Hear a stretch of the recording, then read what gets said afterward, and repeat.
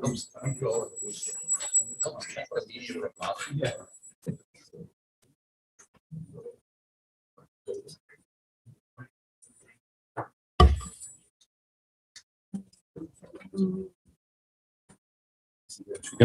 There it is. Good morning. I will call the order the June 13th, 2021 meeting of the Santa Barbara County Board of Supervisors. Madam Clerk, please call the roll. Supervisor Lavanino, I'm here. I don't think your mic's on, was it? Supervisor Williams, Here. Supervisor Hart, Here. Supervisor Hartman, Here. and Chair Nelson. Here. At this time, please stand and join the board in pledging allegiance to the flag. Ready, begin. I pledge allegiance to the flag of the United States of America and to the republic for which it stands, one nation, under God, indivisible, with liberty and justice for all.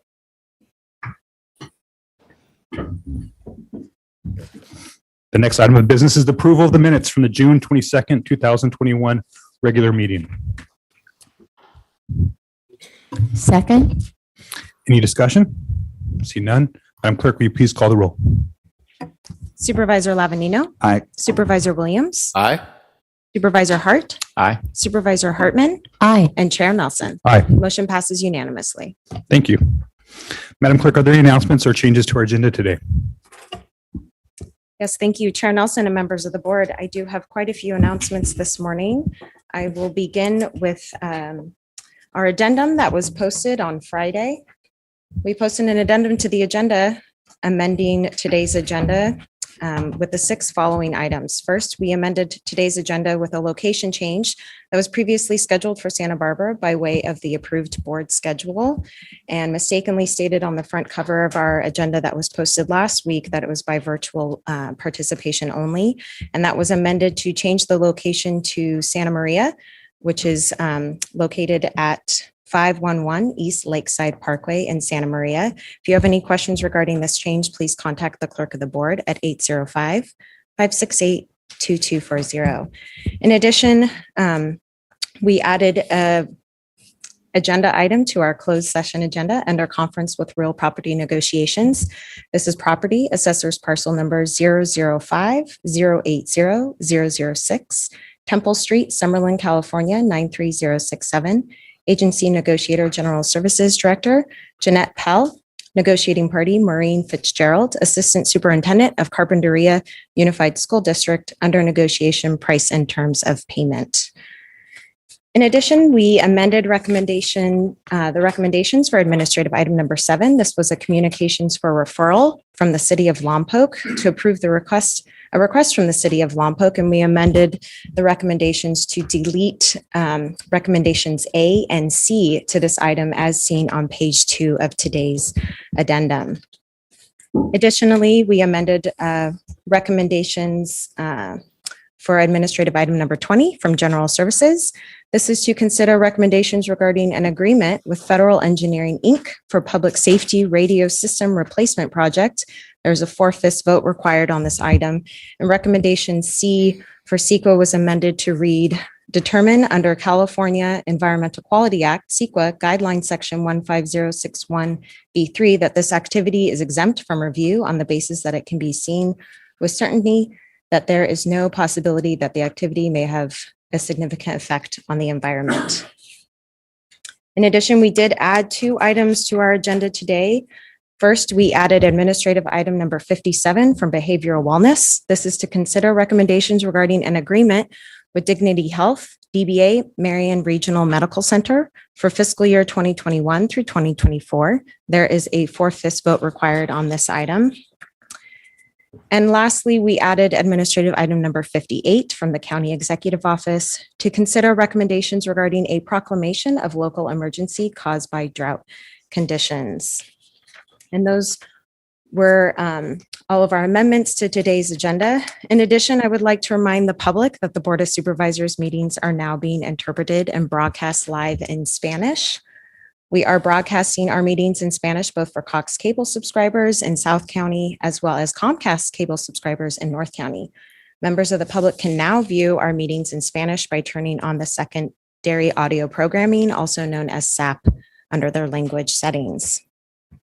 Lastly, I would like to remind the public who are participating in our meeting today of the board's updated methods of public participation. For the Board of Supervisors, methods of public participation in our meeting today, and to provide public comment on general public comment or an item on the board's agenda, please see page 2 of today's agenda. Beginning today, July 13th, 2021, the Board of Supervisors will be providing in-person as well as virtual participation methods for the public. Individuals can now attend meetings in person, both in Santa Maria Board Hearing Room chambers, as well as the Santa Barbara Board Hearing Room chambers.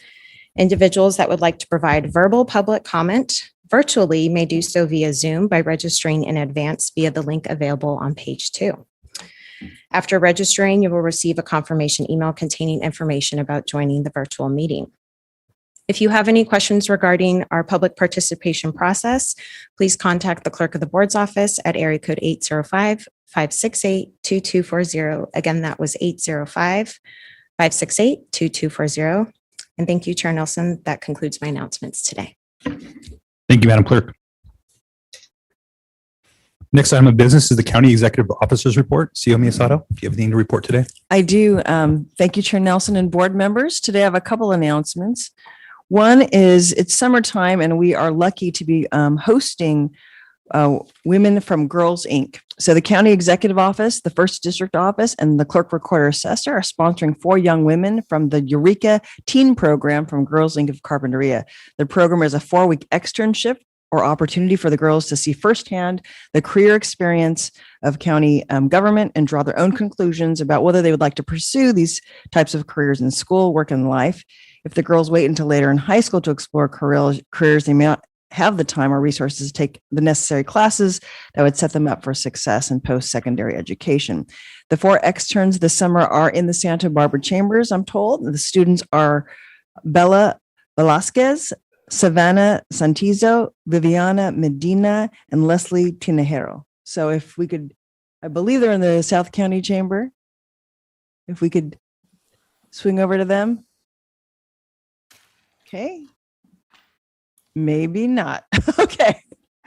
That's okay.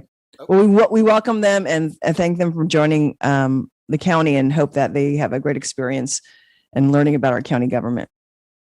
The second item I wanted to do is to, I'm pleased that to announce that our own Fire Chief Mark Hartwig was recently recognized and was awarded a Distinguished Service Medal from the California Emergency Medical Services Authority.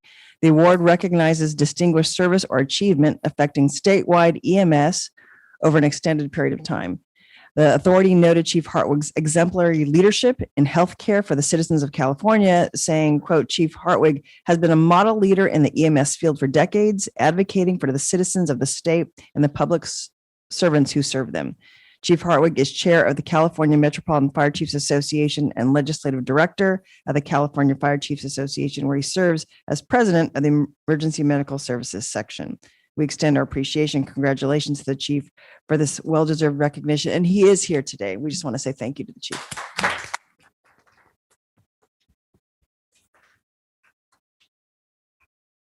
And finally, our own Supervisor Lavanino has just come back from NACO and I believe would like to make some announcements about the NACO conference. Got me a little worried there when I'm in the CEO's report. I didn't. I was like, okay, what did I do? Real quick, we have our And there we do Oh, have our yeah, Girls Girls Inc. Inc. girls. Okay, there we go. There you are. Hi, guys. Welcome. Thank you. Supervisor Wolf would be very excited about that. She's a big Girls Inc. champion, so hope she's watching this morning. So I did just return from the National Association of Counties Conference. It was the first in-person conference that I've been to, and I think even the hotel that was hosting us in Prince George's, which is just across the river from the Capitol, it was their first conference that they had hosted. So it was really interesting walking around. And not just for the members that were there because, everybody just seen each other for the first time in a long time, but also the staff was so appreciative that we had booked it so that they could go back to work. It was interesting. So I think the what I took away was that bipartisanship was alive and well in DC, at least for 5 days, because county supervisors were there, right? County supervisors, other states are county commissioners, also county judges. We all do the same job, but we have different titles. But it was interesting that, and even having some political staff from DC there that were talking about how our job is more focused on data and results and not exactly what political team that you're on. And so it was nice to be a part of that. I'll also be excited to report that NACO has incredible visibility and standing with the current administration. As it's interesting to see how NACO, there was a focus in the last administration of the invite to all county supervisors to come to DC, and the administration had an open hand. This administration is also doing that. And also we had Vice President Harris address us, as well as Senator Mitch McConnell, Nancy Pelosi, Secretary of Transportation Pete Buttigieg, and also the Secretary of HUD, Secretary Fudge were all there. The main focus was a call to action on getting us to get our member of Congress to support and push through the infrastructure bill. The question, though, that I had a hard time getting answered there was, what is infrastructure? Because it's, in our world, it's interesting to define terms, because now infrastructure has taken on a lot of things. There's soft infrastructure now. So a lot of the focus was on broadband, but also a lot of health and human services. I heard a lot about infrastructure, but it was only very small piece of it was talking about roads and bridges. So, and that was Secretary Buttigieg. Also, the other focus was on ARPA funding and what other counties are doing. It's funny when you talk to, and there are 3,000 counties in the United States, some of them so small. I was talking to one county supervisor that had 89 employees in the whole county. And they had no idea that there were really any restrictions on the ARPA funding. So it was kind of nice to see. It was interesting to see how everybody's kind of dealing with it. I did take away some action items that I'm going to be working on as far as some veterans issues. I'll be bringing a resolution soon to support. There's a proposed legislation for federal funding that would fund our veteran service officers, and we could get more of those. So you'll be hearing more about that in the future. But it was overall, it was just great to be at a conference, seeing other people that are also doing this work, but also the level that our level of government has as far as visibility wise in this administration. I think we're being looked upon as those that can push things at the local level, the leadership that they're looking for to get their message out to, their constituents, which are also our constituents. So it was a great time. Thank you, Supervisor Labanino.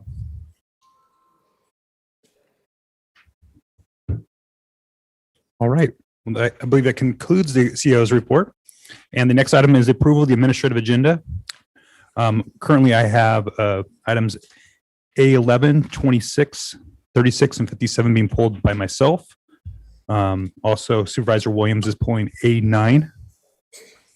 And then I believe the public is pulling A57 and A58. Is that correct, Madam Clerk? Chair Nelson and members of the board, that is correct. We have requests from the public on administrative item number 57 and 58. All right. So at this time, would take a motion to approve the balance of the administrative agenda. So moved. Second. Madam Clerk, will you please call the roll? Supervisor Labanino. Aye. Supervisor Williams. Aye. Supervisor Hart. Aye. Supervisor Hartman. Aye. And Chair Nelson. Aye. Motion passes unanimously. All right. Madam Clerk, will you please read administrative item number 9 into the record? Chair Nelson and members of the board, administrative item number 9 is from Community Services. It is to consider recommendations regarding the annual coastal permit service agreement with Wood Environment and Infrastructure Solutions, Inc. for the Goleta Beach project, and this is in the 2nd District. Supervisor Williams?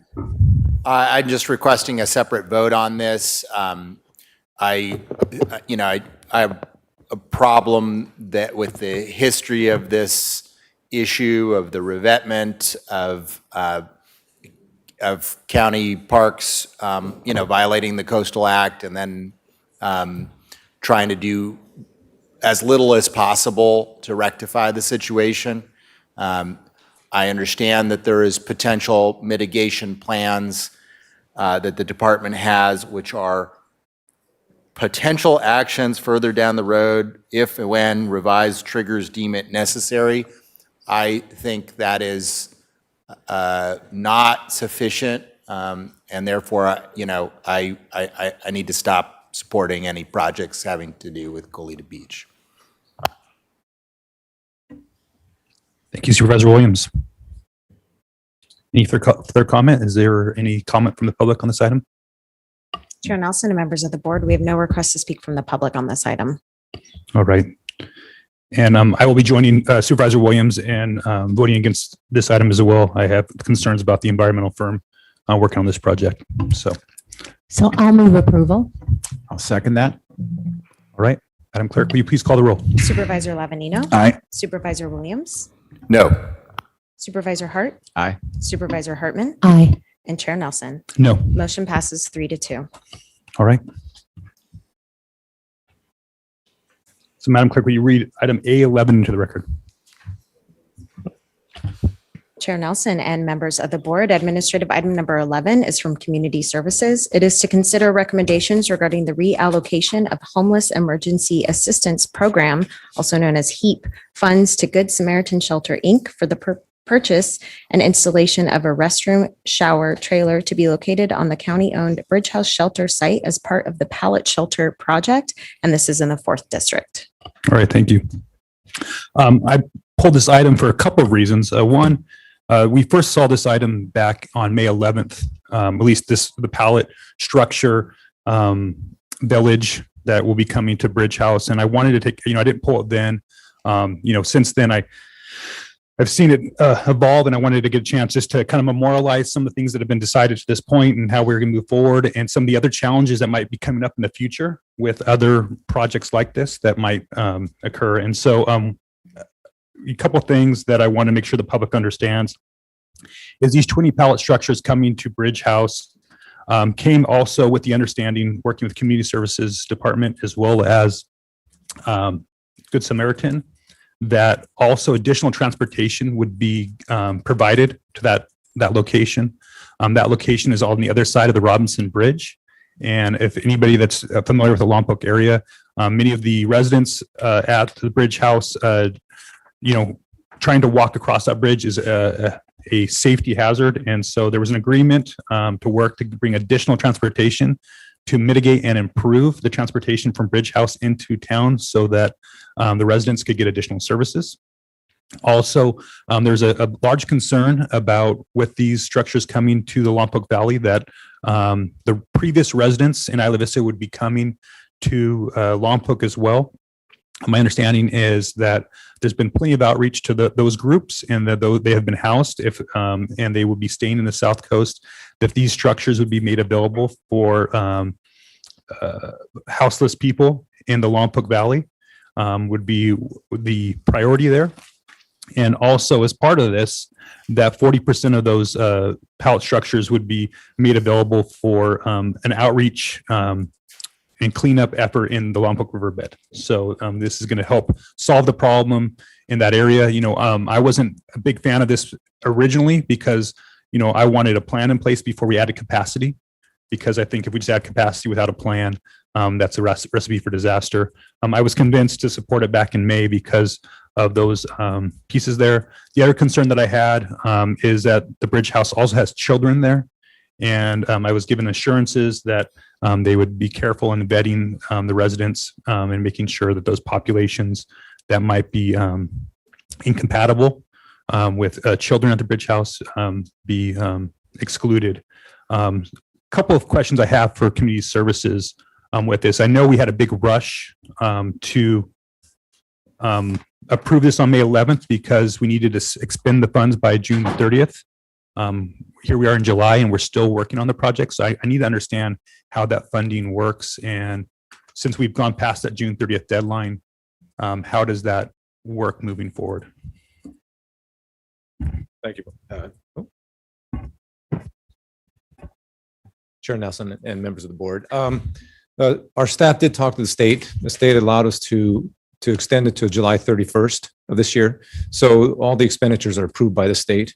And HEAP had to be spent by this deadline or else we would have lost it. So I think it was a good investment in these pallet shelters, or else the money would have went back to the state. And so we have till July 30th or 31st to spend that money. Okay.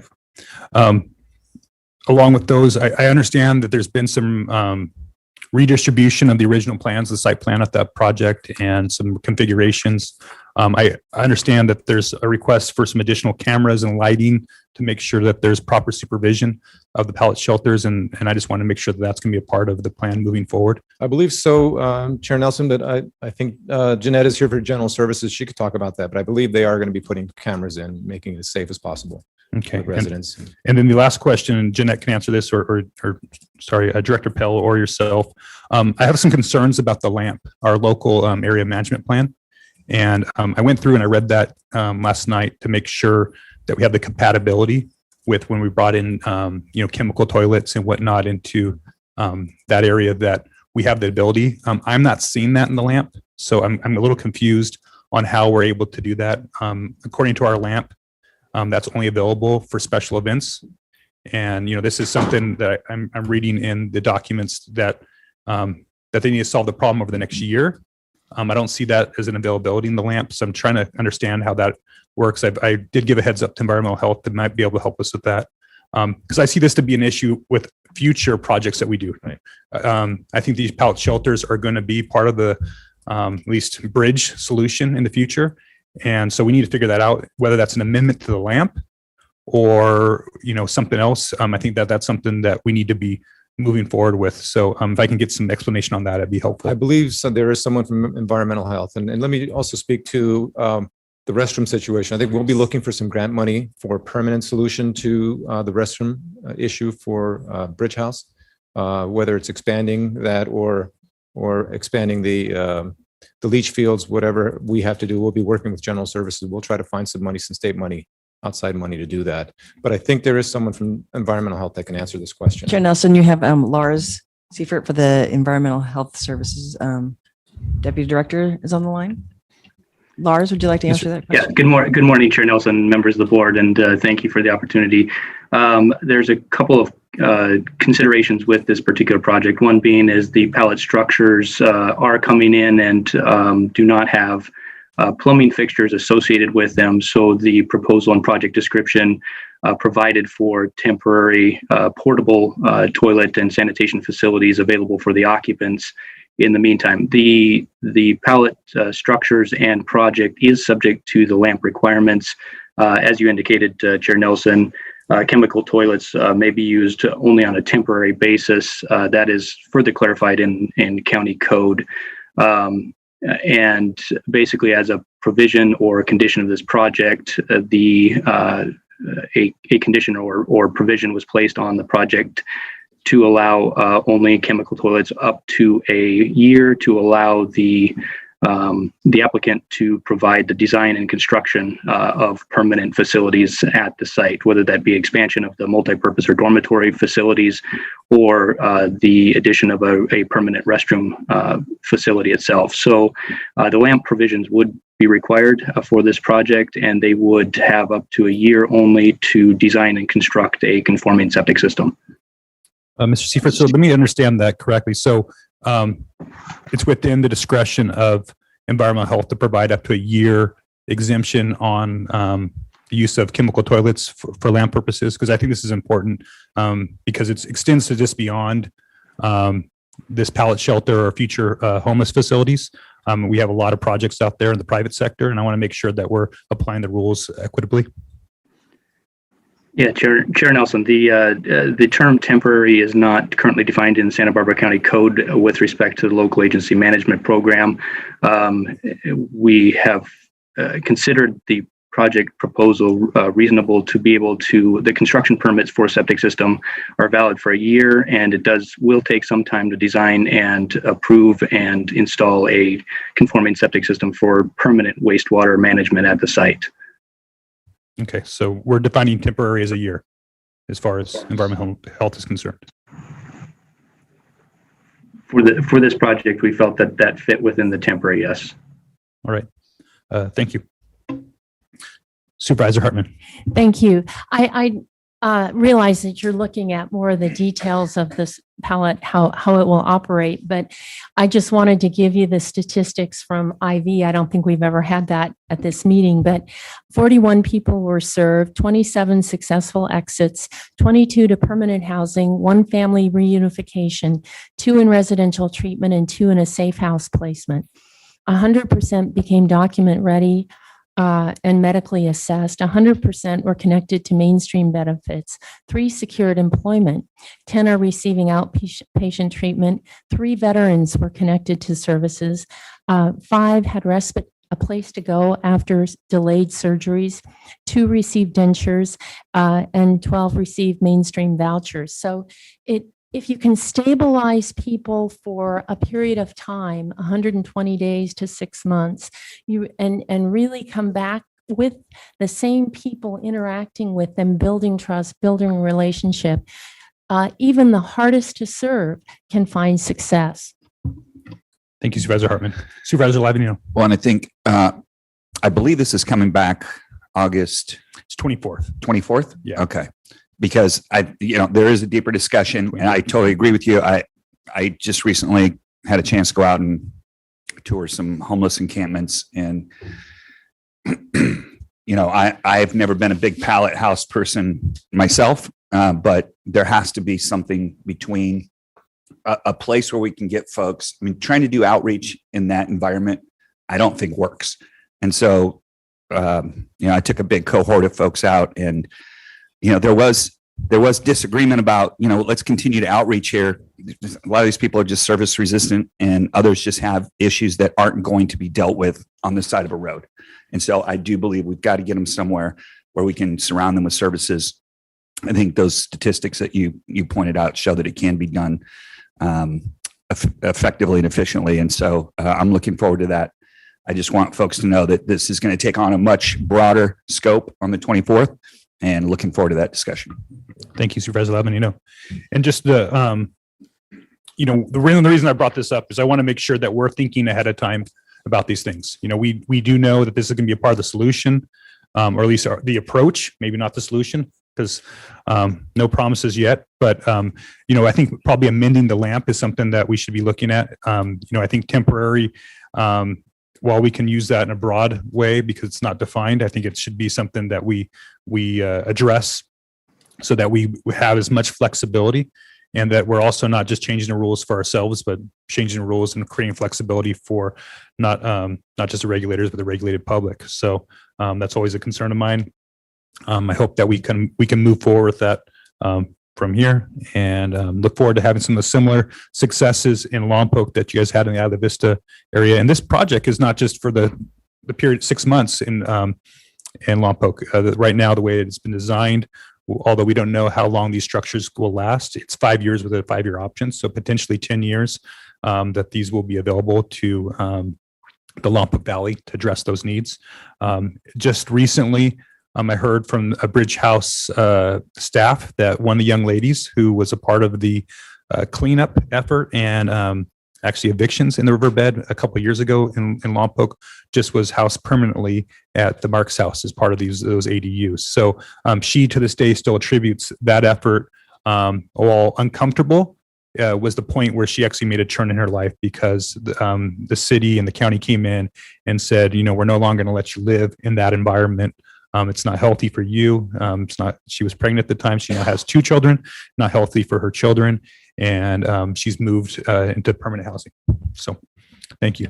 And Chair Nelson, can I just say, just to remind the board for the public's information, the board did pass basically a shelter housing emergency prior to COVID, like many of our cities as well. So it's not that some of these things are done obviously quickly. They are done quickly, but also because the board did pass that resolution of emergency. And I do want to thank our departments for working so quickly. This wasn't on anyone's work plan to move these so quickly from Isla Vista to Good Sam. We've had some bumps along the road. We will investigate and review how those occurred and how we can do better. And thank you, Chair Nelson, for bringing up the the EHS issue. We appreciate that. Yeah. And I guess my last question for is the timeline. Are we going to wait? I hope that we don't wait. Maybe this is just a comment. I hope we don't wait the year to resolve that issue with the permanent bathroom facilities. Again, this is a 10-year commitment that the county is making here. And so I think that's something that should be expedited if possible. So with that, I take a motion to approve item A11. So moved. Second? Okay, I have a motion and a second from Supervisor Hart. Madam Clerk, will you please call the roll? Supervisor Lavanino. Aye. Supervisor Williams. Aye. Supervisor Hart. Aye. Supervisor Hartman. Aye. And Chair Nelson. Aye. Motion passes unanimously. Okay, next item up is item A26.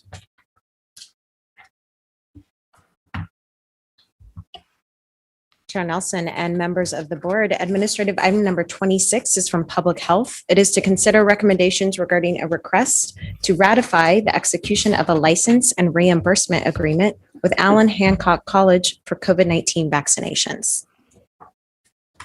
All right, so I pulled this item, and if you guys can bear with me for a second, add some notes. I just pulled this item to highlight Allen Hancock College. And if you like I said, bear with me one moment.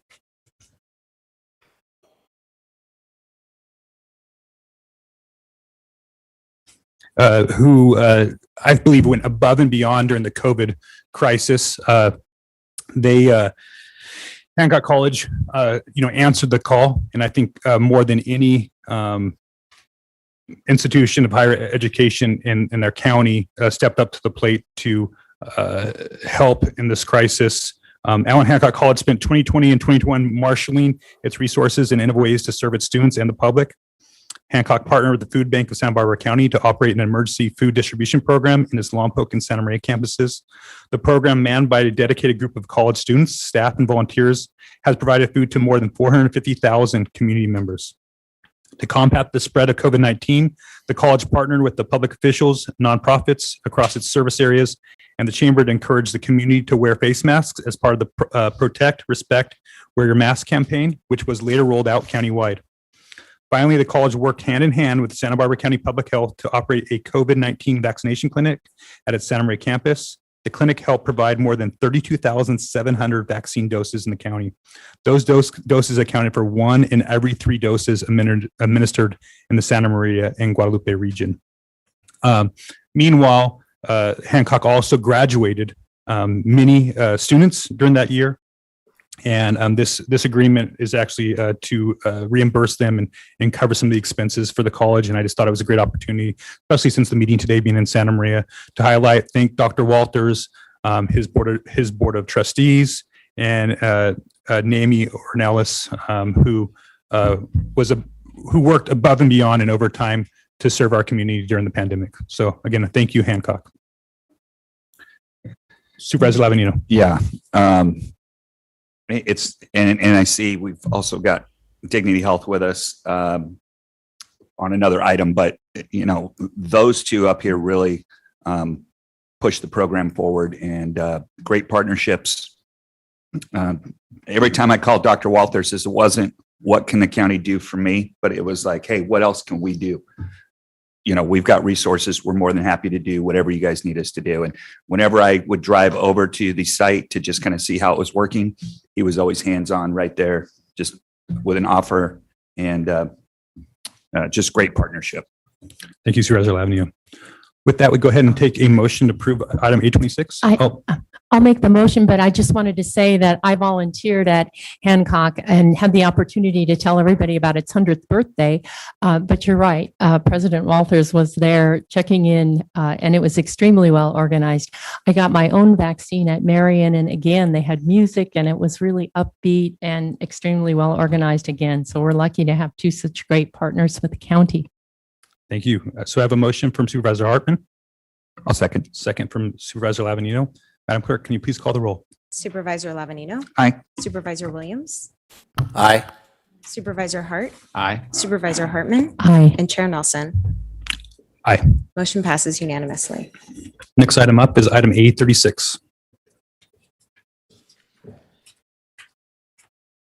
Chair Nelson and members of the board. Administrative item number 36 is from Public Works, Board of Directors, and Water Agency. It is to consider recommendations regarding Santa Maria Valley Sustainable Public Demonstration Garden project, and this is in the 4th District, and there is a 4/5 vote required on this item. All right. Well, so I pulled this item. I understand that things are more expensive in the county. That what we do is, we have other requirements. I also appreciate the water agency being creative with agency funds to actually help with some infrastructure.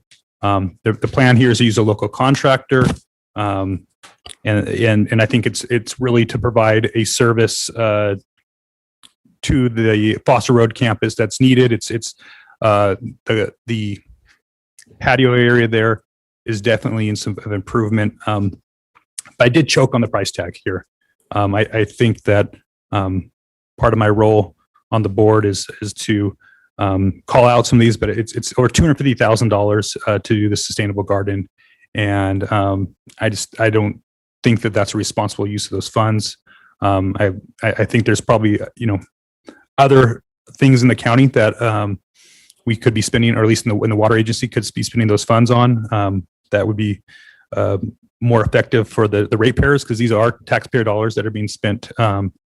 And reviewing the project that I did, I don't believe I can support that. So I will be voting against this.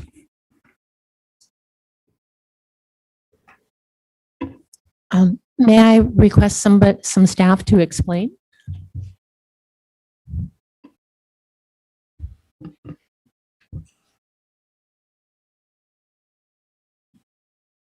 Mr. Favorham, welcome.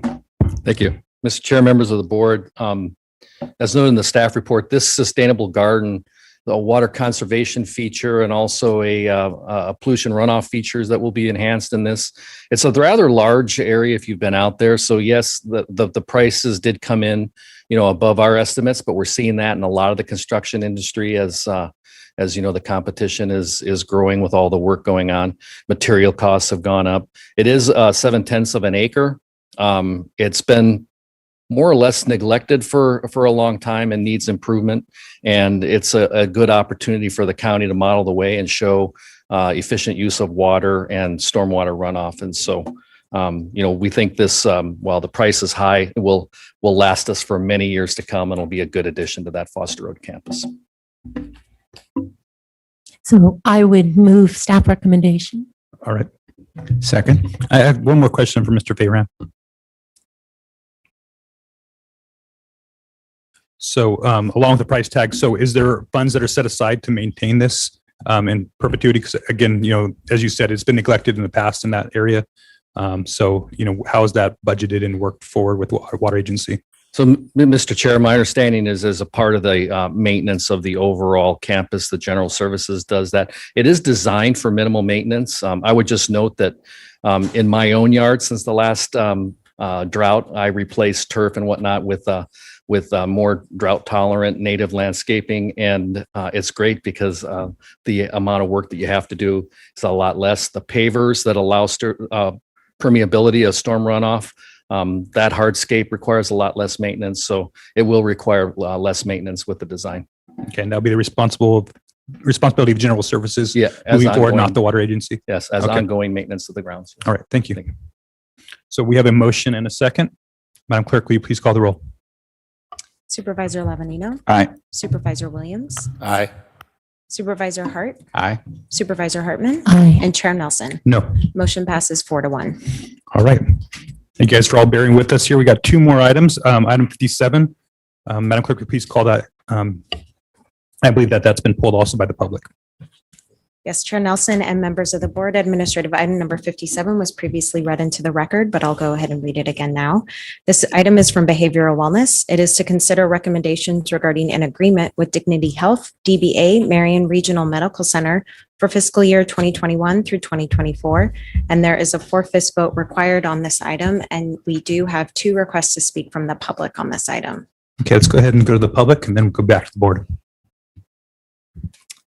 We'll begin with Lynn Gibbs to be followed by Renee O'Neill. Ms. Gibson, you ready? Thank you. Chair Nelson and Supervisors, I chair the NAMI Santa Barbara County Public Policy Committee. NAMI Santa Barbara County strongly supports the proposal for a contract with Marion Hospital for beds at its soon-to-open crisis stabilization unit. The generally agreed upon national guideline is that a county needs 50 beds per 100,000 population of acute care psychiatric inpatient beds to adequately meet the need for medical emergencies. Our county falls far short with 16 PUF beds, as do most California counties. This severe shortage of inpatient beds is the reason for crisis stabilization units. They've been established nationwide and in California as a critical element of the continuum of care. At Marion Hospital, patients wait hours and days in the ER for transfer to inpatient beds. It's not unheard of for someone to wait well over 100 hours for a bed at our psychiatric health facility. Instead of boarding at the ER, patients can be moved to the more restorative setting of a CSU for stabilization, comprised of specially trained psychiatrists, nurses, and support staff, and they can begin their treatment there. There it can be determined where they go next.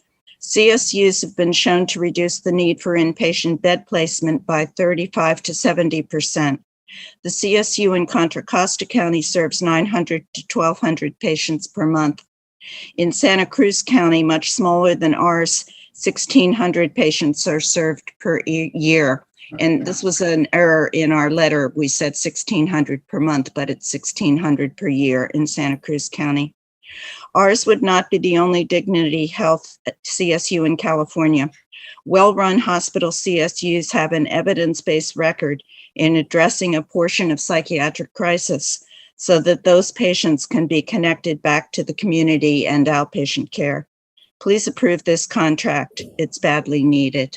Thank you. Thank you, Ms. Gibbs. We will now go to our final speaker, Renee O'Neill. Ms. O'Neill, when you're ready. Good morning. Can you hear me? Ken. Good morning, supervisors. It's encouraging to see everybody in the room on Zoom. What I was going to speak to, I think may have been more appropriate for an earlier agenda item regarding the shelters that are going to be that were proposed in Lompoc. First, on this item, let me ditto what Lynn Gibbs just spoke. I appreciate seeing anything we can do to help remedy the issues we have with regard to people in crisis. So my sister sent me an interesting letter on homeless, or speech actually, and I was going to read a little bit of that if it's okay. So this person, I guess a Christopher Rufo, was speaking about the causes of, and so they're saying that the primary drivers of homelessness are drug addiction and mental illness. According to UCLA's policy lab, approximately 3/4 of people living in cars and on the streets suffer from serious mental illness, drug addiction, or both. And despite these conditions, the homeless actually make rational decisions about where they want to live, pretty much being attracted to the most permissive environments they can find. And then there was an article on the Venice Boulevard underpass in relation to the borderline between Los Angeles, Venice Boulevard City compared to Culver City, where Los Angeles appears to be quite permissive. Culver City is not. And so it showed a good photo image of people on one side or the other of the boundary line. So research surveys also say that migrants, homeless migrants, come to access different homeless services. 10% came for legal marijuana, 16% were transients who were traveling or visiting when they decided to set up camp. Houston's policy is an example of a tough love approach. The city built housing for the chronically homeless and formed a coalition with nonprofit partners and lobbied the state government for more mental health and addiction services. This helped tremendously and reduced the homeless population by 54%, while at the same period of time, it skyrocketed in the West Coast. So I'm very encouraged to see what our county is doing. And I believe it's important to do everything we can to help all the folks in distress get at least an option and toward a life of hope through mental health treatment, drug rehab, and job training. Thank you, Ms. O'Neill. Thank you. All right. And that concludes public comment on this item. All right, so back to the board. Again, another item that I pulled because I wanted to highlight and recognize and thank Marianne and Dignity. Today we have with us Dr. Kittlar and Ken Delbout, as well as Sue Anderson. Supervisor Lavanino mentioned this, that they were some of the heroes during the pandemic up here in the Santa Maria Valley. But I just really want to appreciate and recognize you for taking this step. The hospitals are a big part of this continuum as we address these issues, and I'm just really proud of our hospital here in Santa Maria taking that step and moving forward. I also want to recognize Supervisor Lavanino. I know that this has been something that you've been a part of for a long time, these discussions, and so it's great to see this finally happen.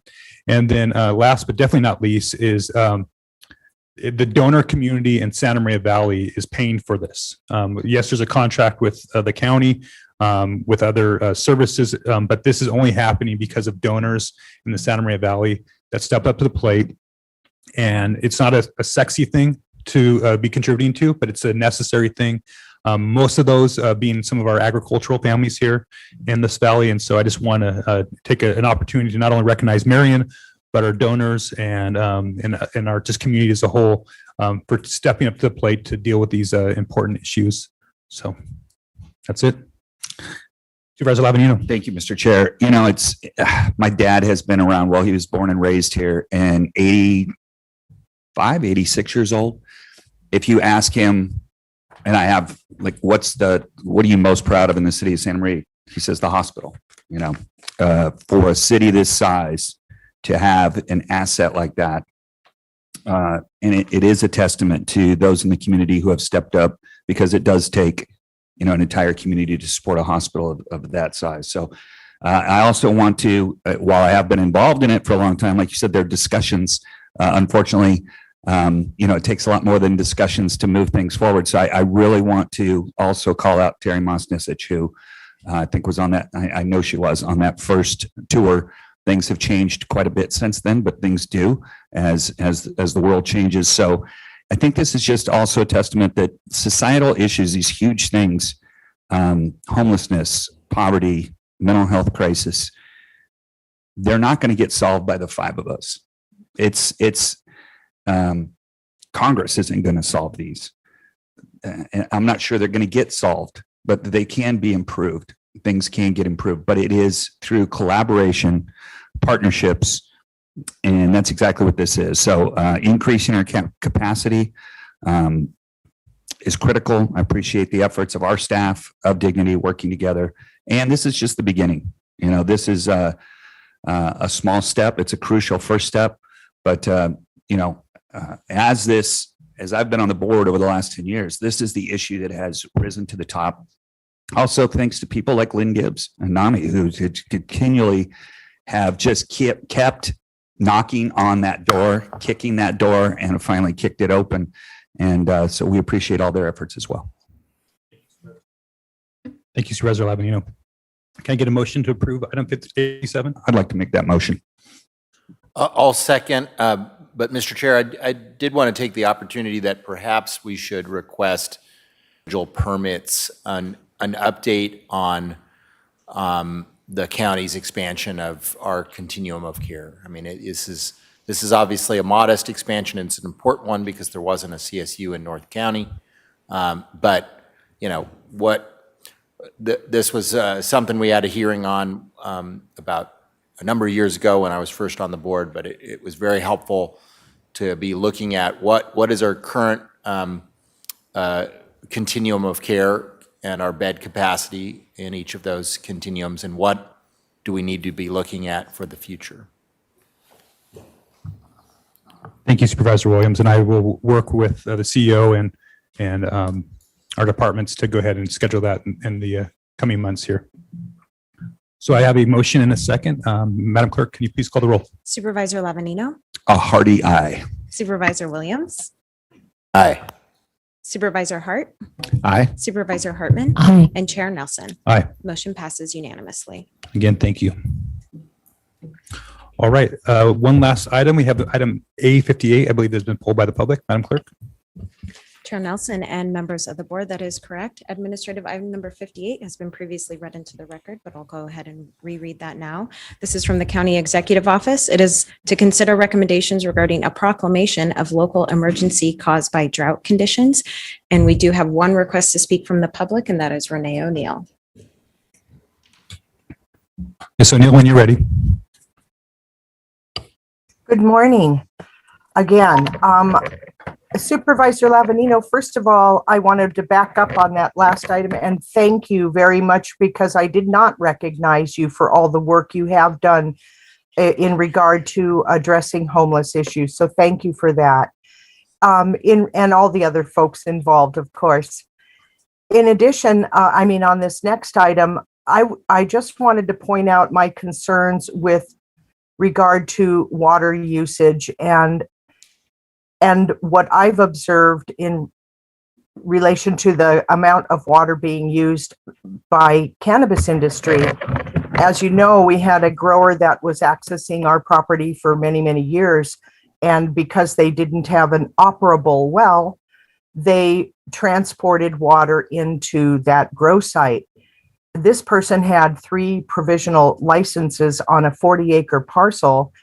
And we documented and reported photograph images to the board that they used upwards of 251,000 gallons of water in a period of 13 days during the summer season. And so typically they would transport in anywhere from 16,000 to I don't know how many gallons per day at times. And so this is a grave concern. Most of the growers in Santa Barbara County have wells on their property. And so therefore the public does not get to observe how much water is being used at any given time for these operations. I think that should be taken into consideration with regard to permitting massively large grow sites. That's why I encourage the county repeatedly to support small grow operations. Thank you for your time and listening. Thank you, Ms. O'Neill. All right, so that's, I need a motion to approve item A58. So moved. Second. Madam Clerk, will you please call the roll? Supervisor Lavanino, Aye. Supervisor Williams, Aye. Supervisor Hart, Aye. Supervisor Hartman, Aye. and Chair Nelson. Aye. Motion passes unanimously. All right, before we move to general public comment, Madam Clerk, I believe you have a couple of announcements. Chair Nelson and members of the board, yes, thank you. I just wanted to take a moment for members of the public who are joining us today for items that are on our agenda later this afternoon, starting with possibly departmental item number 6. We're hoping to have enough time this morning to take that up as our last item before we break for our closed session lunch break. But if not, that will be our first item up after closed session. But I do see that we do have public here for departmental item number 7 as well. And that will be after our closed session lunch hour agenda. Earliest estimate is around 1:40 for departmental item number 7. So I just want to let the public know who are here for that item. All right, thank you. Thank you. All right, so at this time now, we have public comment. Madam Clerk, are there any members of the public here to speak on items not on the agenda? Chair Nelson and members of the board, we have 2 requests to speak on general public comment. And we are going to go to Santa Barbara for both requests to speak. And we're going to begin with William Wagner to be followed by David Fee. William? Thank you. Thank you very much. I'm William Wagner from Second Thought Television. I haven't been here to speak to the supervisors since I asked you to appoint a special prosecutor to prosecute Thomas Snedden for committing massive misprision of felonies against Michael Jackson. That's how long. I don't generally come here. But a couple of meetings ago, you mentioned budgets for the sheriff. And I have this to say. There's a lot you could save. It's really simple.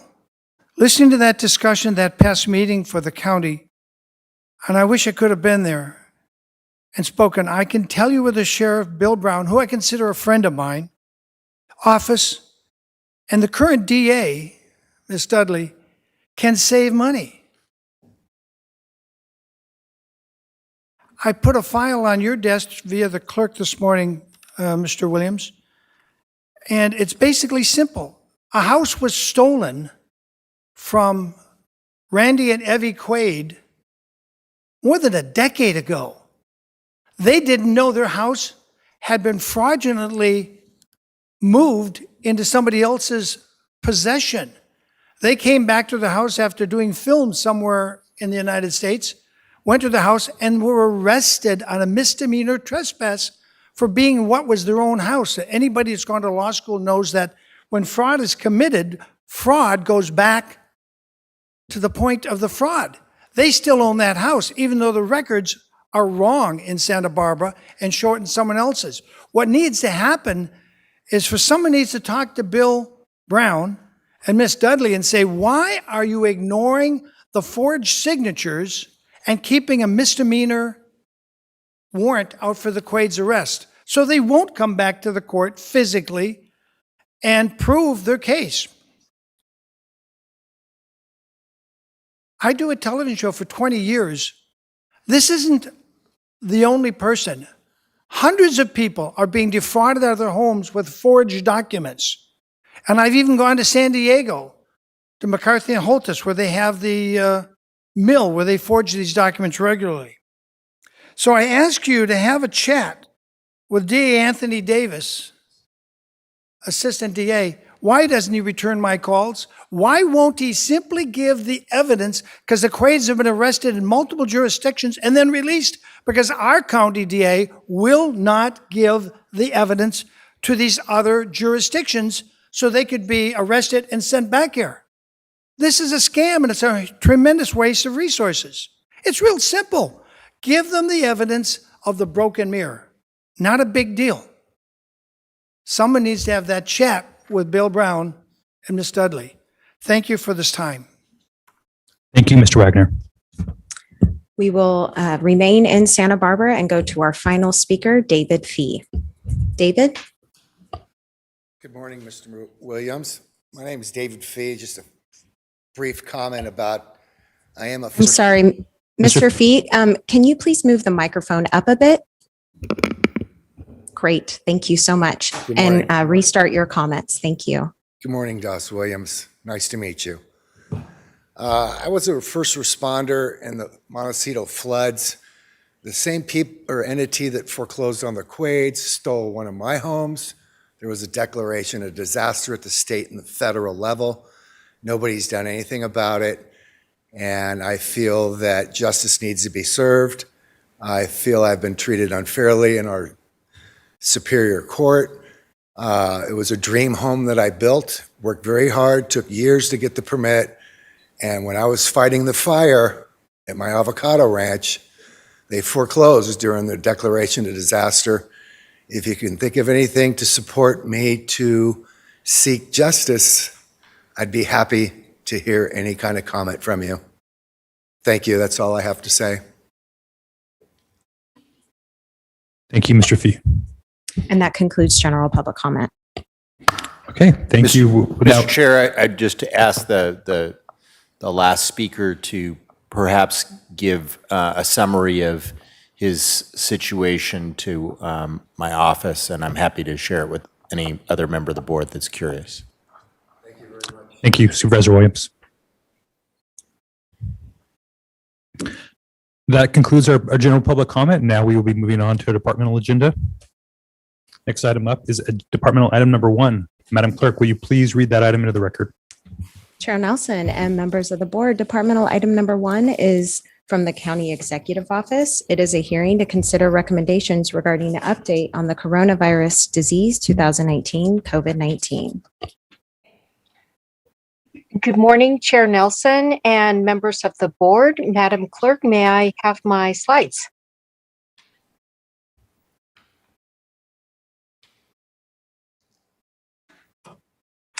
Next. 1 second. Okay, go ahead and proceed. Thank you, Dr. Reynoso. Great, thank you. This morning's briefing, I'd like to spend some time giving your board a COVID-19 data recap and then proceed to share with you our current vaccination efforts, touching base on Delta variant and how that is impacting our community, as well as sharing with your board the latest school guidance that was issued yesterday. Next. So this data recap covers the data that we have collected and shared for the last 15 months. So from March 2020 to June 2021. This figure presents the number of COVID-19 cases by month in Santa Barbara from March 1st, 2020 through June 30th, 2021. During this time, Santa Barbara County reported 33,584 cases of COVID-19 infection among our community members. There was a summer wave of cases between May and September 2020, peaking in July with 2,985 cases. Cases rose during November, December, and January, surpassing the summer wave. January had the highest case count since the beginning of the pandemic at 10,207, more than triple the case count of the summer peak. The second wave of cases may be associated with holiday gatherings and increased travel. With the introduction of vaccines in December and the implementation of mass vaccination clinics this spring 2021, we saw sharp drops in cases since February 2021. June 2021 had the least number of cases since the beginning of the pandemic at 192 cases. Next. This graph describes COVID-19 cases in the 10 geographic regions in our county. Communities with smaller populations were aggregated in order to comply with privacy and HIPAA regulations. So overall, the yellow line, which is Santa Maria, had the highest case count at 11,665 and has been disproportionately impacted by the COVID-19 pandemic. The orange line is for the city of Santa Barbara, which had 6,519 cases. The bright pink line is for Lompoc, with a total of 3,852 cases. All areas experienced their monthly peak in January. Santa Maria consistently had the most monthly cases. Next. The Santa Barbara case rate peaked in January of 2021 at 64.6 cases per 100,000 and was then followed by a steep decline. By the end of May 2021, the lowest case rate of 0.9 cases per 100,000 was reported. The last 6 weeks has maintained a low case rate, so hovering between 1 to 2 cases per 100,000. The most recent week reported a case rate of 1.9 per 100,000, which is very similar to what we saw mid-May. Next. This graph describes the death count by month. COVID-19 deaths have been seen to increase about 3 weeks following case increases. As the number of cases declined in August, the number of deaths continued to remain high. This was also seen in January and February of 2021, following the rise in cases in the previous December and January.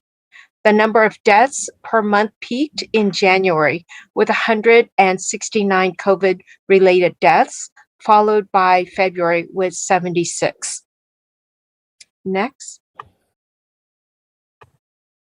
Testing positivity peaked in the first week of January, with 16.8% of all tests conducting being positive in Santa Barbara County. The lowest HPI, the health equity metric quartile, saw a peak of 29.7% of tests being positive early on in the pandemic, then saw a second peak in mid-January. Fortunately, positivity rates have been declining since January of 2021 to a low of 1.0 in May. There has been a very slow increase in the month of June, but overall, the community positivity rate currently falls under 2%. And the lowest HPI quartile has been slightly over 2% in the last 2 weeks. Next. Vaccination in Santa Barbara County began when vaccines were made available to the public in December 2020. As of June 30th, 2021, we have 463,733 doses administered to Santa Barbara County residents. And as eligibility expanded with each tier, the volume administered increased each month, peaking in April with 148,684 vaccines administered to Santa Barbara County residents. And as more residents have received their first dose, the volume of second doses administered increased later in the later months. Next. So, next. This graph describes vaccine administered to residents by race, ethnicity as of June 30th, 2021. Of those residents who have been vaccinated with documented race, ethnicity, vaccine status was evaluated within each race and ethnicity. Native Hawaiian, Pacific Islander, has the highest proportion of fully vaccinated individuals in Santa Barbara County at 68%, followed by whites at 47% and Asian at 45%. A greater proportion of whites, 52%, were at least partially vaccinated compared to Hispanics at 44%. Over 50% of residents who identified as American Indian, Native Alaskan, Black, Hispanic, or multiple races were not vaccinated as of June 30th, 2021. Next. So this graph describes vaccine administered to residents by age group. Reviewing all residents vaccinated by age group, older individuals are more likely to be fully vaccinated in Santa Barbara County. The 75 plus age group had the highest fully vaccinated percentage at 76%, followed by the 50 to 64-year-olds at 75%. The older age groups have been eligible to receive the vaccine far longer than other age groups. Additionally, focused vaccine clinics at retirement homes and facilities with older, more vulnerable population vaccinated older adults. The last age group to be eligible for the vaccine has the lowest number of fully vaccinated. The 12 to 15-year age group became eligible in May 2021. And of this age group, 29% are fully vaccinated. Next. In summary, from March 2020 through June 2021, 33,584 cases of COVID-19 were reported in Santa Barbara County. Santa Barbara County experienced a second wave of cases in the winter that surpassed the summer wave. The number of cases and testing positivity in January were the highest since the start of the pandemic and may be associated with the holiday gatherings and increased travel. The majority of cases were working adults, 18 to 29, and 30 to 49-year-olds. January and February 2021 saw the highest number of deaths, which typically followed case peaks by 3 weeks. Hispanics and Latinos have been disproportionately impacted by COVID-19 in Santa Barbara County. Next. The city of Santa Maria had the highest case count, followed by Santa Barbara and then Lompoc. When taking into account area populations, the unincorporated North County and Santa Maria areas continue to have the highest rates of disease. We saw 224 outbreaks in congregate settings. The agricultural and manufacturing sectors have had the most reported business outbreaks. And as of June 30th, 2021, 463,733 vaccines have been administered to eligible county residents. So this means 49% of residents are fully vaccinated and 56 have received at least one dose. Next. So the strategic actions that your public health department are taking. We are focusing outreach efforts with our partners to increase vaccination rates by zip codes. And I'll talk a little bit more later on in the presentation about that effort. We are increasing messaging regarding the importance of vaccination to younger age groups. And we have been partnering with employment sectors to slow the spread of infection among frontline, meaning agricultural laborers, unskilled restaurant, bar, and food prep workers, supporting staff who need to quarantine or isolate, reinforce social distancing and masking in these job sectors, and offering mobile vaccines at the work sites. Next. So I'd like to share with you our current vaccination rate as of July 11th.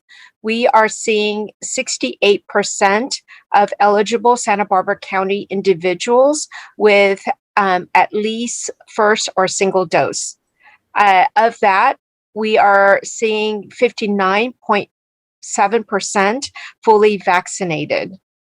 And switching over to the bar graphs, it describes percentage of vaccination by age. So as I mentioned earlier, the 12 to 15, we have 30% of this group being fully vaccinated. In the 16 to 29-year group, we have 53% fully vaccinated. In the 30 to 49-year-olds, we have 53% vaccinated. Among the 50 to 64-year-olds, we are seeing 75% fully vaccinated. Then in the 65 to 74-year-olds, we are seeing 71% fully vaccinated. And lastly, in the 75 plus age group, we are seeing 76% vaccination. And this data is available on our website. Next. This is data that CDPH is currently offering, and we are also providing a link on our website as well. This is the vaccination rates by zip codes as of July 6th. So this is ranked from the highest vaccine equity metric to the lowest. As a reminder, the vaccine equity metric score looks at factors that impact health, like income, education, and access to healthcare. The zip codes range from the less healthy community conditions in quartile 1 to the more healthy community conditions in quartile 4. So we will be working with our community partners, and our vaccination program, the mobile program, will be also working with the 23 community partners who are currently doing outreach and education, so that we can be laser focused and very nuanced according to the zip codes, according to the community, so that we can get community members living in that zip code to increase their vaccine acceptance and readiness for vaccination. Dr. Del Bruno, so I just have a quick question. I see 100% in Carpinteria. Is that accurate? That is accurate. Bob, that's just one of the zip codes. It's only a couple hundred people. The majority of Carpinteria is 93013, which is 68%. So the one that's 100% is a great accomplishment, but it's only a few hundred people. It's not most of Carpinteria. Okay, thank you. Next. With regards to our mobile vaccination program, we continue to offer mobile vaccination to neighborhoods at work sites. For the week of 7/7 to 7/11, we offered 9 clinics, 3 in markets, 4 with our community-based organization partners, 1 in a housing complex, and 1 at SBCC. So we are seeing fluctuations in the demand for vaccination, and we will continue to offer it, especially as we focus on zip codes and neighborhoods. Next. I'd like to talk a little bit about the Delta variant as of June. So in California, the Delta variant made up of nearly 43% of cases that the state analyzed. In Santa Barbara County, that number is close to 50% of specimens sequenced. And as of this morning, that percentage is increasing. So we know that the Delta variant is 2 times more infectious than the coronavirus that initiated the global pandemic. And this may explain the upward tick in new cases in Santa Barbara County. We are seeing a slight increase in cases, especially in the past few days, ranging from 36 on Saturday, 18 on Sunday, and 20 on Monday. The key message that we are pushing out is vaccination. It remains critical for protection against infection, especially with circulating variants.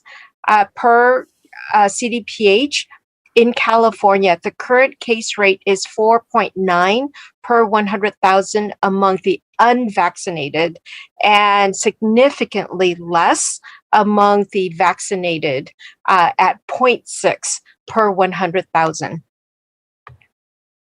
Next. Yesterday, CDPH issued its school guidance for K through 12 for the 2021-22 school year. The guiding principle is that all students must have access to safe and full in-person instruction, and as much instructional time as possible. So the goal is to get all students back in school and keeping them in school.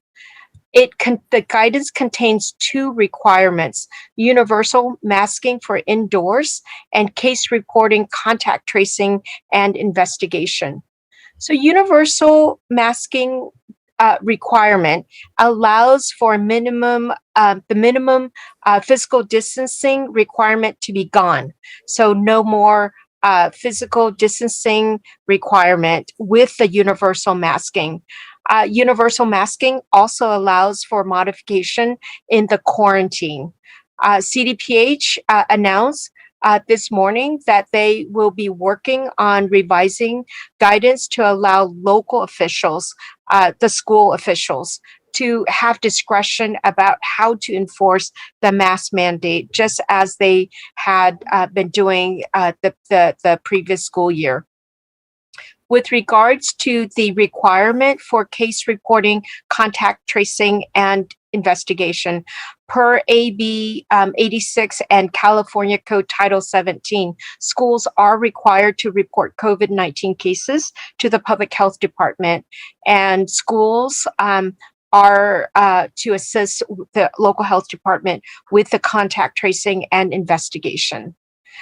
The guidance, the remainder of the guidance, which is available online at CDPH, the remaining guidance contains recommendations. So recommendations for how to provide ventilation for indoor spaces, on staying home when sick and testing, on screening and testing, recommendations on quarantine and isolation, as well as for cleaning surfaces, recommendations around food service and a vaccine verification, as well as the COVID-19 safety planning transparency.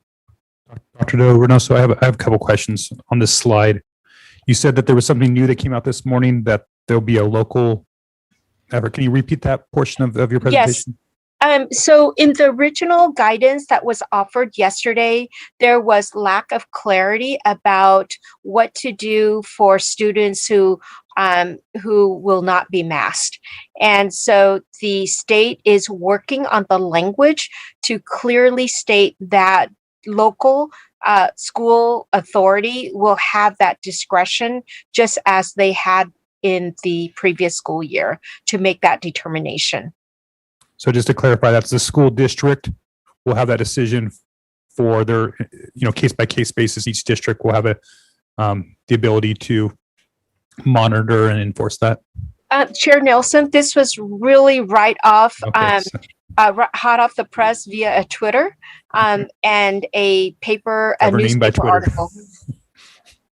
Thank you. So I don't have the details other than a tweet from CDPH that says that they will be working on the language around enforcement and local authority. Thank you, Dr. Do Reynoso. Great. Next. This is our last department presentation on COVID-19 around public health response efforts. I'd like to conclude by thanking your board for all your support and leadership throughout the last 16 months. As I presented earlier, COVID-19 is not completely behind us at this stage and may be a fixture for some time given the Delta variant and how viruses progress. So as we transition to routinizing our public health response efforts, this is a good pause to reflect on the community collective effort for the last 16 months. Again, I'd like to offer my gratitude to your board, and as well, I'd like to thank our CEO and her assistant CEOs as well. In particular, Terry and I have been working quite closely for the last 16 months. So I'd like to thank the CEO and the assistant CEOs for their guidance and for the resources, providing the resources whenever we needed them. And we did need resources to effectively mitigate the spread of COVID-19 in our county.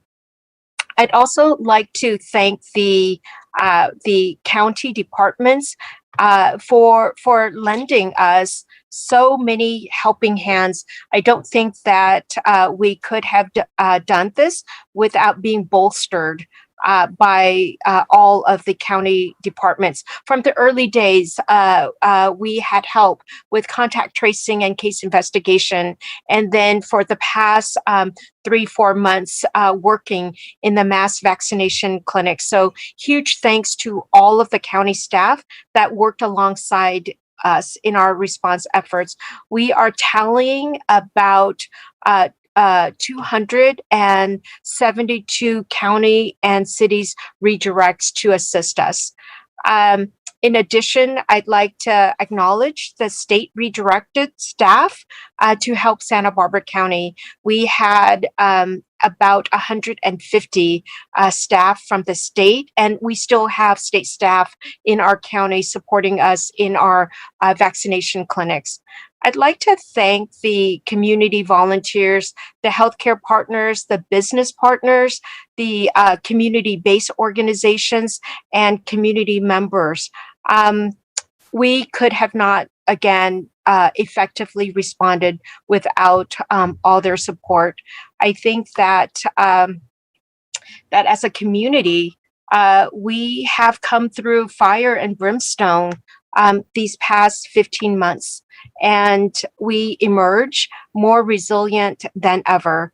We have forged and strengthened our working partnerships with our community members and partners to protect the health of all residents and to mitigate the impact of COVID-19. As director, I can say that public health was never alone in this fight. So we deeply, deeply appreciate the support we've received throughout our COVID-19 response efforts from everyone.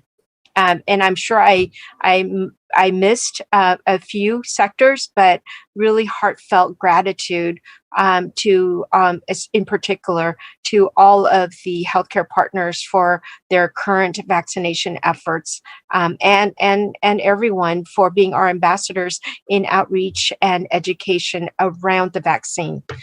With that, I conclude my briefing. Thank you, Dr. Del Reynoso. I know Supervisor Williams has a question for you. Yeah, with the unfortunate, well, first of all, I want to protect you to protect the privacy because it is a small sample size, of course, to protect the privacy of the families of those that have passed away since vaccines started to be available. But it is, to me, enormously gut-wrenching to see death figures in April, May, and June after vaccines have been available. Can you give us any ballpark of how many of those folks were eligible to be vaccinated? You know, that just from a sense of, is this, are their deaths totally unnecessary? Could they have been prevented? Supervisor Williams, through the chair, I'd like to ask Dr. Ansork, since he closely reviews each death certificate, to respond to your question. Chair Nelson and members of the board, with regard to preventable deaths, it's striking to see that in particular, our recent deaths are in 100% unvaccinated people. That is very unfortunate. It is very difficult to decipher in hindsight whether any deaths early on, like in April and March, could have been prevented by vaccination if the vaccine had been available, or if the individuals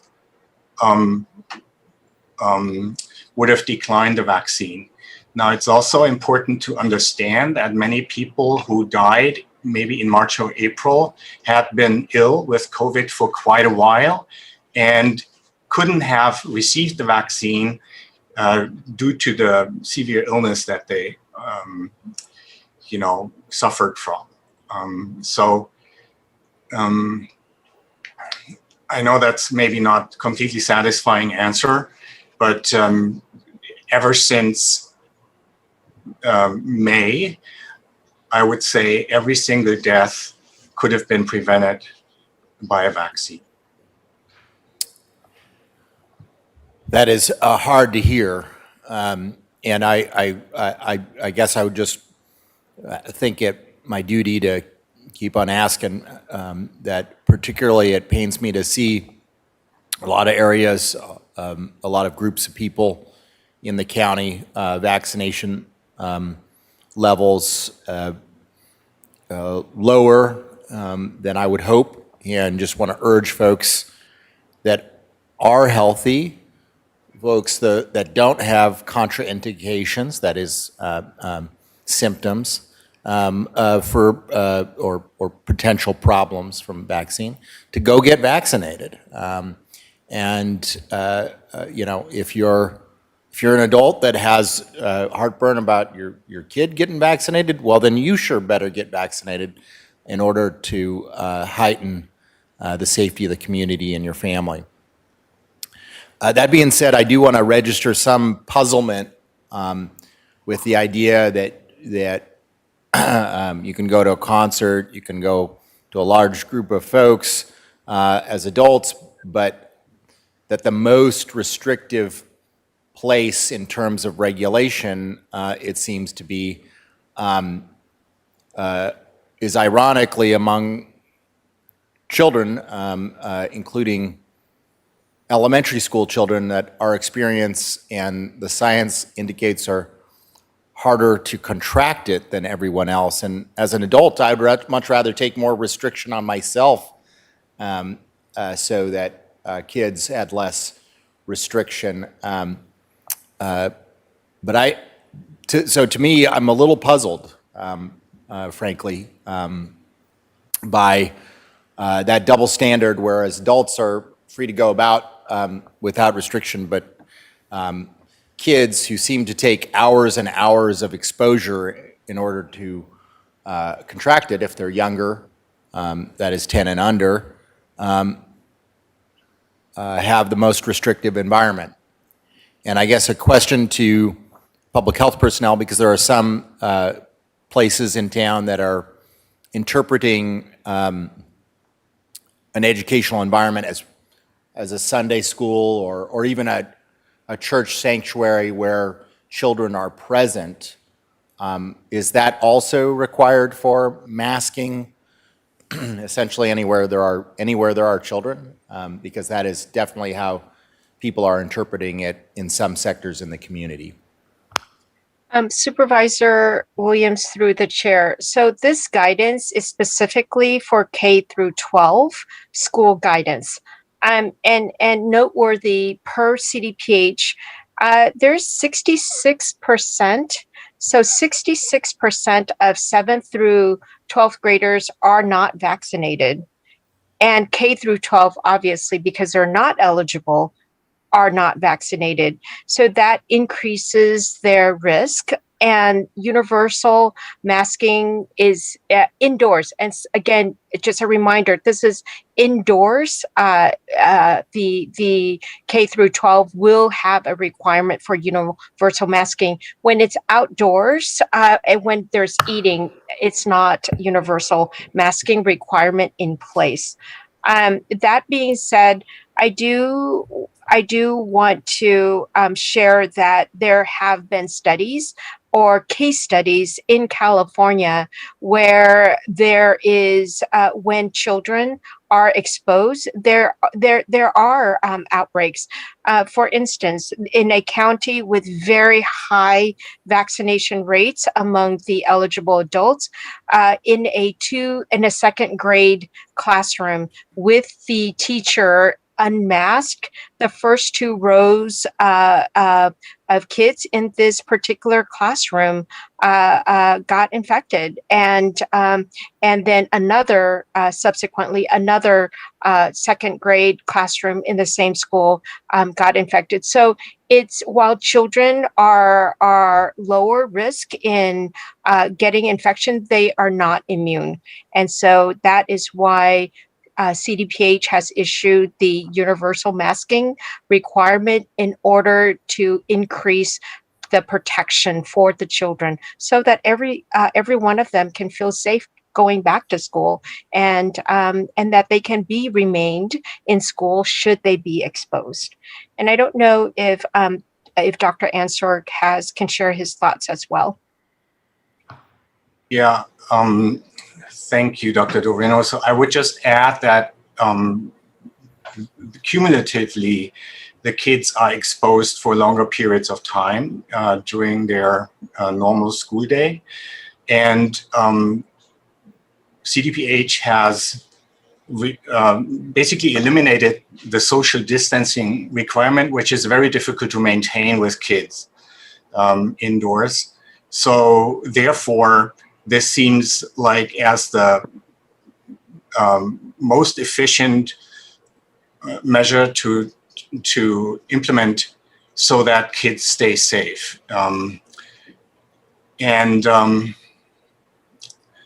Obviously, I understand that some parents will have issues with that.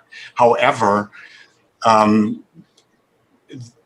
there are also many parents who would not be willing to send their kids back to school unless there was universal masking. So we have to balance this out somehow. And those schools are usually more crowded and have less real estate and are usually in neighborhoods with more poverty and less affluence. And just as a equity measure, it's really important to balance this out. And it's a big responsibility for our children, because even though they don't get infected much, we have seen 16,000 hospital admissions in the United States and over 360 deaths in children. So it does occur, and obviously it is even more tragic if a child dies unnecessarily from a preventable infection. Thank you, Dr. Ansorg. Supervisor Hartman. Yes, I had a couple of questions about the Delta variant. In the materials, it's 2 times more infectious. Do we know anything about how lethal it is? And is there reason to believe that it affects the same, that it goes after older people? They're more vulnerable than younger people? Supervisor Hartman, through the chair, there is no evidence so far that the Delta variant in itself carries a higher mortality rate. However, just because it infects more people, there are in the end there will be a higher mortality rate, but not for the individual patient. So it's a little bit controversial, my statement, I understand that, but it's like the variant seems to be more transmissible, but not necessarily causing more severe disease. Now, having said that, it's also important to note that the elderly folks who usually get sicker or middle-aged, they have a higher vaccination rate, and therefore the protection is better. And last question, do we know likely FDA approval for the vaccines? There's no timeline to my knowledge that we have that we are getting FDA approval anytime soon. Okay, thank you, Supervisor Hartman, and thank you, Dr. Ansorg. We're going to go ahead and go to public comment on this item, and then we'll come back. I know Supervisor Labanino has some questions, and so do I. So, Madam Clerk. Just one request that they may have it available, and they may have it available while public comment is going on. I'd just like that when we do these reports, since there is attention being put on, the subject of children, and because I just want to be, internally consistent. I have joined many other Democrats in criticizing conservatives for not using the science and not taking the science seriously enough to combat this disease. But I also want us to be guided by science and numbers. So I want to make sure that we report out how much of our cases are children 10 and under. So that would be my request either now or in the future. Thank you, Supervisor Williams. Madam Clerk? Chair Nelson and members of the board, yes, we have 2 requests to speak on this item. We're going to begin with Andy Caldwell to be followed by Renee O'Neill. Mr. Caldwell, when you're ready. Chair Nelson, members of the board, Andy Caldwell representing CoLab. We're disconcerted once again that your staff will not separate the conflation of cases with illnesses. Somebody may test positive with the PCR test because it was never that accurate to begin with, and they call that a case, even though the person was not ill. Secondly, they talk about how many people got the COVID shots, but not how many people had natural immunity because they got sick with COVID and they survived. We'd like to know what numbers had natural immunity plus the potential for vaccine immunity. The other thing they are ignoring is the issue of vaccine injury. Now, I understand it's only a small percentage. I understand that. But nonetheless, upwards of 500,000 vaccine injury reports, including 9,000 deaths, 28,000 hospitalizations, 56,000 urgent care visits across the country, plus tens of thousands of allergic reactions should be disclosed. You know, you're always supposed to disclose a risk and not just the benefit. And the other thing is there's a concept. I did a show with the doctor a couple of weeks ago. This is off a Wall Street Journal article. There's an emerging concept called immunity debt, a COVID immunity debt. They describe this as that the immunity debt phenomena occurs because measures like lockdowns, hand washing, social distancing, and masks were not only effective at controlling COVID-19, but they also suppressed the spread of other illnesses, and they are now coming back with a vengeance. New Zealand, France, England, and a number of other countries are reporting that children are dying from something that they may have only gotten sick from because their immunity system got weakened as a result of the lockdown. And finally, we always talk about say his name, i.e. George Floyd. Well, I'm inviting you to say her name, Stephanie Wazil, a Royal Grande teacher, died from a heart attack from the Moderna vaccine. It was immediate. She died. Stephanie Wazil, say her name. I'm not against shots. I had the public health director's representative on the show talking about where people can get shots. I don't tell them get them or don't get them. But by golly, I want full information. I want people to be fully informed about the benefits and the risks of all of the above, including a weakened immune system because we were locked down for over a year. Thank you. Thank you, Mr. Caldwell. We will now go to Renee O'Neill, who is our final speaker. Good morning, Chair Nelson, supervisors, and the committee on COVID. First, I want to thank Dr. Rianoso and Dr. Anzorg, their team, and our county staff for doing an excellent job in providing comprehensive reports in guiding us through this very strange pandemic. It is concerning to me when I hear news reports of Delta variant increasing across the country. I would like to know how many people in our county and our nation are currently being tested for COVID. And do the number of cases being reported reflect the true number of cases? On another note, last night on the national news, I heard report that Johnson & Johnson vaccine has been found to increase risks of getting Guillain-Barré. Granted, the numbers are really small. It's like 100 cases out of millions and predominantly affects men over the age of 50. But I have had Guillain-Barré and therefore can never get a flu vaccine. And this is one of the main reasons I have chosen not to get vaccinated at this point in time. I have done extensive research on the CDC site, Mayo Clinic websites, and they report that people with a history of Guillain-Barré, quote, may get the vaccine, but I cannot find any national study or surveys that address the ratio of risks.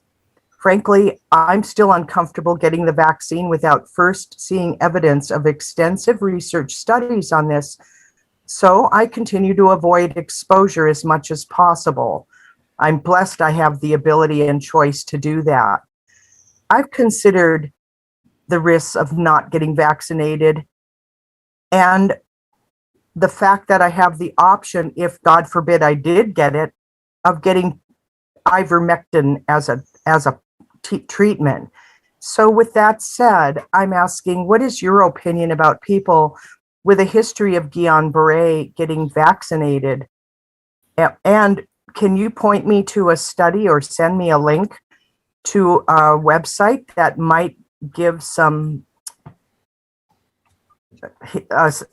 research that's been done on, and I want to see thousands of case studies, not just a few, on people who have had Guillain-Barré, gotten vaccinated, and did not have a adverse reaction. I would love to get vaccinated, but I'm not comfortable doing that at this point in time. How can you help me? Thanks for listening. If you got an answer, I'm listening. Thanks, Ms. O'Neill. That concludes public comment. All right, so go to Supervisor Lavanino and then back to Santa Barbara for Supervisor Williams. Thank you, Mr. Chair. And I don't have an answer for Ms. O'Neill. Maybe if somebody in public health will reach out to her, I'm sure you have an email from her that you can respond to. I was really encouraged by going to slide 11, which is the vaccines administered to residents by age group. I think it's really clear when you look at this is that when people sense that there is a strong possibility that they could be negatively impacted by COVID, they get vaccinated. At least 83% of people 50 and above. Some of these, it was 83%, 84%, and 85% by the oldest age groups of people that have at least received one shot. Now, I know that doesn't mean they're fully vaccinated, but it does say that they are not vaccine resistant. So, I'm heavily encouraged by that. And I think it just is a matter of people in that 16 to 29 and 30 to 49 age group that don't feel, they're weighing the risk and they don't feel that dread that I did in my age group of if I get it, it's not going to be good for me. I did get it. It wasn't good, but it wasn't as bad as somebody that's older than I am. So, I understand that people are just going to make choices. People still smoke. When you look at the pack that you're looking at tells you that you're probably going to get lung cancer. They'll still do it. People still drink and drive. People still will drive without a seatbelt. So, I think we've done a good job of getting to that 80% mark, mid 80s. And I really want to, since this is our last report for the time being, give a big shout out to Dr. Reynoso and Dr. Ansord. You've had to, for the first time in our lives, navigate us through something that's never happened before. And in an ever-changing crisis environment where people were looking at you. And I know this isn't what you all signed up for when you took these jobs, that you probably didn't plan that there was going to be a pandemic. I know you studied for it, but real world is different than when you're in a textbook. The thing that I was most impressed of both of your, I guess it's almost your personality, the way you were able to I know throughout the state of California, there were so many public health officers that ended up quitting. They weren't, they didn't have the makeup to deal with the onslaught of public backlash that comes with trying to tell people what they should do, even if it's in their best interest. So just your demeanor, your calm approach, the ability to take what the public dished out is very commendable. And you both really showed yourself in the best light possible. I traveled this weekend, so I ended up wearing a mask. You have to go back to wear a mask to go inside the airport and fly. And I've only had a mask off for 3 weeks, right? And it was like, man, this sucks. I don't want to wear a mask, And it was strange. It had gotten so normal, and then it got strange to put it back on. So that's why I want to encourage people to continue to get vaccinated, is that do your research, do your homework. Like Renee said, there are going to be still some people in our community that can't get vaccinated for whatever reason, but and those that still hold out because it hasn't been FDA approved. And I'm looking forward to when that happens, because I don't want to go back to the restrictions that we had. So that's all I've got. Thank you, Supervisor Lavanino. Supervisor Williams, and then Supervisor Hart. Well, I want to thank Dr. Do Reynoso and Dr. Ansorg and the whole public health department for their service throughout the pandemic, and our CEO's office folks that were aiding them. And I do think this comparative risk issue is a good subject for discussion, because there are still some people who, for a variety of reasons, haven't gotten vaccinated. Though I do notice a somewhat of a correlation in income level in the county and vaccination, which usually is an ideological phenomena. But for those, to me, I evaluate it like this, and I'd love Dr. Ansorg or Dr. Donoso to add some of the data. But my impression is the comparable risk is very large, is very large difference. That there's a much higher risk from COVID, even now, than there is from something, from an adverse reaction to the vaccine. And that's coming from someone whose wife had a very heavy adverse reaction to the vaccine. Now, she got it done. It was very important. She's a mental health provider for the community, so it's pretty important for her to be able to be there for her patients and for the community. But I'm still very certain that we face a lot more risk from COVID and the transfer of COVID than we did from the vaccine. And to me, as a surfer, it's kind of like the question I always get, when someone finds out I'm a surfer or a diver. Good 60% of the time, their first question is, "Aren't you afraid of sharks?" And I go, "Okay." I go, "Well, sure, but just look at the data, right? You're more likely to get hit by a falling piano, or you're more likely to get a bolt of lightning than you are to get attacked by sharks." And furthermore, if you're afraid of risk, why are you afraid of getting on the freeway, which is the most dangerous thing any of us, except maybe a few of us that are in law enforcement, do. And so I think there's something about our culture of rare events and the attention it gets of a rare event that makes people feel like it's more of a danger than it is. And so we're more afraid of dying from a shark bite on our way to the beach than we are of taking the freeway on the way to the beach, when our risk is much higher from that freeway on the way to the beach. And so, what I ask the community is to weigh risk based on numbers, not based on the attention that it gets from the media or the attention that it gets on social media, but to weigh risks based on the numbers. And my understanding, the risk based on the numbers is that you're still much more at risk from the disease than you are from side effects of the vaccine. Thank you, Supervisor Williams. Supervisor Hart. Yeah, I think Supervisor Williams' question to Dr. Doronoso and Dr. Anzorg about that relative risk is a perfect opportunity for them to set the record straight. So Dr. Doronoso, Dr. Anzorg, could you please comment on that? Yes, Supervisor Hart through the chair. I want to say that Supervisor Williams was so eloquent in his example. There's little more that I can add, but you know, when you look at our case rate, we're comparing case rate per 100,000.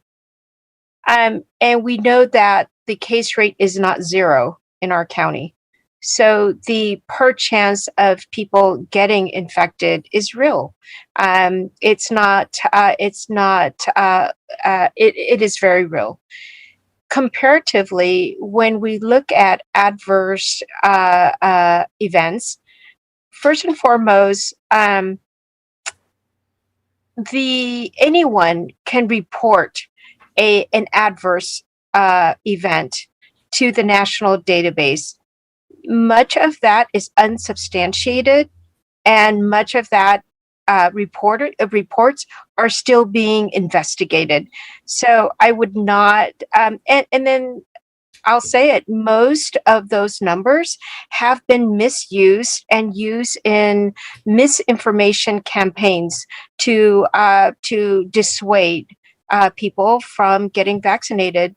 And when you look at that intentional misinformation, it is heartbreaking, because you just have to look at the number of people who've died in our community. You look at the number of people who've been hospitalized in our community, and you look at people who have had the infection and who are now suffering through long-term effects. Those are very real in comparison to the rare side effects that could happen, and those rates are 1 in millions. It is really not a balanced conversation. Dr. Anzorg, do you have additional thoughts? I do. Supervisor Williams, through the chair, thank you for your comments. I agree. I'm still scared of sharks myself. However, I respect the science behind it. But sharks, ever since the movie by Mr. Spielberg, create a little bit of fear. So COVID doesn't create enough fear. So I think somebody should make a movie on COVID, what it can cause in people, long-term effects and short-term effects. So the best numbers we have, because you requested some numbers, came about because of these rarely occurring heart inflammation due to the Pfizer and the Moderna vaccines in young people. And the FDA and the CDC and CDPH and everybody took that very seriously and really crunched the numbers. And they found that there were about 323 cases where they did see a direct correlation to the Moderna or Pfizer vaccine in people under 30 experiencing this significant side effect. None of these died, and everybody did recover. And to put it in perspective, after that was under 30-year-olds only, but 12.6 cases per million doses. That is like the rate where this occurred. And to put it in perspective, that the vaccine, giving the vaccine prevented 5,700 infections, 215 hospitalizations, and at least 2 deaths in boys between 12 and 17. So it is a very stark difference if you look at hospitalizations and this heart inflammation that oftentimes did not require hospitalization, and that people actually recovered, fortunately. We don't take that lightly, but there is a higher risk of getting a heart inflammation due to COVID or due to other viruses than through the vaccine by far. And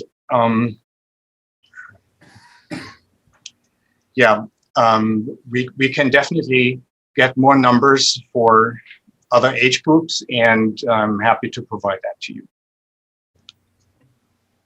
Well, thank you, Dr. Dorenoso and Dr. Answer. That's very compelling information, and I hope folks are listening carefully, because the relative risk question probably is what's animating some folks' reluctance to get vaccinated, and we want as many people as possible to be safe and protect themselves from what is still an active threat out in the community, because folks are getting sick, and unfortunately, some of them are having significant health consequences and even deaths as a result. So we want everybody to be vaccinated. And I just want to take this opportunity, like my colleagues, to thank Dr. Dorenoso and Dr. Anzorg and the public health staff, all the county staff that have been so deeply working hard in this COVID response. This truly has been an all hands on deck effort for 16 months, which is just extraordinary. There's been a lot of things that people have not been able to do because they've been just working so hard nonstop, and we can't thank everybody enough. And I know Dr.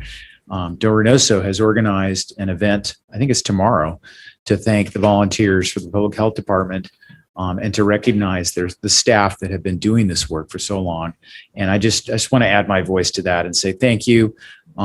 What you've done to help us through this will never be forgotten, and is really an extraordinary testimony to your commitment to the county and to the residents of Santa Barbara County that we're deeply indebted to. So thank you. Thank you, Supervisor Hart. I've got a few questions for Dr. Dorenoso and Dr. Anzorg.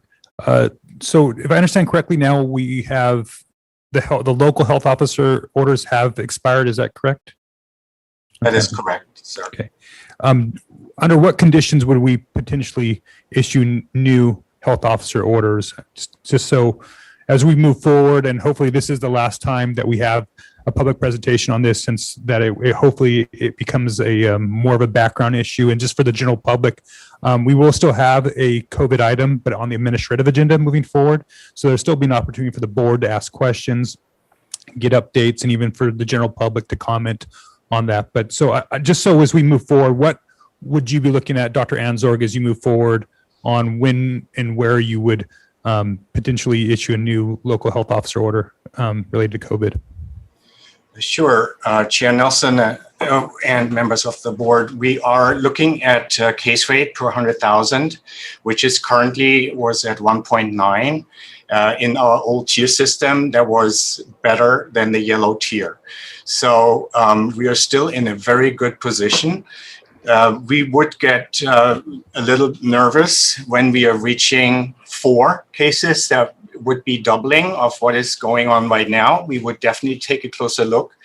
And at 6 cases per 100,000, we would probably consider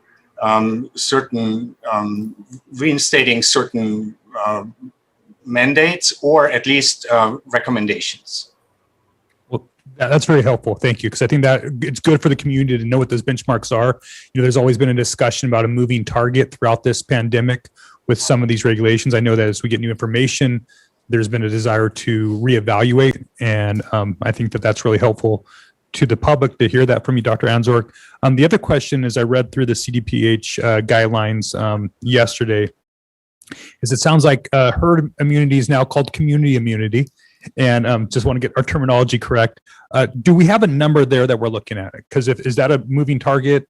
I know we still don't know as much about that, but when do we get a chance to, I guess, declare victory, or that we're out of the woods? Is it 100%? Is it 80%? is it a case rate? I mean, how does that all work? I think that'd be helpful for us to understand. Yeah, in order to reach this magic level of herd immunity, which essentially means the disease is exterminated, or the battle is won against this disease, you would need at least 95% of the population to have immunity. That is a very high bar. So we are looking at having to live with COVID probably, and COVID is a moving target because it does change.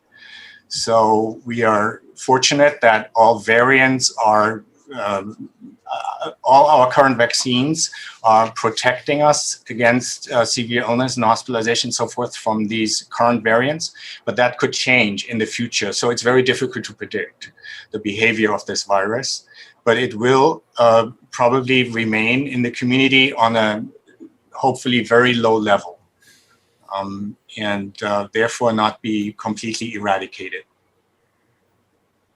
Right. Thank you, Dr. Ansorg. Turning to the CDC guidelines, the Biden CDC on K through 12 standards, it says, together local public health officials, school administrators should consider multiple factors when they make decisions about implementing layered prevention strategies against COVID-19. It seems the state has taken the approach to go for universal masking, but theoretically, would it be possible for to equal the same type of protection using other layered techniques as universal masking offers? I mean, social distancing, not every school is the same. I understand that what we're seeing out there, but would it be possible to protect your student population through other measures besides universal masking? Well, we have very few public health measures at our disposal. One is, as you mentioned, social distancing, and contact investigation and isolation and quarantining of people who are either infected or who were in contact, as well as masking. And if I had to pick one of the three, I would pick the masks. It is by far the most effective way to prevent the spread of the virus. And since the school authorities wanted to get away from the social distancing, it comes at a price that the most effective tool at our disposal cannot be remain unutilized. If you don't social distance, you're in a crowded place, and therefore indoors. You're only talking indoors, and therefore you should wear a mask, especially for kids under 12 who cannot get a vaccine. So, but if a school could provide social distancing, that could also offer, a layered prevention strategy that could also be helpful for schools. Right. Chair Nelson, I think the nuance here is that because CDPH has issued their K through 12 guidance with two requirements, one universal masking, the other disease reporting, here locally, regardless of whether we have districts that can safeguard the social distance and do other things, we would still need to abide by the two required portions of the guidance as stated by CDPH. We can be more restrictive, but we cannot be less restrictive than what the two requirements state. Now, I understand that there's the authority issue, right? There's a science and then there's the authority. And because since we're under the authority of the CDPH, we need to abide by that. But I just want to, have that discussion or understand, is there another way to provide using science, other ways on disease prevention in a school environment? And I think I'm hearing yes. If there's social distancing, if there's other techniques that are involved, it is possible for a school to be able to protect their students and the community. But we have the authority of the CDPH, so we're not flexible enough locally, but scientifically, as recognized by the CDC, that is possible. Well, I want to say one other route. Let me have Mr. Chair. ask Dr. Sure. Ansorg to answer that question, and I'm glad to let you jump in, Supervisor Williams. Yes. Thank you, Chair Nelson, through the board and members of the board. What we're dealing with right now is a virus that behaves differently. More than 50%, we can safely say that absolutely more than 50%, and the numbers are climbing up, of current infections are due to the Delta virus. And this virus spreads farther. So we are not sure whether the 6 foot is really a safe zone anymore.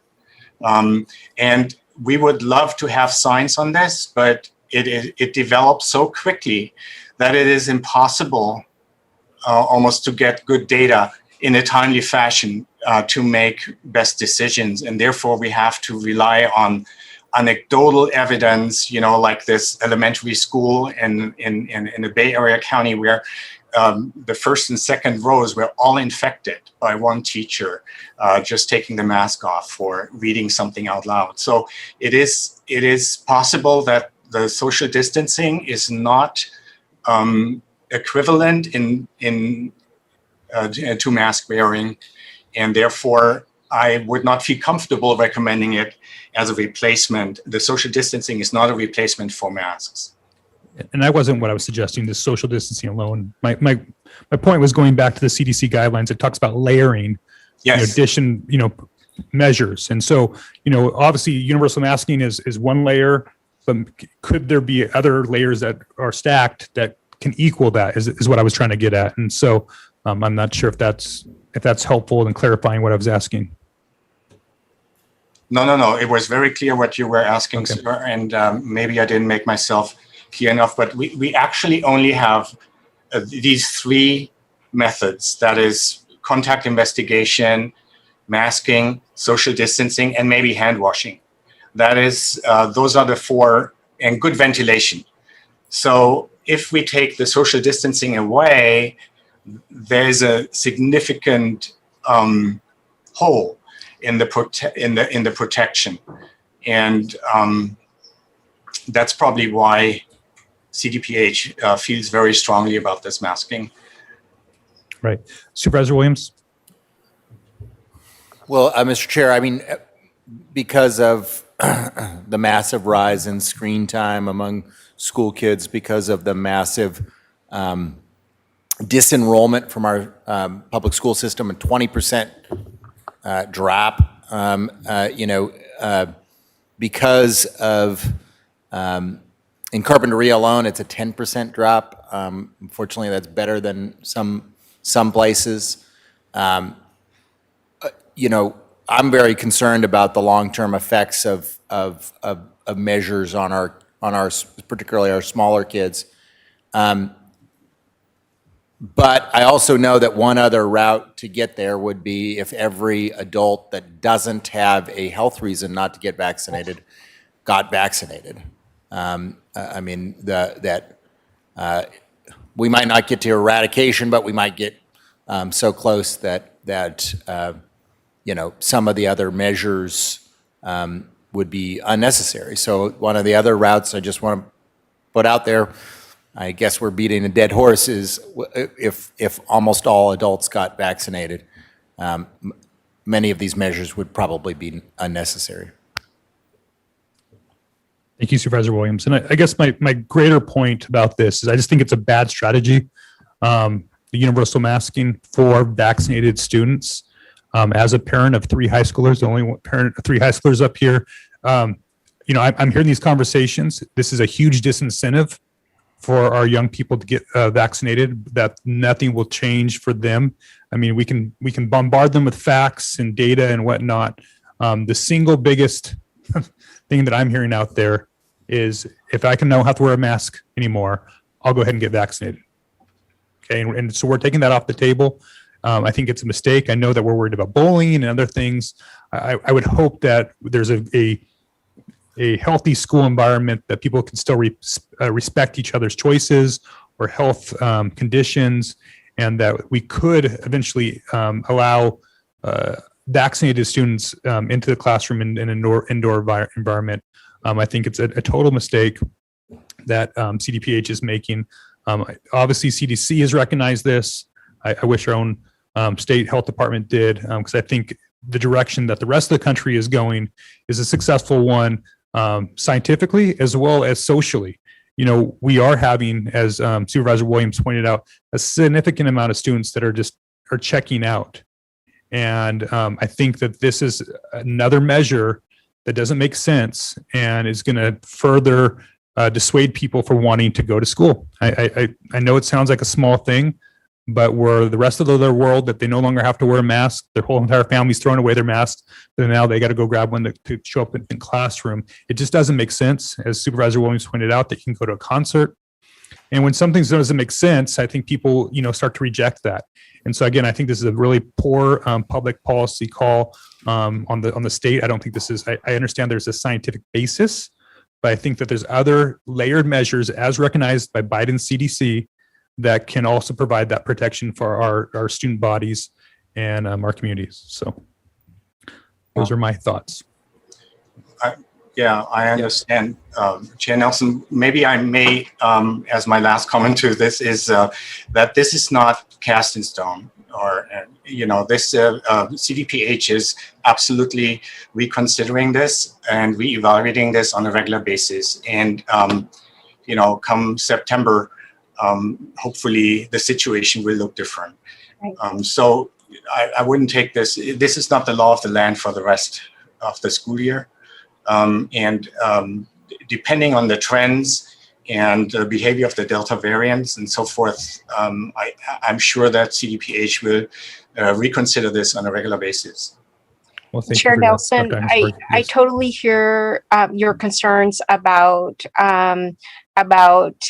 students going back to school masks. I have a teenager myself, and observing her with her friends, I understand about how challenging it is to wear a mask and how it can be a demotivator. But I think that the public health department, what that tells me is that from now until November, when CDPH will reevaluate this guidance, is our commitment and dedication to work with our community to make sure that the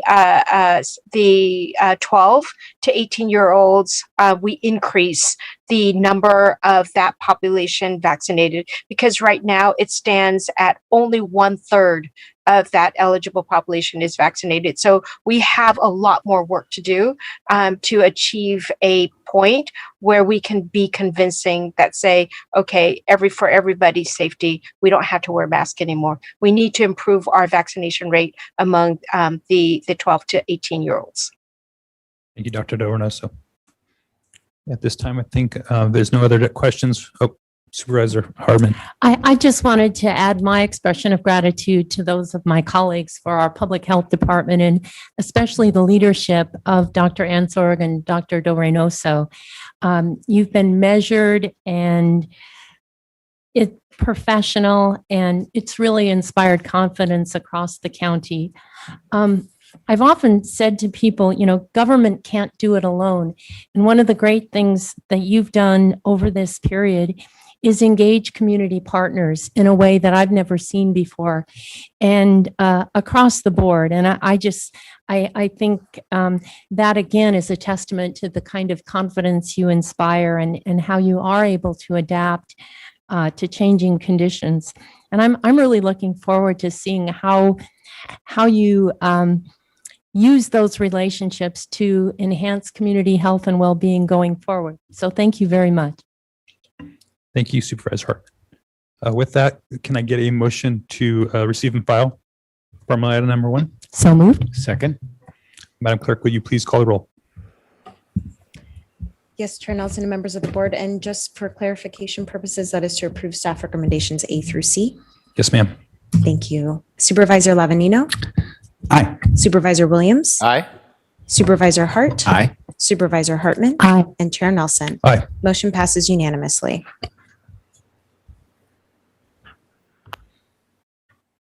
Okay, so for the purposes of agenda management, since we're definitely behind, I'm definitely going to try to get through items D through 2 through 5, or sorry, 2 through 4 here quickly. And if we move through those quick enough, I think we can actually get 5 and take a little bit of later lunch. I know we have people here for those items as well.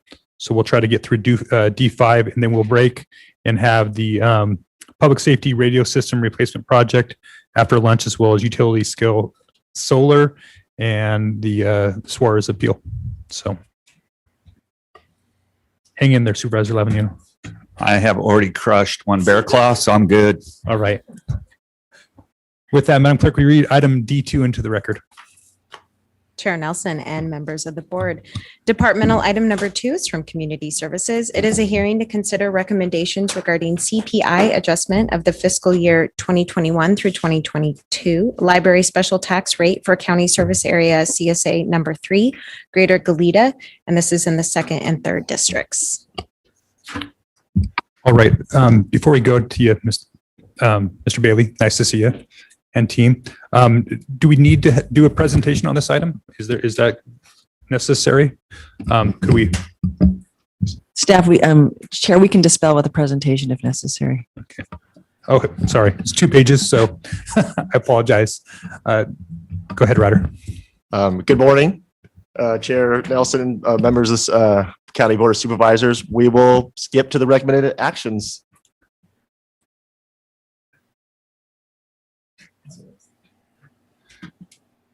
I saved 30 seconds. So I'm pretty proud of myself there. I think you actually cost us 30 because we asked it.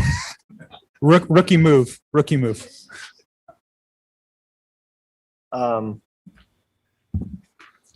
Today's recommended actions are as follows. Adopt a resolution that confirms the report and adjusts the fiscal year 21-22 library special tax rate by 1.6% and determine that the adoption is not subject to CEQA. Madam Clerk, is there any public comments on this item? Chair Nelson and members of the board, we have no requests to speak on departmental item number 2. Is there any questions from the board? Seeing none, I'll take a motion. Move the staff recommendation. Second. Madam Clerk, will you please call the roll? Supervisor Lavanino. Aye. Supervisor Williams. Aye. Supervisor Hart. Aye. Supervisor Hartman. Aye. And Chair Nelson. Aye. Motion passes unanimously. Madam Clerk, read item D3 into the record.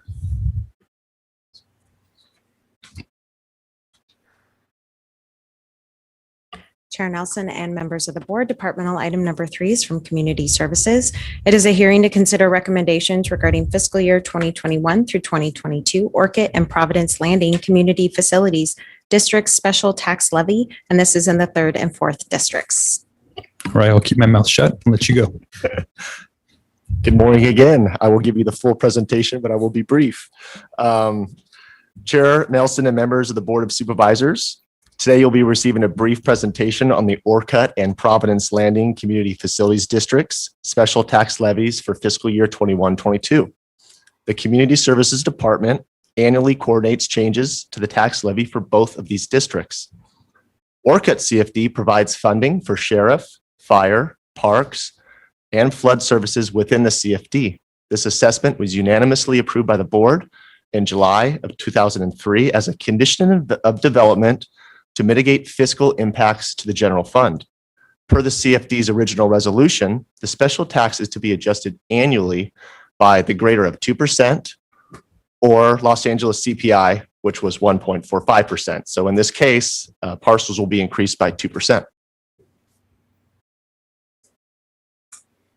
Providence Landing's assessment was approved by the board in January 2005 and maintains a 12-acre community park. With the adoption of this resolution, parcels within Providence Landing will remain at $672 per parcel. The same as it was in the prior year, Providence Landing has a balanced budget and adequate fund balance. There's no need to increase the levy at this time. Last and final slide are our staff's recommendations to receive the administrative reports. Recs B and C are to adopt the resolutions levying these taxes.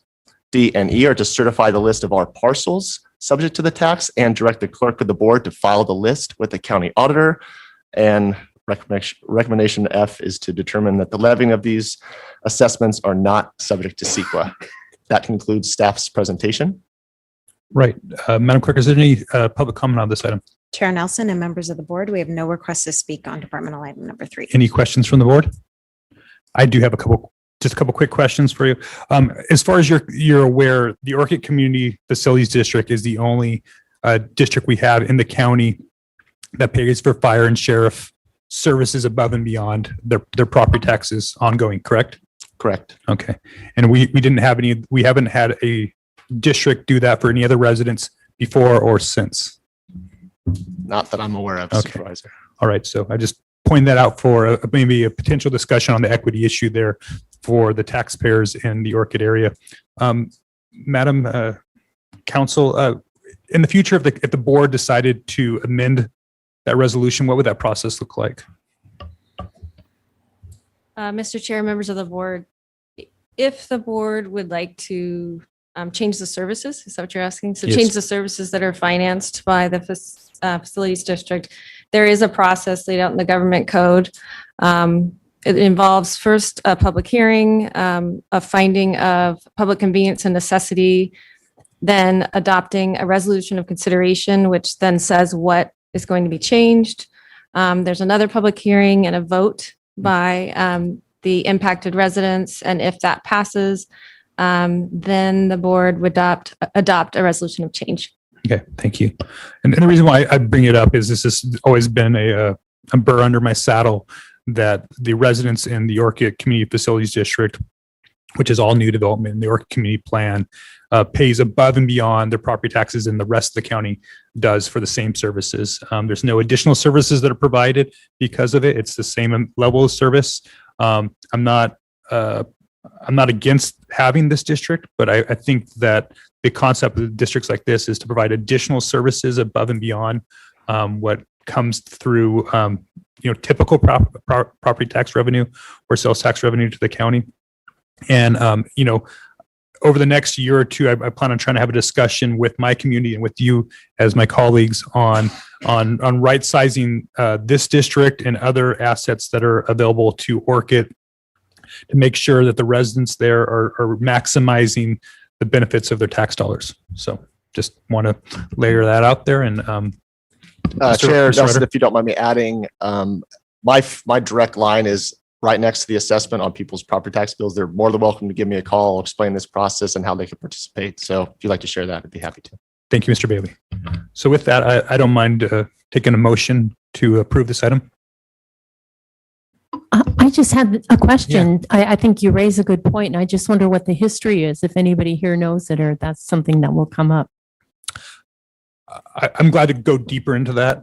It's pretty Complex. complex. It was definitely part of the development process in the Orchid Community Plan. It was approved by a developer and actually doubled by the developer above and beyond the fee study. So it's something that's been a legacy, for all future developments in the Orchid area that isn't anywhere else. But I'll get deeper in there in the future. Sure, I guess we all will. Thank you. I'll move staff recommendations then.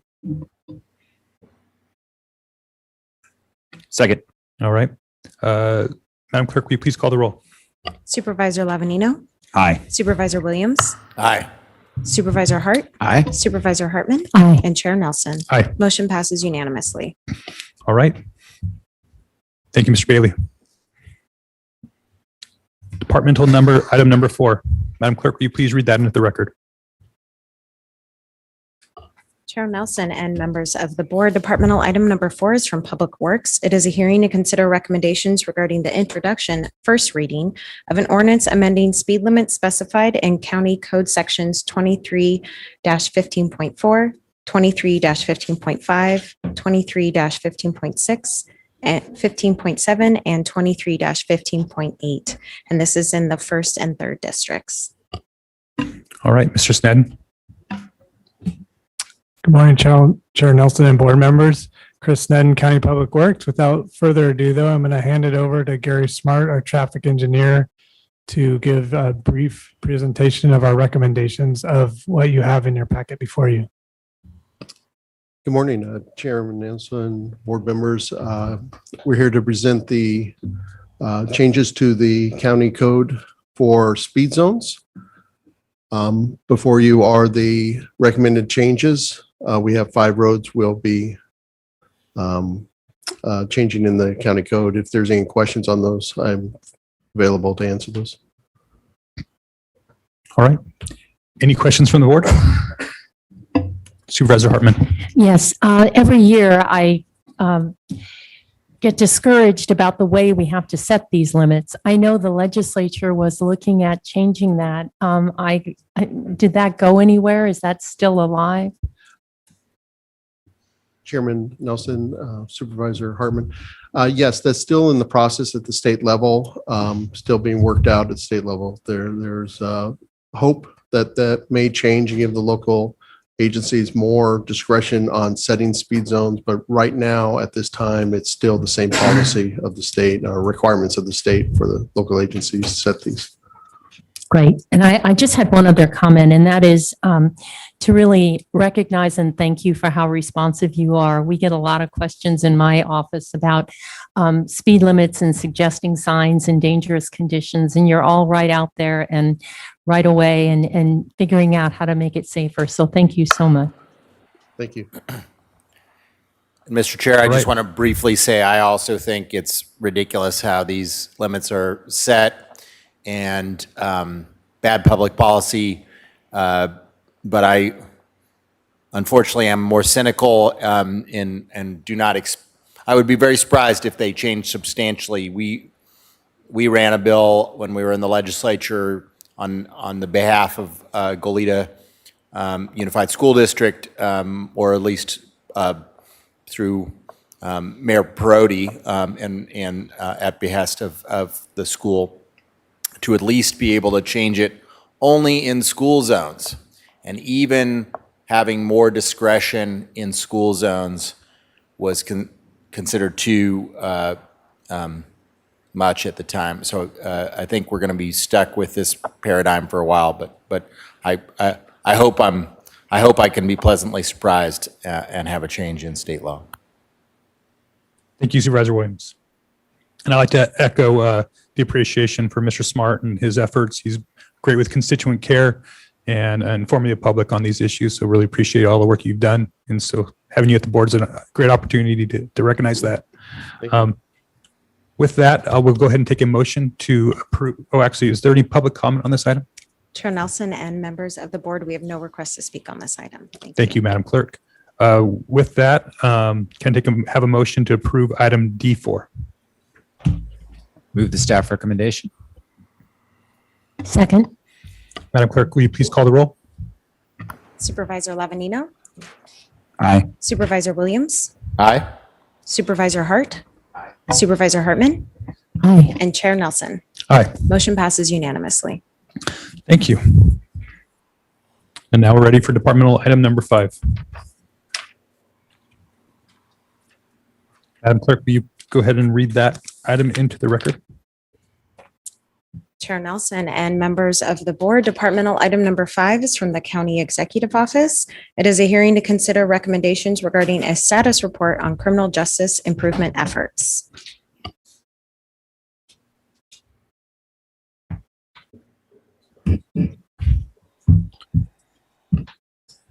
All right, Ms. Ellsworth. I'm going to be starting this off. Can we get the slides up? There we go.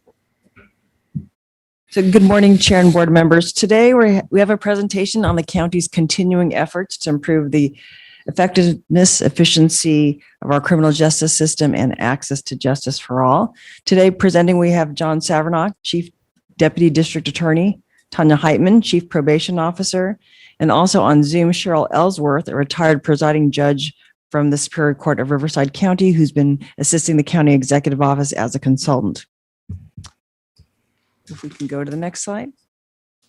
And so today's presentation is a brief overview of the criminal justice efforts to date. We brought to your board some discussion back in April. We'll talk briefly about off-ramps and diversion efforts, our digital evidence sharing efforts to date, and the data dashboard that the probation department has been creating. When we brought a presentation to you back in April, we committed to coming back to you every 2 months or so to report on progress on the collaborative efforts to improve access to the system. Diversion was a focus of that presentation and will be again today. In today's presentation, the DA's office will talk about some of their efforts and answer some of the questions that were posed in April. The off-ramps from the systems can take different forms and can take place at various stages in the criminal justice pathway. And in the board letter, we provide a couple of different maps, and we can have further discussion about that. Cheryl Ellsworth will provide more of an in-depth look at these off-ramps in the next few slides. With that, I will hand it over to Cheryl. Good morning. What a pleasure it is to be here. Chairman Nelson, esteemed members of the board, and Madam CEO, thank you for this opportunity. I would be amiss if I did not mention your own Rachel Lippman, who has worked very hard on this as well. So with the slides, starting with 5 and 6, I think we should turn to a quote from the esteemed Dolly Parton, who said, "You'll never do a whole lot unless you're brave enough to try." This past several months, we've been brave enough to try lots of things. In fact, I'm happy to report that among those things are some small but very important decisions that have made, and some collaboration that has taken place. And I can tell you that that soon the defense bar, public defenders, will be able to take laptops that are not enabled with Wi-Fi into the jail because they are able to use those laptops to better serve their clients and share information with. So those are some of the that's a small but mighty leap into this collaborative work. What you have on slide 5 and 5-6 is an overview of what may be potentials for diversion, but also really, if we're looking at this, they are off-ramps to traditional court. And there's a lot of information here. We wanted to provide this overview as a template for future discussions, for a little bit of more information. True diversion, when we talk about it, and we've used that language a lot in the past presentations, as well as in the efforts being made to allow for individuals to receive services and support their potential defendants. True diversion is not every single one of these items. True diversion has to do with pre-filing or a pre-plea, where individuals aren't actually pleading guilty to the item. That's a true purist diversion. But there are lots of other off-ramps that can be a part of the global look at ways in which we can give treatment to individuals, give services to individuals, to also look to opportunities to close cases for our victims to have closure, and also the resources they need. So when you look at this whole list, and if you have any in-depth questions, I'd ask you to hold them for the public defender and the DAs that are here, and they can answer those questions. But it shows you kind of how a case can go. There are times when decisions are being made pre-arrest, and those are out in the field, and that's part of the idea of whether to cite or not cite, to have a co-response. There are diversion decisions that are made prior to filing as well. Those, again, are off-ramps. And then that pre-plea diversion that we're talking about is nestled in the next or bottom part of this slide. And if you'll turn to the next slide, we're looking at more at potential opportunities for expungement of criminal avoidance, or in other words, I think the best way to look at these other opportunities are ways to also get services and work with individuals, but they are at a post-plea potential. So I know that may add a little confusion, but these are all the ways that people can be off-ramped, or many of the ways. And not all of these are true diversions. Many of them are just opportunities for law enforcement, for agencies with discretion, including the third branch of government or the court, to determine that an individual might be actually diverted. So this information, I think I would like to come back with a fuller fleshing out for you with more information by way of a writing so that you can see how each and every one of these different sections work and what they mean. But it's to be used for further questions, for informational purposes, and also in anticipation of a better information. With that, I'd like to turn to John Savnock, who will be giving you some updates as to what's going on with the DA's office and some of the opportunities that have been they've been working with. And then I would like to then come back and talk to you about a few of those items and also suggest some thoughts about how we have been collaborating and some room for more improvement. With that, I'll turn it over to John. Chair Nelson, members of the board. I have been asked in no uncertain terms by the CEO to keep the matter brief.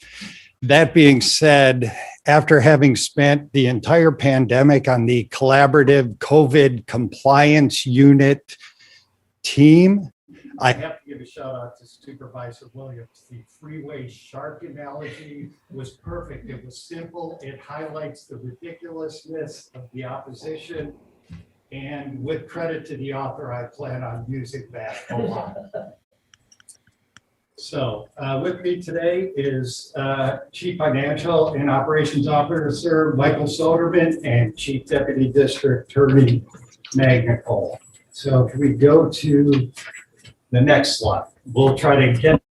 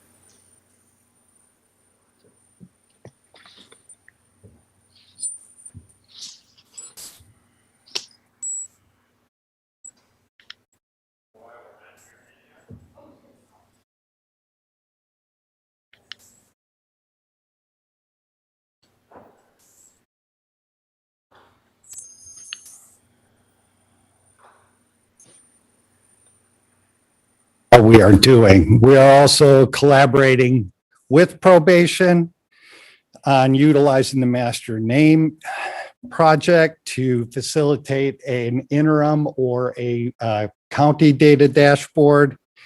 And we're also working with our Power BI to, on an interim basis, put up graphs, images, and data that might be useful to people. Next slide, we are talking about our efforts regarding diversion with the cooperation, and we have mentioned it many times in the past with the leadership of Supervisor Hart and District Attorney Dudley. We are getting ever closer to opening up the neighborhood court program in Goleta. That will be a restorative program. We're finding out that it's a very involved program, but Yolo County has had tremendous success. We plan on modeling that, adopting it. We are scheduling trainings not only for internal personnel, we are working on getting facilitators and volunteers. We are scheduling when the trainers would be able to do that. And the one employee that we have is preparing herself to be a trainer so that all these functions can operate internally in the future. We also working very closely with the Center for Court Innovation. We received a technical assistance grant from the Bureau of Justice Assistance to develop a felony diversion program. CCI is in fact the national leader. They are currently working with some of the larger jurisdictions in California. We are incredibly excited. We have worked with that organization in the CEO's Sixth Amendment Project. They are very user friendly. They are enthusiastic about our interaction, as are we with them. They take a very data-driven approach. They will come in, they will assess the needs for the program, help us design the program, and work with our partners. What we are asking, and we know we will get, will be cooperation with the other justice partners. I know probation is committed to being a partner and a leader with the district attorney on this program, and certainly we will be receiving, and I know we will be receiving input from the public defender and various community groups when it comes to program design.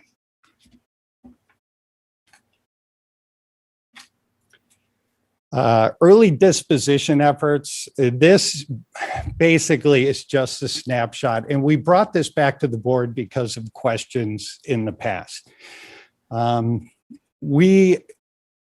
pandemic created a unique situation where the courts essentially closed for in-person operations. Due to court closures, due to health and safety concerns, we in fact, you can see a sizable shift in the way that we handled case filings. With the largest increase of cases rejected at the outset being in the category of in the interest of justice. When we use that phraseology in a filing decision, it means that there is a case that we felt otherwise may satisfy all the elements for a criminal filing, but circumstances beyond just issues of proof were at play. In this case, those issues were the absolute lack of court resources, a tremendous backlog of cases, and just in the interest of not bringing in and exposing additional people to a health crisis. Now, we would anticipate that that category of rejections may reduce when operations normalize, but a significant portion of those cases that were rejected for the interests of justice would very likely be eligible for other off-ramps, such as reduction to an infraction, pretrial diversion, or some other alternative, one of the other off-ramps that we have previously talked about. And then the next chart just further highlights those. And just looking at the data, you can see how significantly it shifts with the onset of the pandemic. The DA's ability to produce timely and accurate data. Well, we are absolutely committed. We are committed to doing that. We now have, with the assistance of County Counsel, entered into contract with eProsecutor, the same vendor that actually provides the case management system for the public defender. So we're hoping we will have, there will be great opportunities for communication and collaboration between the two systems because the vendor is the same.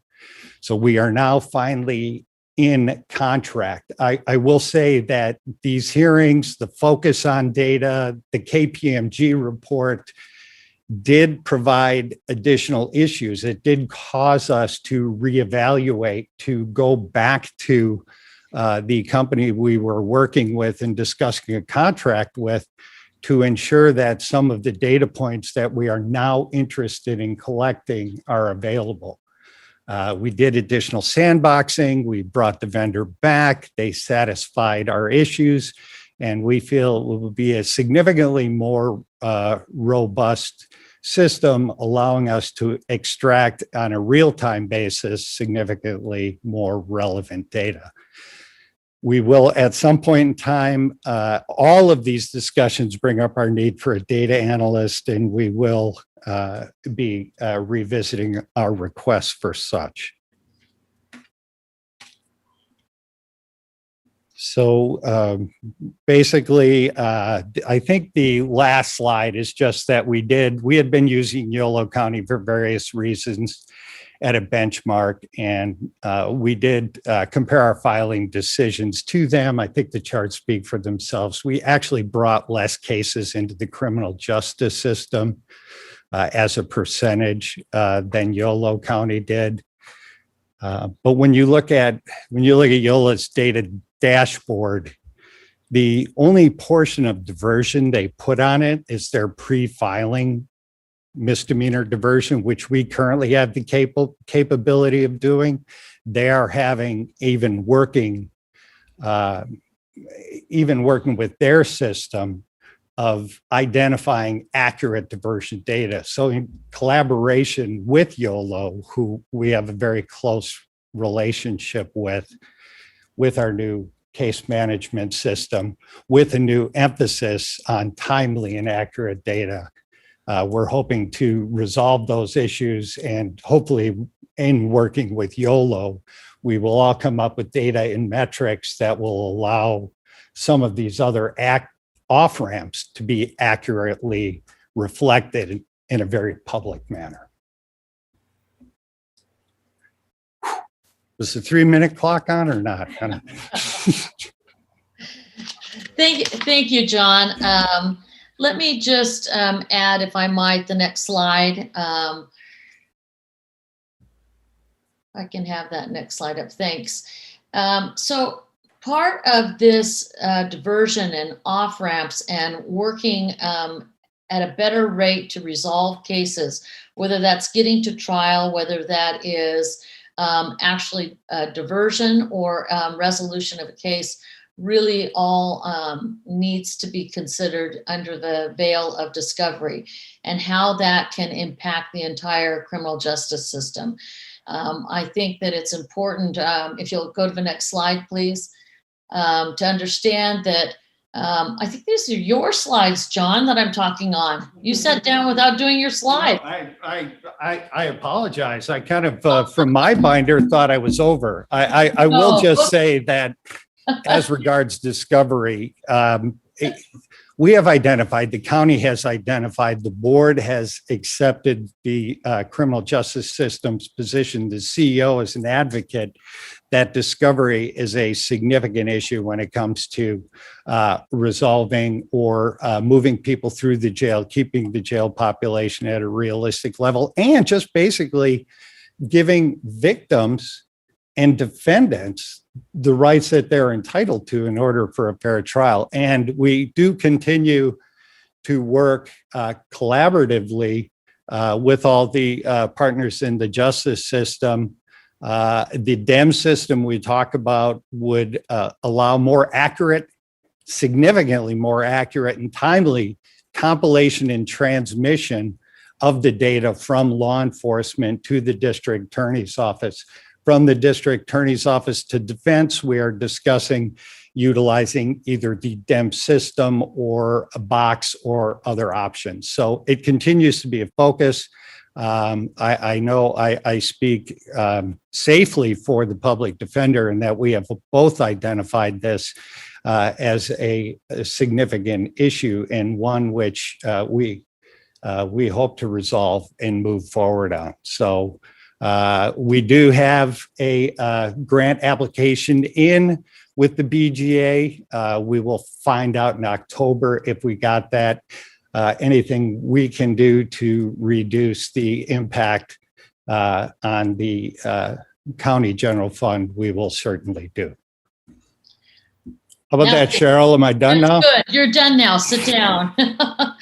Slide 16, please, and I'll go over slide 16 and 17 at this point.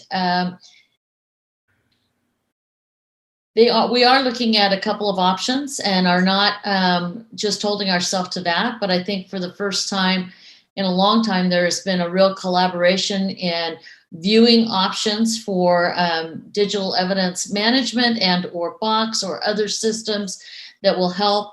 We're bringing the sheriff into this dialogue at this time because really discovery is so key to how we go forward. that is all important, that infrastructure, that technology that we would like to put into place.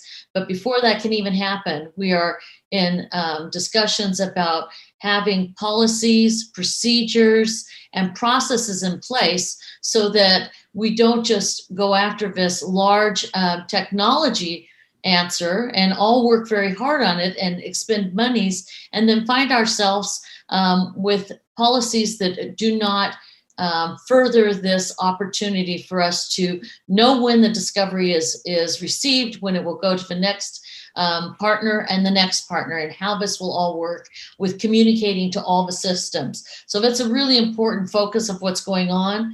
I think it's also important to understand that there is a need or necessity for all of us to work together to explore that technology, to know the way that we can use the efficiency as well as enough storage, and add to that money worth spending, in other words, because of body cams, etc. So those two slides share with you that information. And then I'd like to talk a little bit about the dashboard. And the dashboard is something that immediately after the April hearing and discussion with the board, Chief Heitman really took the wheel and said, hey, we can put something together and we can work hard. Now, I am somewhat of an expert in this technology base, and I, quite frankly, have never seen the speed and the work that has been accomplished by the partners under Chief Heitman with the dashboard.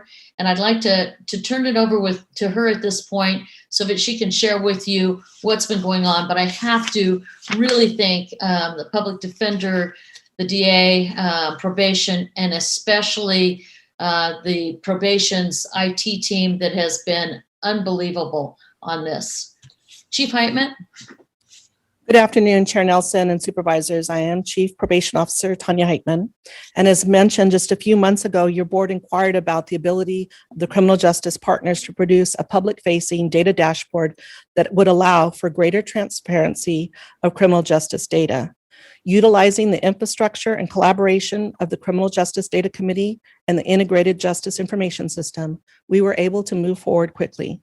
The probation department's portion of the dashboard is fully functional, and the sheriff's portion is now going through final quality assurance checks. But before we dive into the dashboard, I want to remind you of one of my favorite children's books, If You Give a Mouse a Cookie.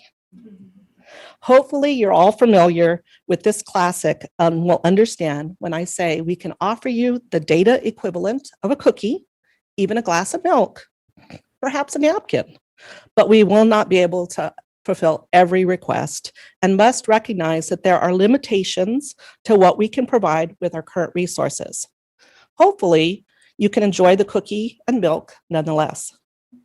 As a reminder, this is a transparency initiative to improve public access and awareness of criminal justice data, as well as encourage greater responsiveness to trends and outcomes. It cannot be utilized to establish causal relationships, nor is it intended to be utilized in place of an outcome evaluation. Instead, it's an initial proof of concept. We hope to add context and texture where possible to our criminal justice data in order to increase understanding of inputs, outputs, and trends. We hope to answer the what questions, not the why questions. The probation portion of the dashboard can be accessed at sbprobation.org. Again, that's sbprobation.org. On the lower left-hand side of our landing page, you'll click on Adult Services. A drop-down menu will come up with the last item on the list being the dashboard. You'll find that it conveys numerous pieces of information in a variety of ways. This screenshot should give you a sense of it, but you will want to visit the site yourself to experience it more fully. On the upper right-hand portion of the dashboard, you'll see a trend line of probation cases. On the upper left-hand portion, there's a map that can be used to dive a little deeper into different areas of the county and see the number of active probation cases residing in those areas. You'll notice that the locations are intentionally general so that we avoid tight triangulation of data that could inadvertently reveal confidential client-specific data. Through a variety of other charts and trend lines, we're also providing data relative to crime type, race, gender, supervision type, risk level, and a few other pieces of information. Many of the charts will provide a greater level of detail when you hover over them, and others will allow you to sort or filter. We have captured some via screenshot that is very difficult to see, that demonstrates the ability to hover over, say, the trend line and get more detailed race, gender, and age breakdown. The second hover at the bottom demonstrates that by hovering over a month in the closure trend line, you can see more detailed information regarding the type of closure, successful, unsuccessful, or other. We recognize that many of the terms utilized within the data sets are not familiar to the average community member, and that being able to reference clear definitions will be critical. While a glossary of terms is currently available on the dashboard, we continue to enhance the existing menu to complement the data displayed and will incorporate additional definitions as new views are published. Additionally, we'll use these and other tools such as FAQs as necessary to help educate those that access the dashboard. Within the next month, we anticipate the sheriff's portion of the dashboard going live. It will not only provide data specific to the jail population, but it will also demonstrate the ability to layer information from more than one department. It will draw data from the jail management system, but overlay it with probation's case management data to allow a greater depth of information related to the characteristics of the jail population and those individuals that the agencies have in common. While we're currently in discussion with the court and the district attorney's office regarding incorporating them into this project, we are also looking at other similar projects and opportunities to further advance a robust dashboard with key decision points. The project will likely be an iterative and incremental one that gradually improves over time as we continually explore how best to advance our criminal justice data work in ways that support the system as well as the community. In closing, I want to acknowledge Probation's Chief Innovation Officer, John Kuo, for being the true force behind this work, and Research and Special Projects Manager, Karen Milligan, who partners with John in advancing this work and will maintain the glossary and FAQs. Thank you for the opportunity to share the dashboard with you today. Thank you, Chief Heitman. I would just like to preview for the board quickly some important things we're working on. We will continue to work on technology and process and procedures to be able to utilize a system that is viable and efficient and ensures discovery is given in a timely manner. We will continue to work on other processes and procedures. We are working with the court as well as public defender, probation, sheriff's office, and the DA's office on taking a hard look at cases that are attempted homicide and homicide cases that are currently housed in the local jail and are over a year old. We're working very hard to get those pulled, get those annotated and status, and then share with the court and pull together a meeting. There are many, many other projects and that we're working on. Again, I want to really acknowledge our chief defender, our DA, Chief Heitman, and Sheriff Brown, and the level of cooperation that they have been giving in trying to come up with resolutions that we can all live with, and that also allows for access as well as awareness of victims' rights. Amelia Earhart might have said it best in closing. The most difficult thing is the decision to act. The rest is merely tenacity. So we will continue to be tenacious and work at this and come back to the board to report as requested. Thank you, Ms. Ellsworth. Supervisor Hart? Yeah, that's a tough act to follow when we start with Dolly Parton and end with Amelia Earhart. But thank you for that inspirational introduction and the presentation from everybody. Really appreciate this collaboration and the work that's being done. CEO Miyasato, Judge Ellsworth, and Rachel Lippman for leading and coordinating this effort. And everybody who's working collaboratively, because it's really important that we keep doing this work together to improve the criminal justice system. And I think it's important and helpful for us to kind of take a step back and understand why we're doing this, because this is not in a vacuum. The first thing is that we want to better serve the needs of victims and survivors of crime. In the aftermath of harm, we want to make sure that people have the access to the resources that they need to heal and access to accountability processes that lead to true justice. Frankly, the traditional tough on crime approach has not met the needs of many victims and survivors of crime. And additionally, our justice system has high rates of recidivism. We need to figure out together how to interrupt this cycle and cycle of harm and improve the health and safety of our whole community. That's our task together. Next, we know that this effort is incredibly important for advancing equity. Our system has disproportionately impacted community members of color, people living in poverty, and people with mental illness. And finally, we need to improve trust with the community. We want local residents to know that their tax dollars are being spent effectively, efficiently on evidence-based interventions that lead to safer outcomes for all community members. I'm really encouraged by all the progress that we're making collaboratively together. The increased data transparency and making the court process more efficient by improving discovery are huge improvements that really deserve celebration. I'm pleased to see that some progress is being made in increasing diversion opportunities. I think we still need to better understand how our current off-ramps are being used. For example, we don't have many statistics available yet to demonstrate the effectiveness of those programs, even the raw numbers, but that's coming. And I appreciate that everybody's working together to make that more transparent. The number of cases that have been rejected by the district attorney's office during the COVID-19 pandemic demonstrates that there is an opportunity for growth in diversion programs.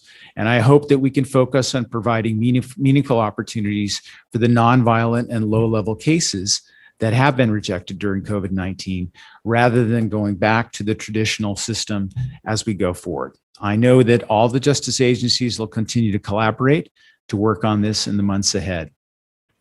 As we make progress on all of these fronts, not only to provide more meaningful interventions for nonviolent offenses in our community, but to also create the capacity to deal with more serious issues such as human trafficking, opioid distribution, and gun crimes. Resources are limited. We want to put them where they're most impactful for public safety. One thing specifically I'd like to see going forward that I think has been missing to date in this collaborative effort is some sort of project management timeline tracking system. We have a lot of things moving at the same time. It's very hard for the board to keep track of the progress of all of these elements over time, because this is a long-term investment that we're doing together. So I'd like to see something that would give us timetables for each of the individual elements that we're working on together and talking about, so that we can track how we're making progress and where things are lagging behind. There may be, the need for additional resources to help move things forward, at strategic times. So some sort of reporting system that would take all the information that's in these presentations from all of the different justice partners that are working together and break that out over time by quarter, if that'd be ideal, to show what we expect to accomplish over time over the next couple of years. I think that would really help the transparency of this whole overall effort, and it would help the public to recognize, where we're trying to go with these efforts together. So just in conclusion, I just want to thank all the agencies that have participated today. This is very encouraging. I'm really optimistic that together we're going to make a big difference. And the people of Santa Barbara County are looking to us for leadership. As Dolly Parton said, if you don't try for big things, you can't succeed. And it takes some courage to do that. So I appreciate everybody working together. Thank you, Supervisor Hart. Supervisor Williams. Well, I'm enormously encouraged by the cooperation that I saw today among justice partners in the CEO's office.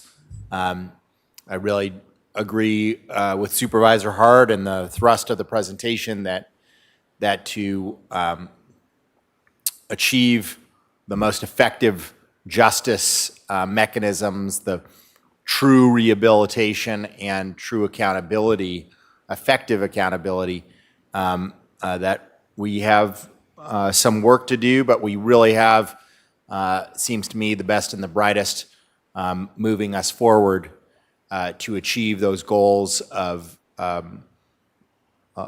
larger diversion and effective rehabilitation. Thank you, Supervisor Williams. Supervisor Hartman and Supervisor Lavanino. Thank you. Well, this is what we've been waiting for. And I'm so excited to see this kind of collaboration across the criminal justice partners. It seems like it's taken quite a while to get here. And thank you, CEO Miyasato, for bringing Judge Ellsworth. I think that is the glue that we needed. And thank you, Judge Ellsworth, for outlining what the off-ramps are. We've been asking for that, I think, for a year. And the proof of concept of the dashboard, using the best we have and making progress. Chief Heitman, very much appreciated. And I think, I feel like we've really turned a corner, and it's tremendously exciting. And thank you all who worked on this. Thank you, Supervisor Hartman. Supervisor Lavanino. Shoot. I was kind of hoping it wouldn't be a huge kumbaya moment, and it is, so might as well let me screw it up. No, and I appreciate on the diversion side of things, I think I've made it, I've tried to make it really clear that I totally support diverting nonviolent, low-level offenders from the jail system. I just don't think it's, it's a good practice. The problem is now that I'm talking to actual people on the street. When I went to the homeless encampment, I ended up talking to a number of Santa Maria police officers, and I said, "Look, this is off the record, so give me, download."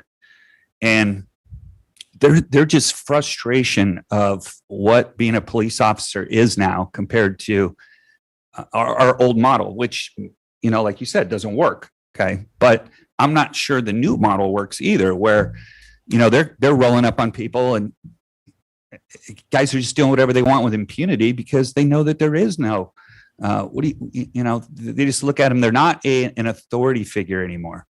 They're basically laughed at. It's like these officers are telling us, "Hey, I'm driving this guy down to Santa Barbara because he's broke into the same bike store 3 days in a row," knowing full well that he's going to be back at that bike store tomorrow because I'm just giving him a ride. Basically, all I'm doing is being his cab, because he's not going to get booked. He's not going to serve any jail time, and he's going to be back because it's a low-level, nonviolent crime.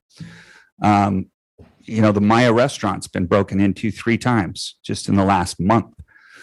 So there is a quality of life. There is something that locking people up isn't the answer forever, but not locking them up without this wraparound of services is also not the answer.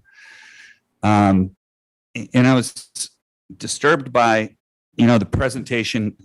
It got so out of control at the last meeting, and, the whole thing that went on with Public Defender's Office and the DA's office. I don't want to go through that all again, but I thought that what was interesting was that case that was brought to us that was, the story of the guy, that young man that made a judgment error, shouldn't have been judged on a decision he made on the worst day of his life.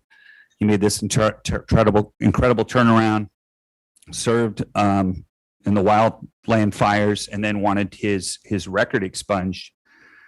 I found out more about that case, and I think that should have been brought to us. I think that, we always talk about transparency. The mistake that he made on the worst day of his life was that he brutally beat his girlfriend, and he beat her so bad that hit her with a whiskey bottle. I read the case file. It opened up the back of her head. She passed out. He then went and got a knife, threatened to kill her. And only because of, after she came to, able to know what he wanted to hear and tell him that, she was able to escape ran to a neighbor's house, and he was chasing her, like right out of a horror movie. Light comes on, and he goes away. Which, by the way, I might want to add that the victim was a woman of color. So he later gets arrested, serves his time. I understand that. But now, the question is, do you expunge that so he can follow his dream of becoming a firefighter? And I guess those are the sort of things that we're going to have to deal with now, because this idea that, we're going to just help these nonviolent, low-level offenders that's what I bought into. And I don't really know if that's the real story here. So I'm on board for diverting those folks and doing as much as we can for that. But I'm not really sure that's what the entire program is. And so one of the things I think that we need to do is when we're talking about transparency is, I know we always have the sheriff as part of the discussion, but I think we need to bring in our local police chiefs. We all represent different cities. I'm not sure if Santa Maria Police the police department's been involved in this. I don't know if they have or haven't, but if they haven't been, I'd like for them to be part of this, because they've got to deal with our decisions. And if we're going to get them to buy in, right now, the leadership might be bought in. The guy on the street hasn't bought it. Everything from our code enforcement to our park officers to our actual police officers are right now. I talked to people that were just basically beat down. They just, this system we have right now is not working. And they don't blame us. They don't blame their mayor. We know it's a statewide decision. And they also understand that, there needs to be reform and there needs to be things changed. But they feel like the pendulum has swung way too far the other way. And so while I'm very glad to hear about I think the dashboard is awesome. I love all the work that's going into this. But I just want to go in with eyes wide open that we all are on the same page and we're all getting the same information. And I'm looking to see what progress we can make. Thank you, Supervisor Lavanino. Madam Clerk, do we have any public comment on this item?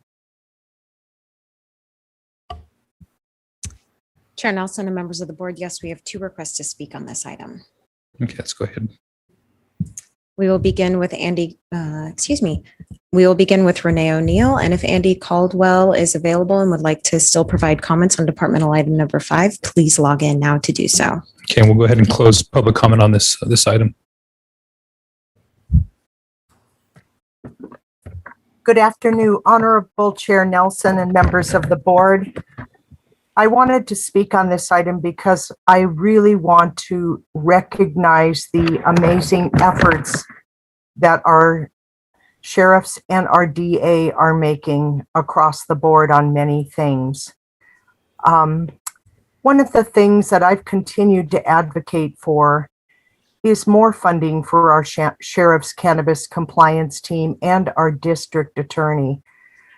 Last night, I was listening to the national news, and the report was on President Biden supporting anti-crime programs.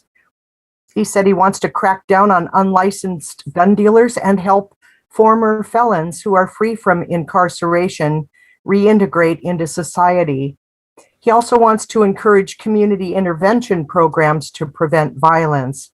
He's not against any way of preventing violence, but when it comes to cutting police budgets or reducing the number of police officers on the street, he is adamantly opposed to that.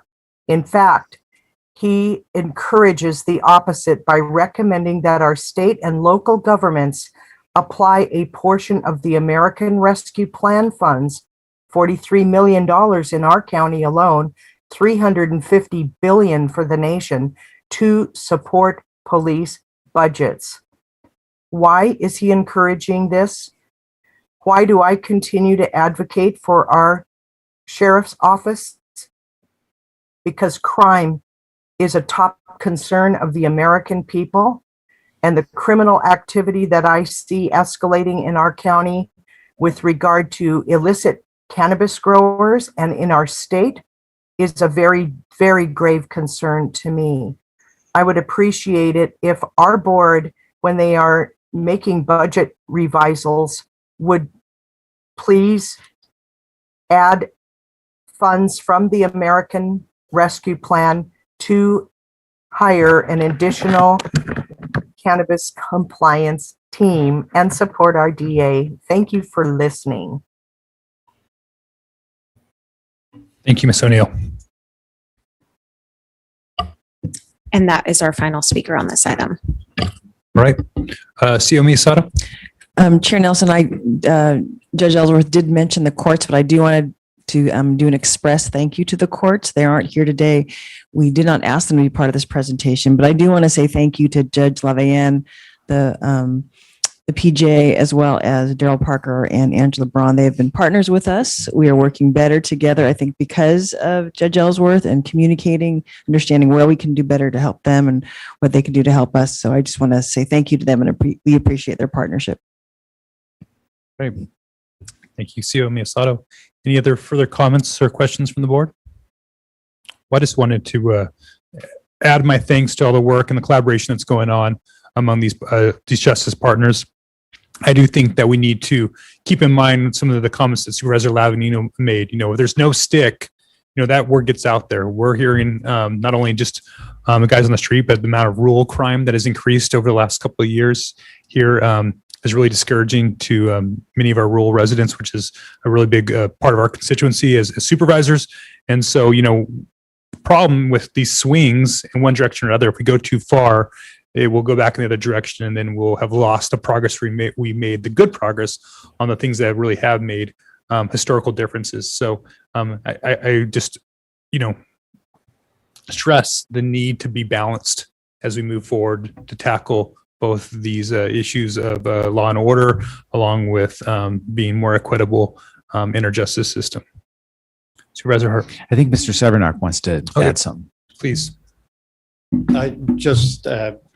Chair Nelson, Supervisor Lavanino, Supervisor Hart, we really do appreciate the victim focused nature of the discussion today. And that is what it's all about. Supervisor Lavanino, I can assure you that the district attorney will only be using its discretion, her discretion, in terms of diversion and other off ramps with people who have earned that right. We are very aware of what's going on in San Francisco. We don't want a number of our large retailers closed. People are out of work. People have less access to stores. People that want to get the cheaper prices at Target can't because they get home from work too late. We are very focused on that. Our efforts are designed to keep people from getting to the point where they are seriously victimizing others in a repeated manner. We are hoping to intercede and interject at a point where we have the ability to redirect behavior.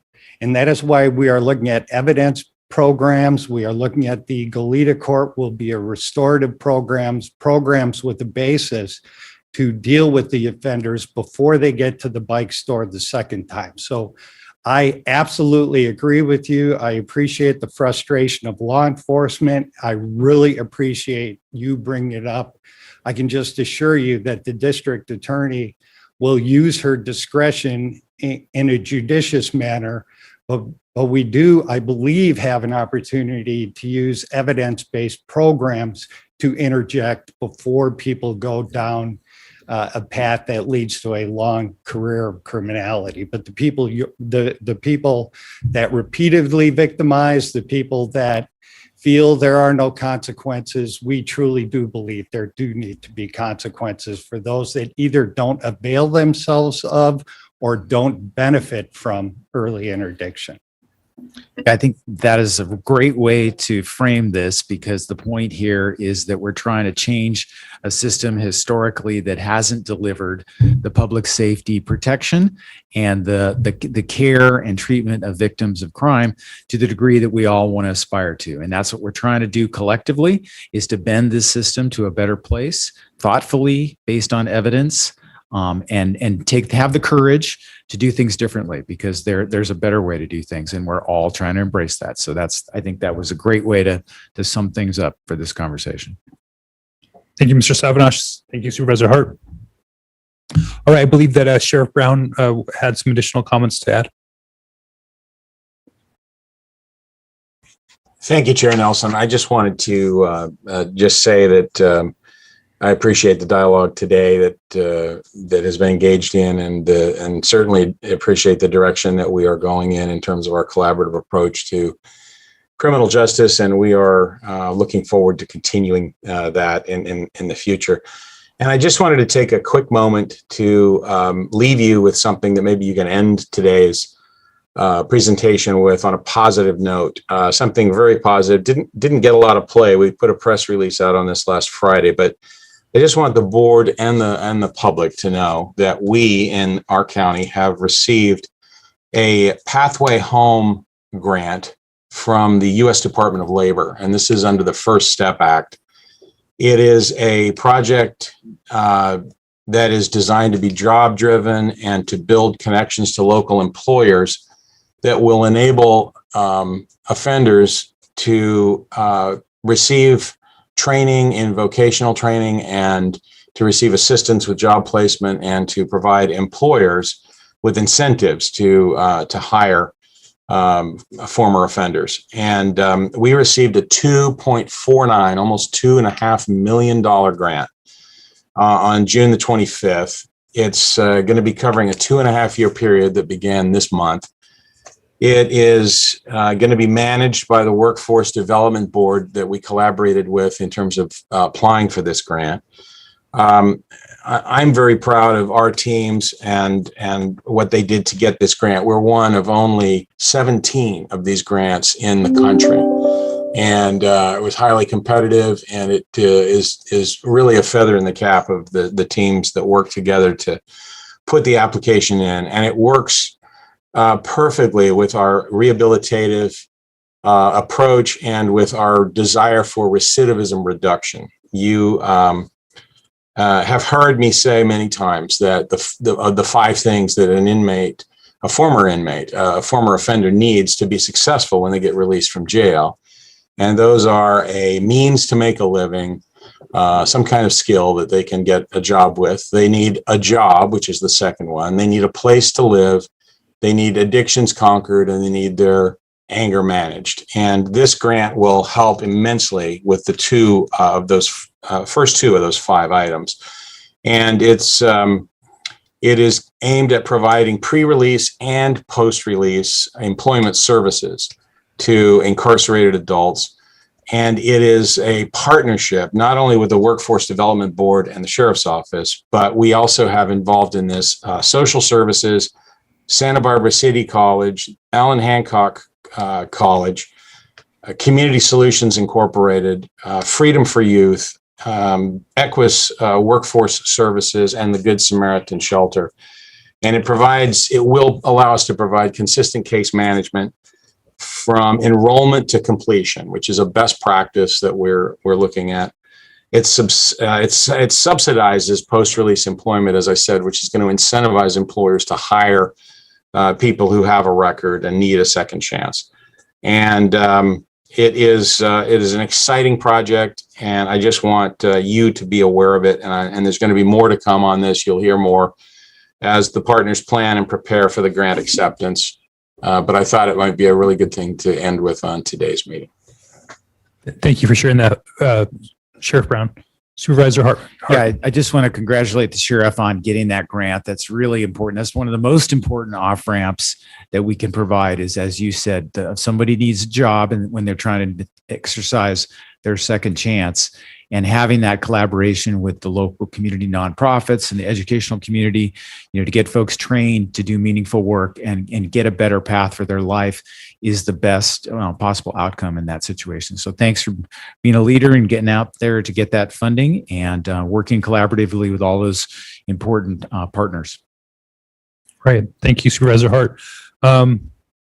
With that, I think we need to get a motion to move forward. I guess my question for Ms. Ellsworth is 60 to 90 days a reasonable time on the next check back in? Where are we at with that? Do we need more time? I know we're kind of going into our break period. Where are we at? CO? Chair Nelson, we've, before we said 60 days and now we're saying 60 to 90 days to give us sufficient time that would allow for the break. But we do believe it's important to have regular check-ins and we think that's an appropriate time. Okay. Right. I concur. All right. That's great. I think Supervisor Hart's suggestion on some timelines and a dashboard, maybe or project management, may also help the board and might not need to have these long-term as long as we can continue to track those that progress in these different areas. But I think where we're at right now, this is the energy that we feel that needs for it to move forward. So with that, Supervisor Hart. Yeah, I'll make a motion to approve the staff recommendation with that addition of the providing the project timeline management system that will give us a tracking system for the work that's going on.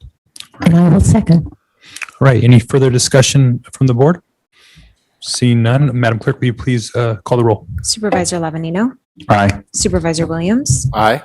Supervisor Hart. Aye. Supervisor Hartman. Aye. And Chair Nelson. Aye. Motion passes unanimously. Okay. So we will now go ahead and break for closed session. Madam County Counsel, will you please read the items for closed session? Come into the record. Thank you, Mr. Chair, members of the board. We have 4 items for closed session. The first is anticipated litigation, significant exposure to civil litigation, 1 case. We have 2 items of real property negotiations, Government Code Section 54956.8. The first is in the 3rd District in Guadalupe, negotiating party Gordon Sand Company. And the second is in Summerland, and the APN is 005080006 on Temple Street. And the 4th item is conference with labor negotiators, Government Code Section 54957.6, and it's all bargaining units, unrepresented employees, managers, and executives. Thank you, Madam County Counsel. I believe we're going to need about an hour and 40 minutes. So I think we'll be back here about 2:15.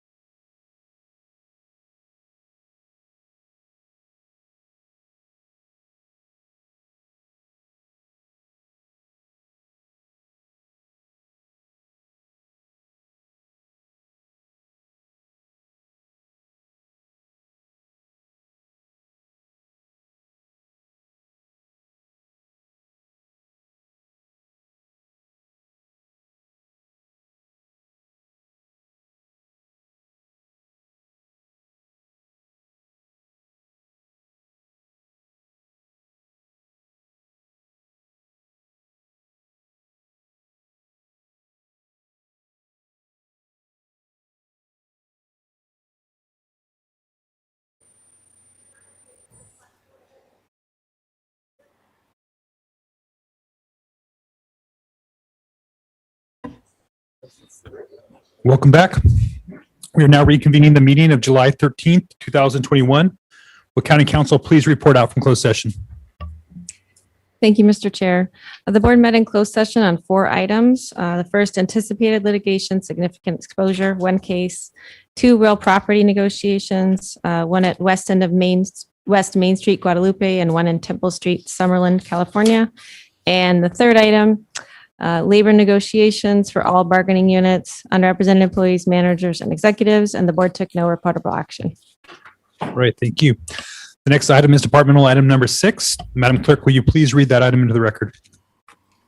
Chair Nelson and members of the board.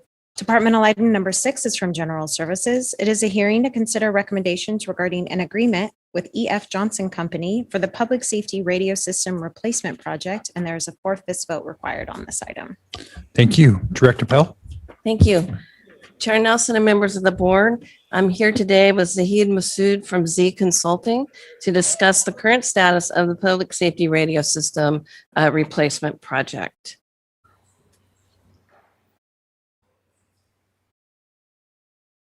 Next slide, please. Okay, so believe it or not, on November 2019, we requested authorization from your board to release the request for proposal for the Public Safety Radio Network replacement. The replacement will upgrade and improve coverage of the county's existing system, including land mobile radio and microwave backhaul systems, which are currently close to end of life. The users of the system are our public safety departments, public health, parks, and general services. So I'm going to quickly go through the steps that we've taken to get here today. So we published the RFP. We conducted mandatory RFP conferences. We did vendor site visits. We did a question and answer period. We received RFP responses. We did the initial evaluation and clarification review. We conducted vendor interviews. We respond to vendor interview clarifications. We prepared a draft final report, and we made the selection. And so we're here today to talk about the board approval of the contract. And I wanted to mention that we received 3 proposals, one from E.F. Johnson, one from L3 Harris, and the other from Motorola. So this is just a depiction of the evaluation criteria. There were 8 categories. The cost was weighted at 15, and the total scoring was 100 points available. So this shows the actual scores, the vendor scores. And E.F. Johnson was selected by staff after a best value competitive selection process.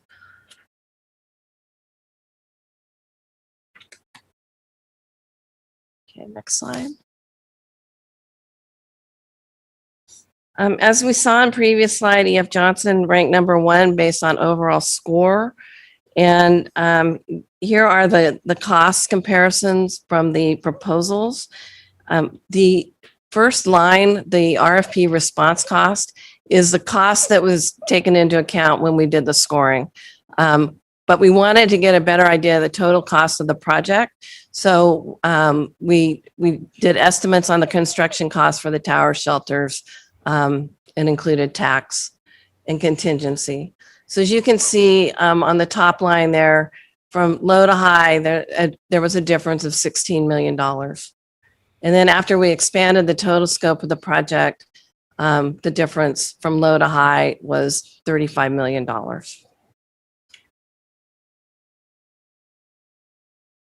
We did receive an appeal or for the RFP proposals. The two vendors who did not, who were not awarded the bid, and that was L3 Harris and Motorola.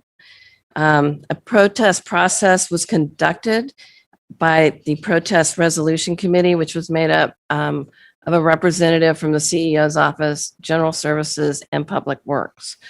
And what the protest resolution committee did is we reviewed all the written material, and we also had oral presentations by the vendors.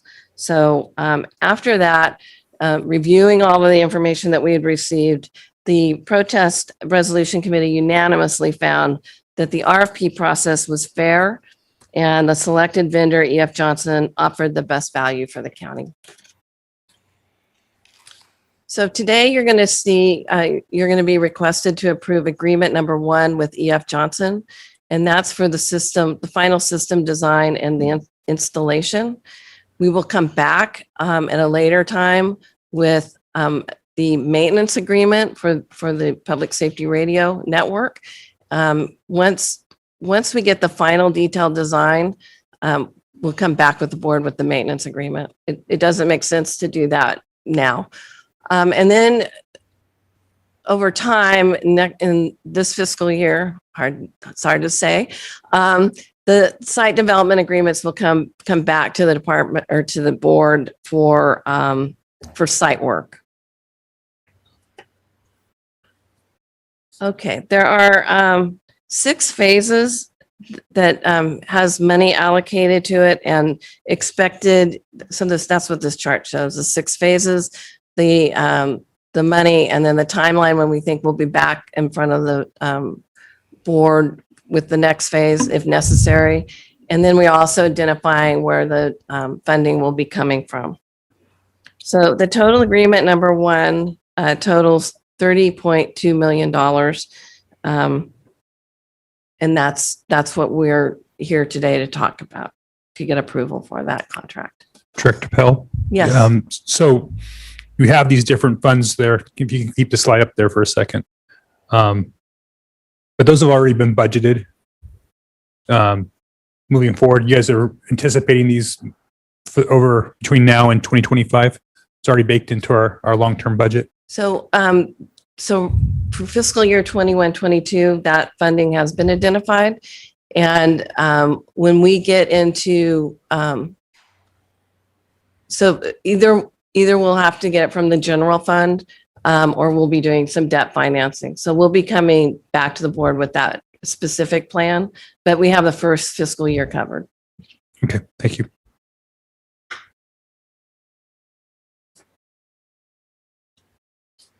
Okay, agreement number 2, as I mentioned earlier, will be the maintenance agreement.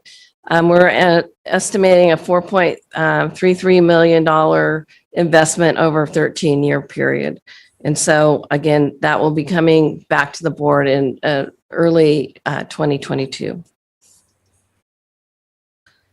The public safety radio and the agreement on site developments, again, this is for construction for towers, shelter, power, and these will be competitively bid. There may be one contract, likely be multiple. Again, these will come back to the board once the final design is completed by E.F. Johnson. We've listed some, I know there's been some interest in what sites we'll be doing work at, and we have new development at Figueroa. That's a U.S. Forest Service site. We have work being done at Fire Station 21 in Kiama, Fire Station 24 in Los Alamos, La Cumbre Peak, the Gator or Oak Mountain at Vandenberg Air Force Base. Kiama Peak, again, is a Forest Service site. Santa Ynez Peak, Forest Service site, and Ventucopa is in New Kiama. Okay, so the recommendation today is to approve and authorize the chair to execute the agreement with E.F. Johnson in the amount not to exceed $30,239,809. Approve the budget request by 4/5 vote. Direct staff to return to the board by January 2022 for an update about the project phases and to consider further funding for the project. Authorize myself or a designee to administer the agreement on behalf of the county and to execute the final detailed design certificate for phase 1. And then determine that the recommended actions are exempt from the provisions of the CEQA pursuant to the following guidelines: 15301, 15302, 15303, and 15601B3, and direct us to file the attached notice of exemption. And that concludes my report. I'm available for questions. All right. Thank you, Director Pill. Are there any questions from the board before we go to public comment? All right. Seeing none. Madam Clerk. Chair Nelson and members of the board, we have one request to speak on this item, and we are going to go to Jason LaForge. Mr. LaForge, when you're ready.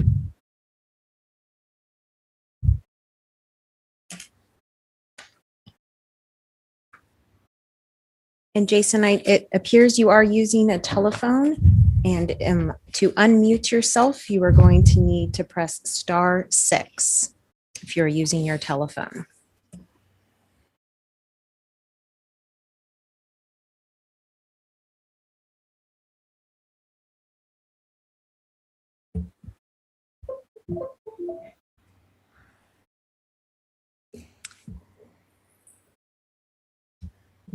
Jason LaForge, if you are available and you are using your touch tone phone, you may need to press *6 to unmute yourself.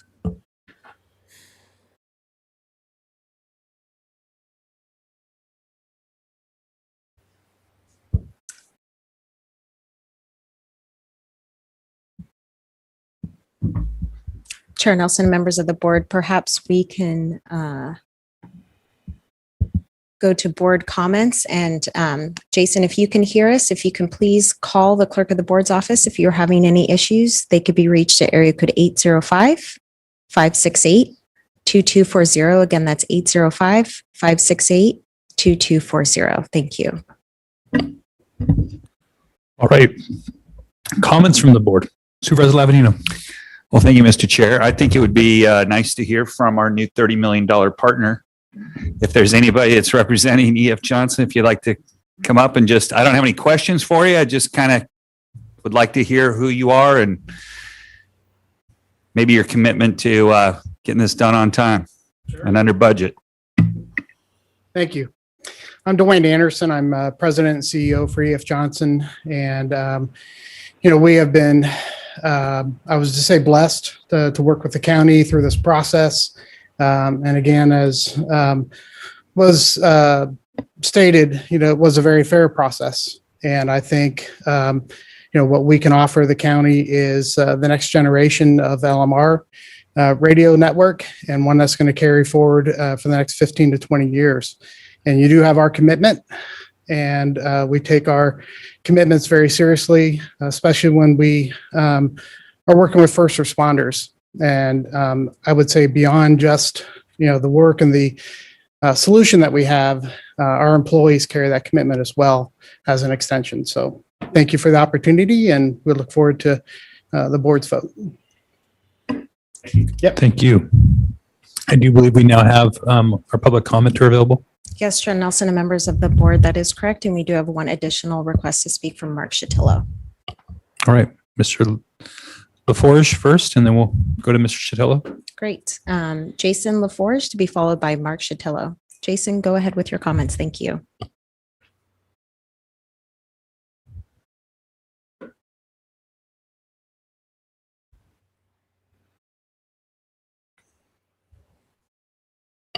Jason, I see you're unmuted on our end.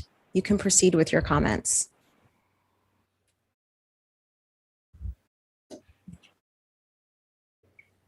All right, let's go ahead and see if we can figure that out while we go to Mr. Shatillo.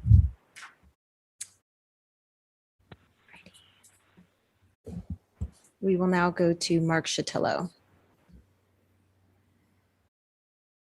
Good afternoon, members of the board. I'm Mark Shatillo, and I'm speaking today on this item on behalf of the Committees for Land, Air, Water, and Species.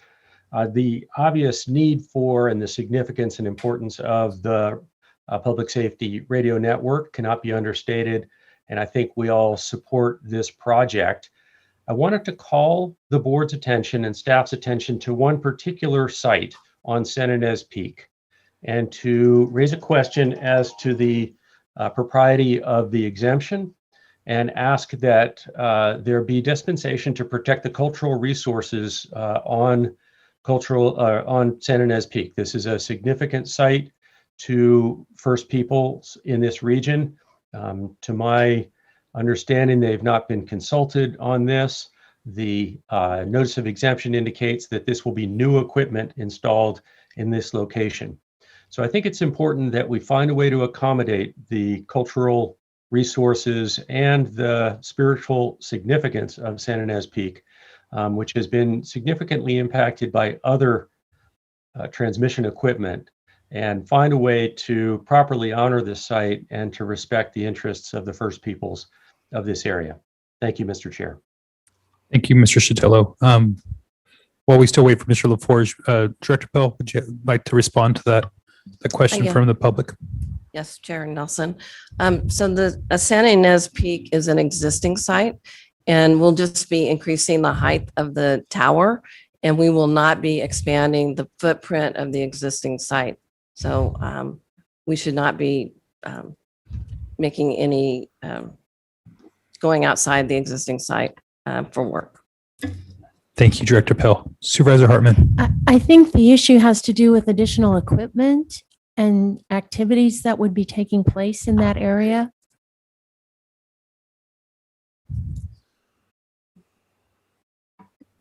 So the additional equipment is really the replacement of the old equipment that the site has right now. So it's really not adding more equipment to the site with the exception of the tower height. It is really replacing the existing old equipment, which is end of life at this given time.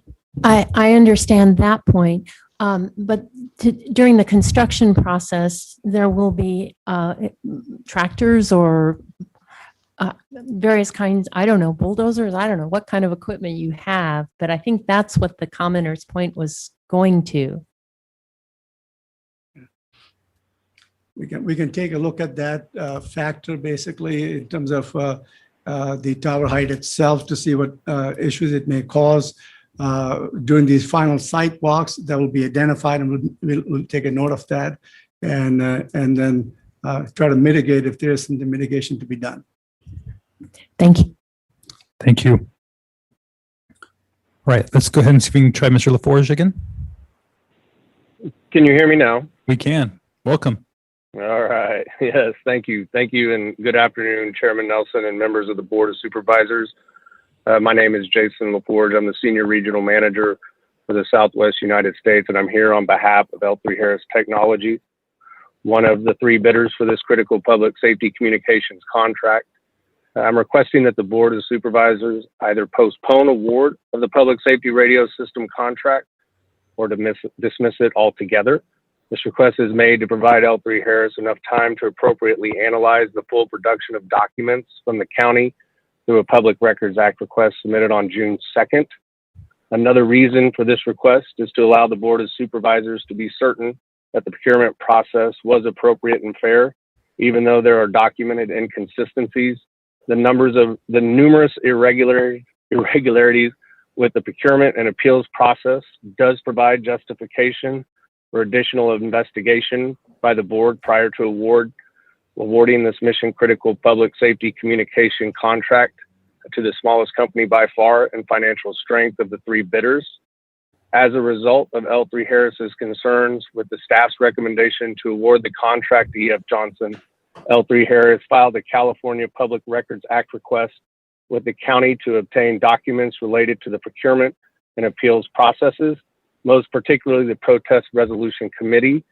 The Protest Resolution Committee took an unprecedented 10 weeks instead of the traditional 2 weeks to consider independent but similar protests filed by L3 Harris Technologies and Motorola Solutions.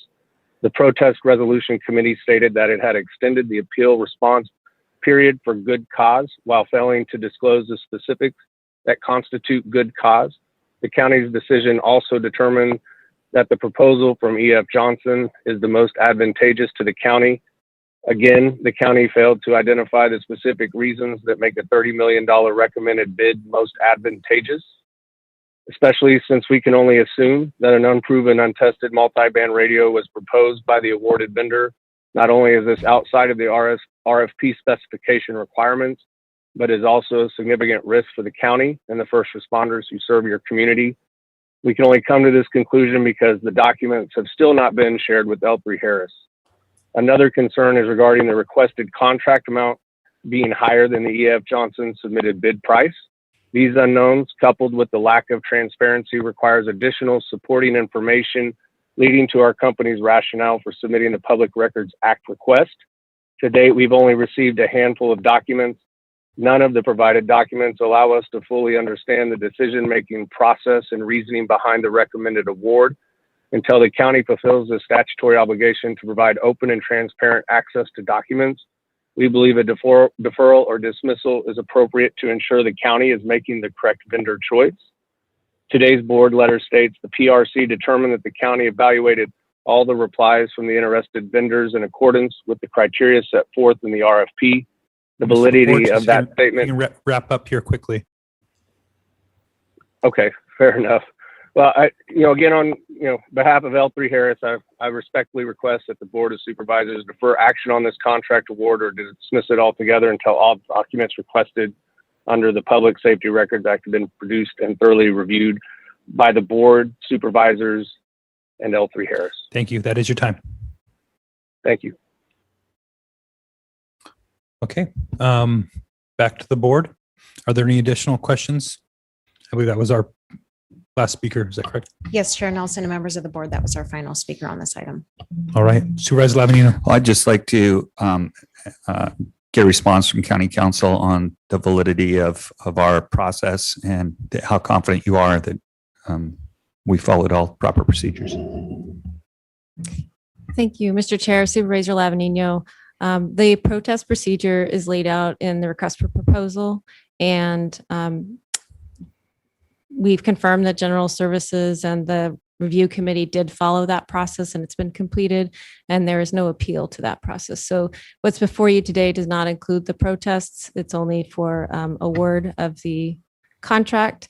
Your board does have discretion to award the contract today and move forward. You'd also have the discretion to continue the item or have other options. Right. Okay. Supervisor Lavanino. Well, I was going to go ahead and make a motion, but I'll wait for comments from Supervisor Hurt. Well, not a comment, just an additional question. So the protest has not been filed, but one of the non-bidding or non-successful bidders is raising these questions. So have they not exercised a protest option? Mr. Chair, Supervisor Hurt. No, actually, both of the parties that were not awarded the contract filed a protest. Okay. And they were processed in accordance with the protest procedure, including to a review committee that's part of the procedure. Got it. Thank you. And those protests were denied. Yes, that's correct. Okay. All right. If there's no other discussion, I'll move items A through E. Second. All right. Any further discussion? Well, I just want to say that, this project's been years in the making. You saw many lists of the different steps. I think General Services has done a good job keeping the board informed, keeping our office informed throughout this process. I have full faith and confidence in the CEO's office and General Services on delivering it to this place. I think we've been all made aware that this process, even once awarded, would be probably protested by those who didn't get it. So we fully expected that, and we understand that. There's a lot of money at stake. This is one of the biggest investments the county has ever made. If you look at our capital investment projects, we've got the jail up there, we've got the resource center, and I think this comes in right in the top three. So it's a huge investment of dollars from the county, but ultimately is going to lead to better service for our public safety partners throughout the county. And I don't want to delay that any further. And so I'm ready to support this as well. All right. Not seeing any other lights. Go ahead and Madam Clerk, will you please call the roll? Supervisor Lavanino. Aye. Supervisor Williams. Aye. Supervisor Hart. Aye. Supervisor Hartman. Aye. And Chair Nelson. Aye. Motion passes unanimously. All right. Thank you and congratulations.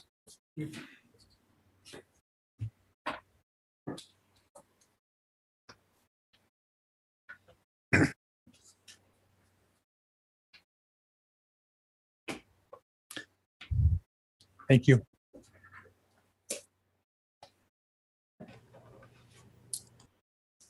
Okay, the next item is departmental item number 7. Madam Clerk, will you please read this item into the record?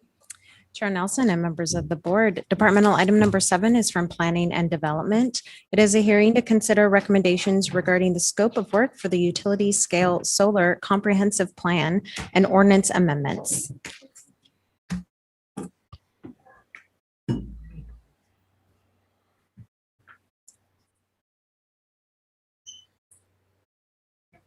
All right, Director.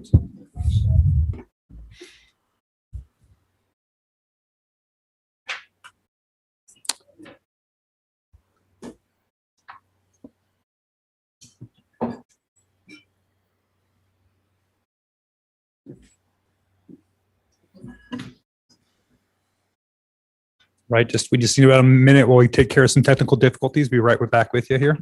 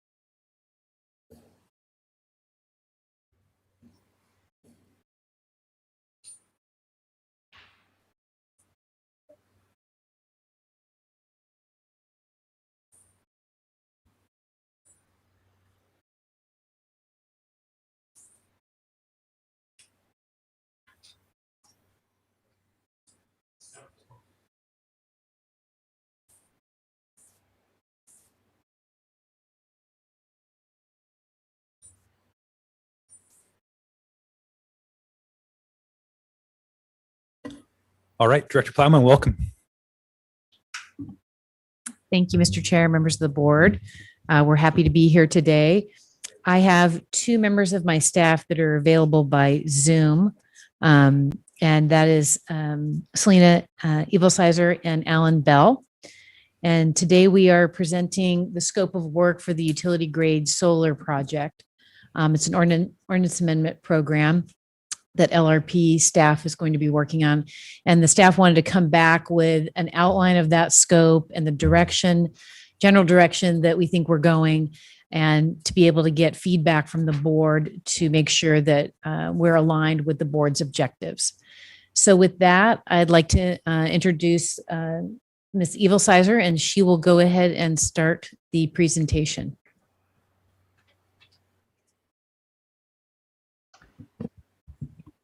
Good afternoon, Chair Nelson and supervisors. I'm Selena Evilsizer Whitney. I'm a senior planner with Planning and Development.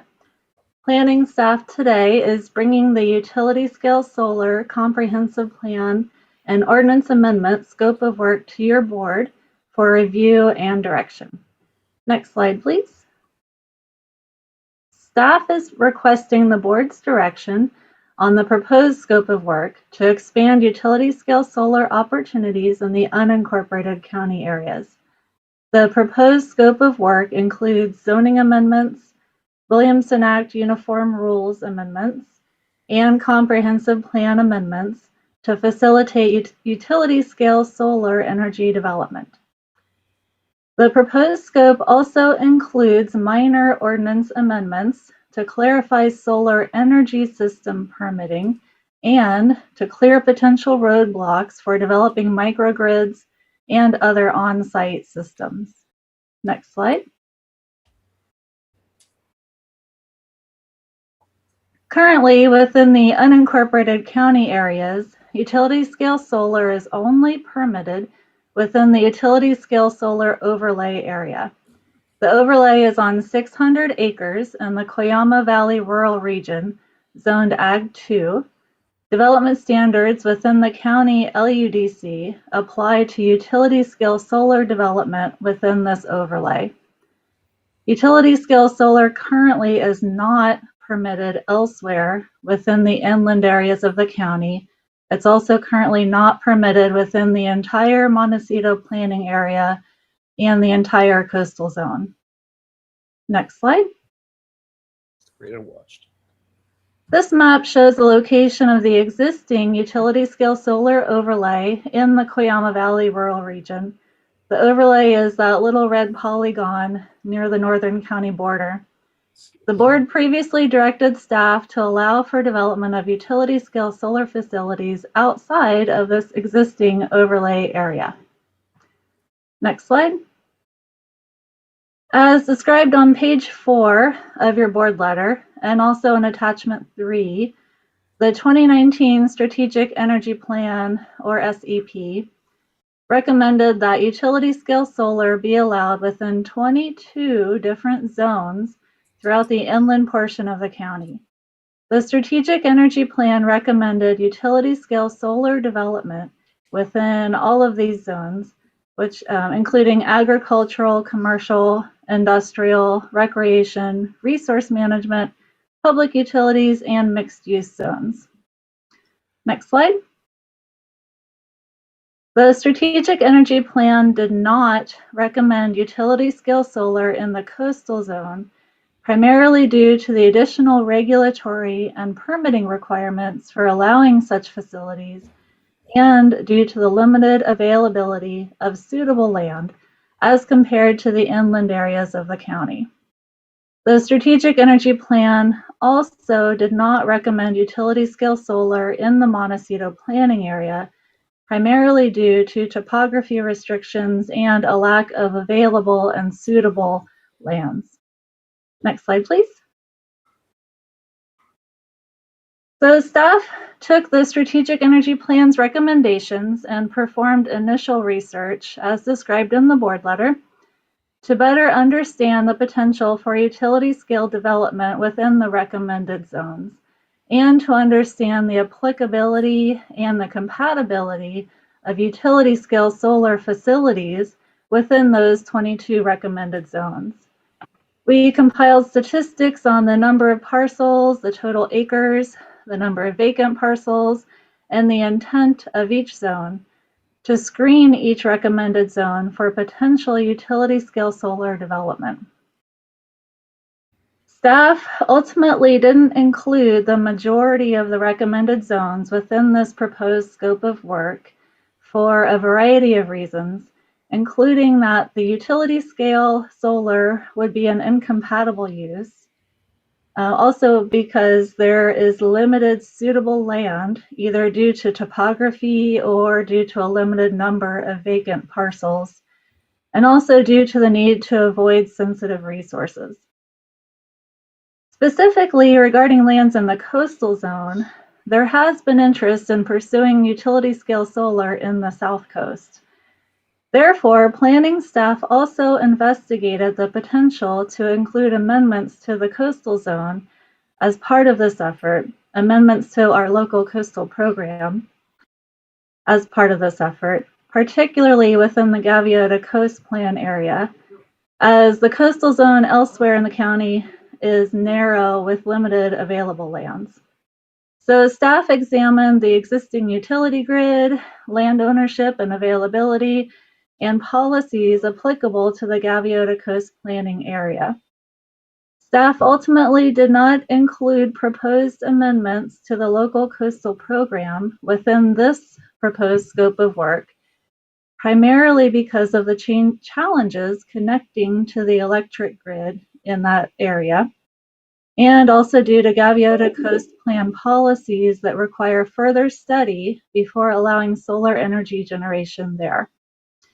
Staff can provide further detail on the potential for and the compatibility of utility scale solar within each of those 22 recommended zones, or including the coastal zone, if the board desires. Next slide. So as I stated previously, the proposed scope of work includes amending the county LUDC to allow utility scale solar facilities in new zones outside of the existing overlay. To summarize staff's initial research, the proposed scope of work includes potentially allowing utility-scale solar within Ag 1 and Ag 2 and public utilities zones, consistent with the Strategic Energy Plan recommendations for these 3 zones. Next slide. Regarding Ag 1 and Ag 2 lands, this map shows the extent of those zones across the county. Currently, the utility-scale solar overlay is entirely within lands zoned Ag 2.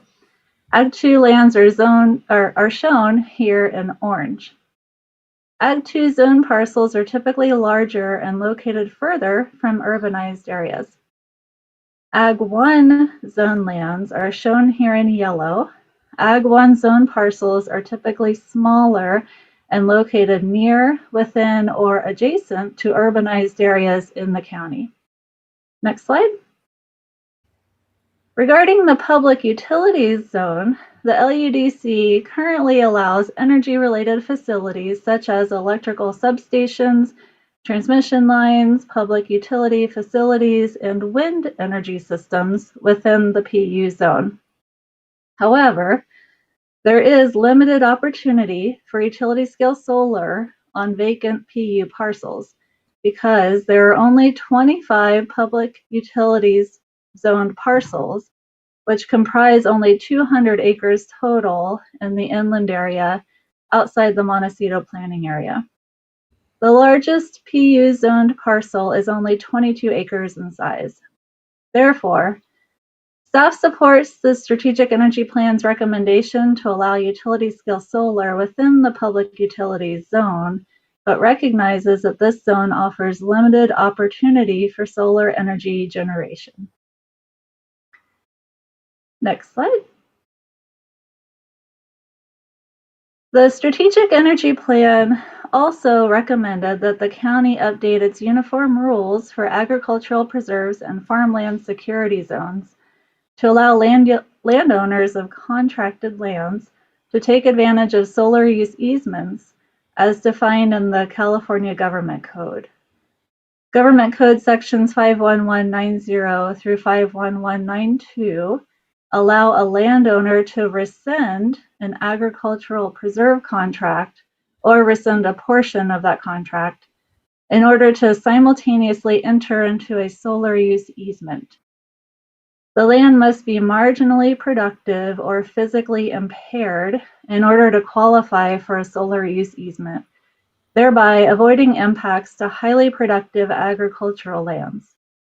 Solar use easements require that the land be used for solar photovoltaic facilities for at least 10 years. In addition, the Strategic Energy Plan recommended that the county update its uniform rules to allow utility-scale solar on non-prime farmlands under certain conditions. The utility-scale solar facilities would have to qualify as a compatible use with commercial agricultural production.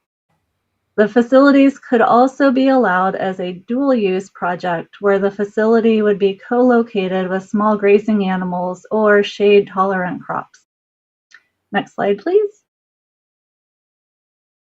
Approximately half of the Ag 1 and Ag 2 zone lands in the unincorporated county are under agricultural preserve contracts.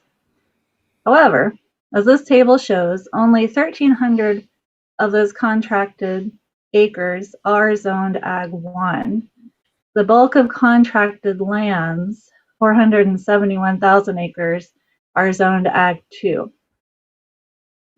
Next slide. This map shows the location of lands under agricultural preserve within the unincorporated county, all those purple areas. Next slide. And this map, for comparison, shows the land under agricultural preserve, but that is not on prime farmland. So the areas shown in purple would potentially be available for consideration of utility-scale solar to some degree under certain conditions as part of this proposed scope of work to amend the uniform rules. Next slide. The proposed scope also includes amendments to the land use element of the county's comprehensive plan. Land Use Development Policy 15 in the land use element describes the existing utility scale solar overlay. Staff proposes to amend LUD Policy 15 and other policies as needed to expand utility scale solar opportunities consistent with the zoning amendments. Staff will establish the exact comprehensive plan amendments that are needed after drafting the zoning amendments through the board's direction, committee input, and public outreach. Next slide. During the board's hearing to adopt the strategic energy plan, the board directed staff to revise the definition of utility scale solar to exclude solar on built environments, such as rooftops and parking garages. In addition, the strategic energy plan recommended changes to the definition of utility scale solar to clarify that photovoltaic systems of any size constructed on built environments are not utility scale solar facilities. Planning staff researched best practices for defining and regulating solar photovoltaic systems, including both utility scale solar as well as rooftop and freestanding solar energy systems. Generally, leading sources recommend that zoning codes should avoid regulating solar facilities based on how electricity generated by those facilities is used. Instead, zoning codes should focus on the land use impacts from installing, maintaining, and using such facilities. Therefore, staff will consider changes to the definitions of utility scale solar and definitions of rooftop and freestanding solar energy systems to achieve the board's direction. In addition, staff will explore different permit types to streamline solar photovoltaic development in accordance with state requirements and the board's previous direction. Staff may also identify additional opportunities to clarify ordinance definitions, development standards, and permit types or permit thresholds. Next slide. This slide shows staff's anticipated next steps after today. Staff will complete the research on the potential amendments and then conduct stakeholder outreach, including very soon reaching out to the Agricultural Preserve Advisory Committee and the Agricultural Advisory Committee, as well as the Department of Conservation, and conducting some general public outreach. Then we'll initiate environmental review, and we're expecting to need to complete an environmental impact report, which generally takes about a year. Then we'll bring all the amendments back to the Planning Commission for their review, and we expect to return to the board in winter or spring of 2023. Next slide. As shown on page 1 of the board letter, staff requests that the board provide direction to staff regarding the scope of work for the utility scale solar comprehensive plan and ordinance amendments, and determine that the board's actions are not a project as defined in the CEQA guidelines sections 15060C3 and 15378B5, and therefore are not subject to the requirements of CEQA. Next slide, please. This slide shows a summary of the potential scope of work that we've presented today for discussion purposes if helpful. The board can elect to direct staff to proceed with the scope of work as proposed or proceed with an alternative scope. As a reminder, the scope as proposed includes allowing for utility scale solar within Ag 1, Ag 2, and public utility zones, and developing a streamlined permitting system with clear development standards. The scope also includes potential amendments to the uniform rules to allow for solar use easements and limited utility scale solar on non-prime lands. The comprehensive plan would be amended for consistency with the ordinance amendments, and any minor text amendments would be performed to clean up and clarify definitions and permit requirements. Thank you. At this time, staff's available to answer any questions the board may have. Yesterday, we also delivered some backup slides to you, which we can also use to answer additional questions if they're helpful. Okay, thank you. Questions from the board? I'll start off with Supervisor Williams. Well, I really want to appreciate staff for the work thus far, and I understand the reasons of constraining the project to maybe what the areas you have calculated have more potential and can be done faster because of compatibility issues or bureaucratic issues. What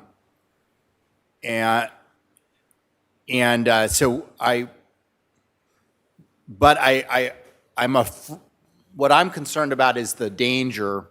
We started this journey because we didn't feel like it was right for us to be the birthplace of environmentalism and get all preachy about environmentalism, but to have solar be illegal here.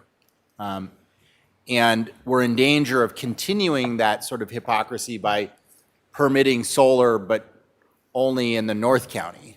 And so I'm a little concerned about some of those strategic constraints that staff has recommended. And so I particularly want to look at the viability of several different ones, and maybe you could talk a little bit about them. First, of including industrial zone land, of including either the Gaviota Coast Plan boundary or the coastal zone, sort of some strategic assessment of what would take more staff time and research, and then finally the question of Ag 1 parcels over a certain size.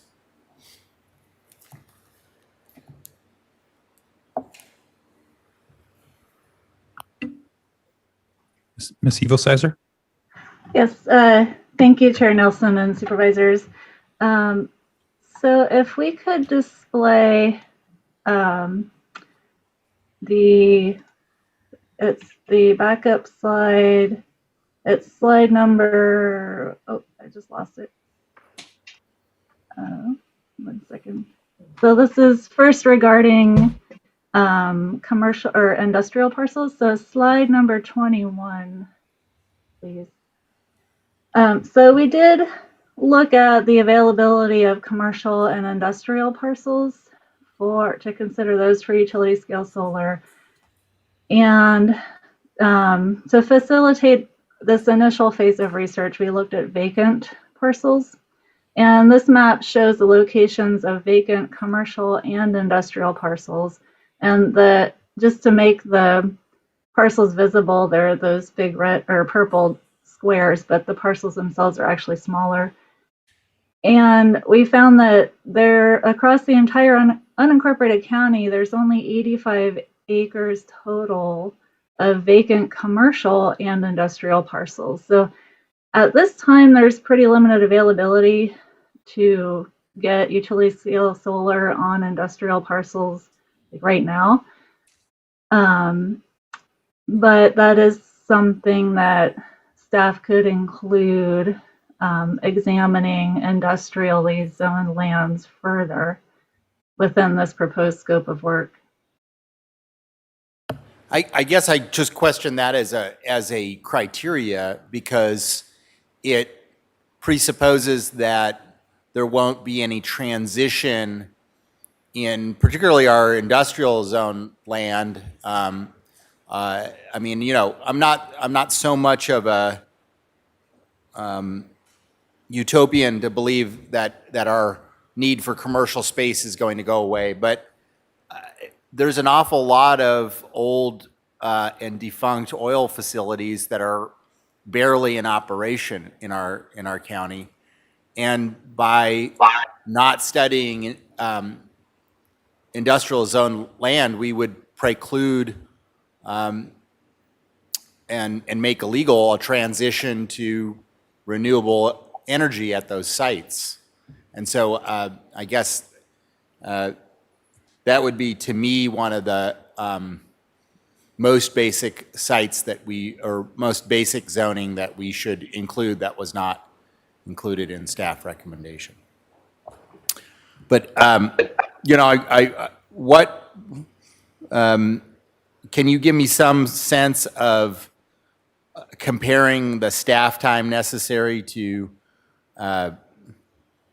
allow it in the, say, the Gaviota Coast Plan boundary? And the only reason why I mention that is because, again, two major oil facilities that are in that boundary, and making it illegal on those sites seems to me incredibly short-sighted.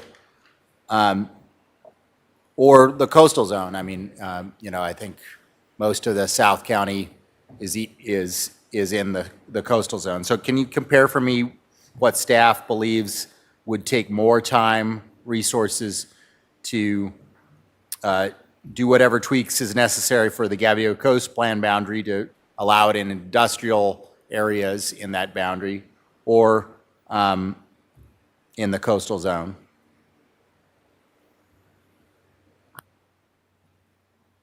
Sure, I'll start to respond, and then Alan or Lisa, of course, if you have any further information. So if we could show slide 24, it's a map of the Gaviota Coast Plan area.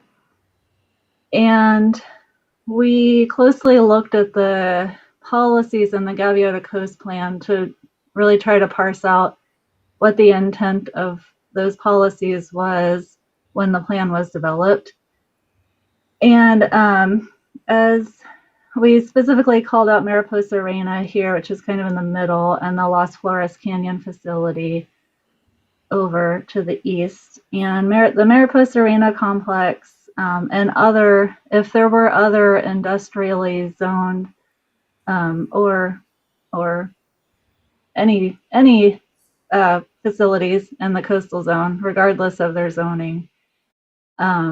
We would have to amend the local coastal program, which, as you all know, is quite a bit more of an effort in time and intensity than amending the county LUDC.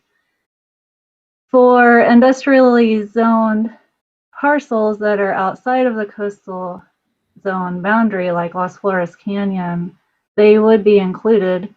They would be overseen, by the county LUDC, so they would be affected by the changes that we're proposing to the county LUDC at this time. But correct me if I'm wrong, because you're not allowing it in the Gaviota Coast Plan boundary, even if we included industrial zone land, it would not be in the staff recommendation. So that's something we need to look into a bit more. If we could show slide 22. So slide 22, which is action TEI6 from the Gaviota Coast Plan, it directs the county to study the potential for renewable energy generation in the coastal zone and the inland areas of the Gaviota Coast, and identify areas with adequate capacity for renewable energy resources, and then specify sites that are suitable for renewable energy development and evaluate mechanisms for protecting such sites. So the strategic energy plan that the county already prepared, it's an initial step, but it doesn't fully meet the requirements of this Gaviota Coast Plan action. So further study would be needed to evaluate utility scale solar energy potential in the inland areas of the Gaviota Coast Plan as well. And Mr. Chair, I just wanted to add something. Supervisor Williams, through the chair, the oil and gas facilities are largely on ag zoned properties. So by excluding industrial, we would not be excluding the potential to add solar facilities at those properties. So that may help. Do you mind if I don't understand that statement, Director, because your map says that Las Flores Canyon is zoned industrial. So wouldn't we have to include analysis of industrial zone land for a place like Las Flores Canyon to be included in the analysis? I'm just double checking that. But I guess my point is there was a reference to the majority of oil and gas facilities being excluded if you didn't include industrial. But I'm sorry, I'm just checking the map right now to confirm that. And maybe Ms. Evilsizer, do you want to confirm the zoning on that canyon? Well, when our mapping specialist prepared it, I asked him to map the industrially zoned lands for those two facilities. So, but yeah, there would be other oil and gas facilities that aren't shown on this map that would be zoned agriculturally. So if we wanted to consider Las Flores Canyon in the future, then we would need to include industrial zoning, is what I'm hearing. Yes, I think that's what Yep. Supervisor Williams Correct. is requesting for Yep. that to. I got Supervisor Williams, do you mind if I jump in with a couple questions? Absolutely, go for it. Okay, so are we proposing that these will be like ministerial permits at some point, or they're still going to have project-specific environmental review moving forward on all these projects? What kind of permit level are we hoping to get at the end of this? Mr. Chair, I'll provide an initial response and then I'll have Ms. Evilsizer or Mr. Bell respond additionally. But I think we're examining that now and trying to figure out what the appropriate permit levels are and how much environmental review we can do in a programmatic document that would help us streamline these types of facilities. So I don't think I have a very nailed down answer yet to that, but we certainly want to encourage it. And so the goal is to try and streamline where we can. The reason why I'm asking that question is it seems to me that, a lot of these projects and a lot of these properties, no matter what, are going to go through a environmental review process. We could make it legal throughout the entire county on every single parcel, but if it still ends up having to go through an initial study, environmental review, I don't know how many of these we're going to get. So I don't know. To me, it seems like, hey, let's make it permissible across the board. And then when those projects come in, because if it's a utility scale solar project, by its very nature, it's going to be a significant project that's going to need a lot of environmental review. So again, this is maybe a cultural thing that we have in our county that frustrates me, is I feel like we're trying to figure out all the possible options, but then once we get there, we still have to go through the process again. And I think that's where some of this frustration comes from people in the community, and definitely this board member. And so, as we scope this, that's what I was thinking, is say, let's get as many options on the table as possible. Let's have a review process that allows for these things to be vetted, and then go from there.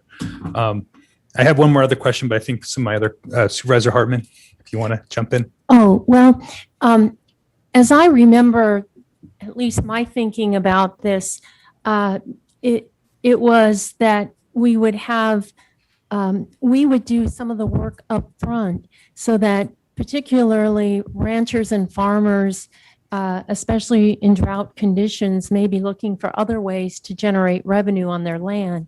And so we would take it upon ourselves to identify and do the environmental review, because it's a difficult process.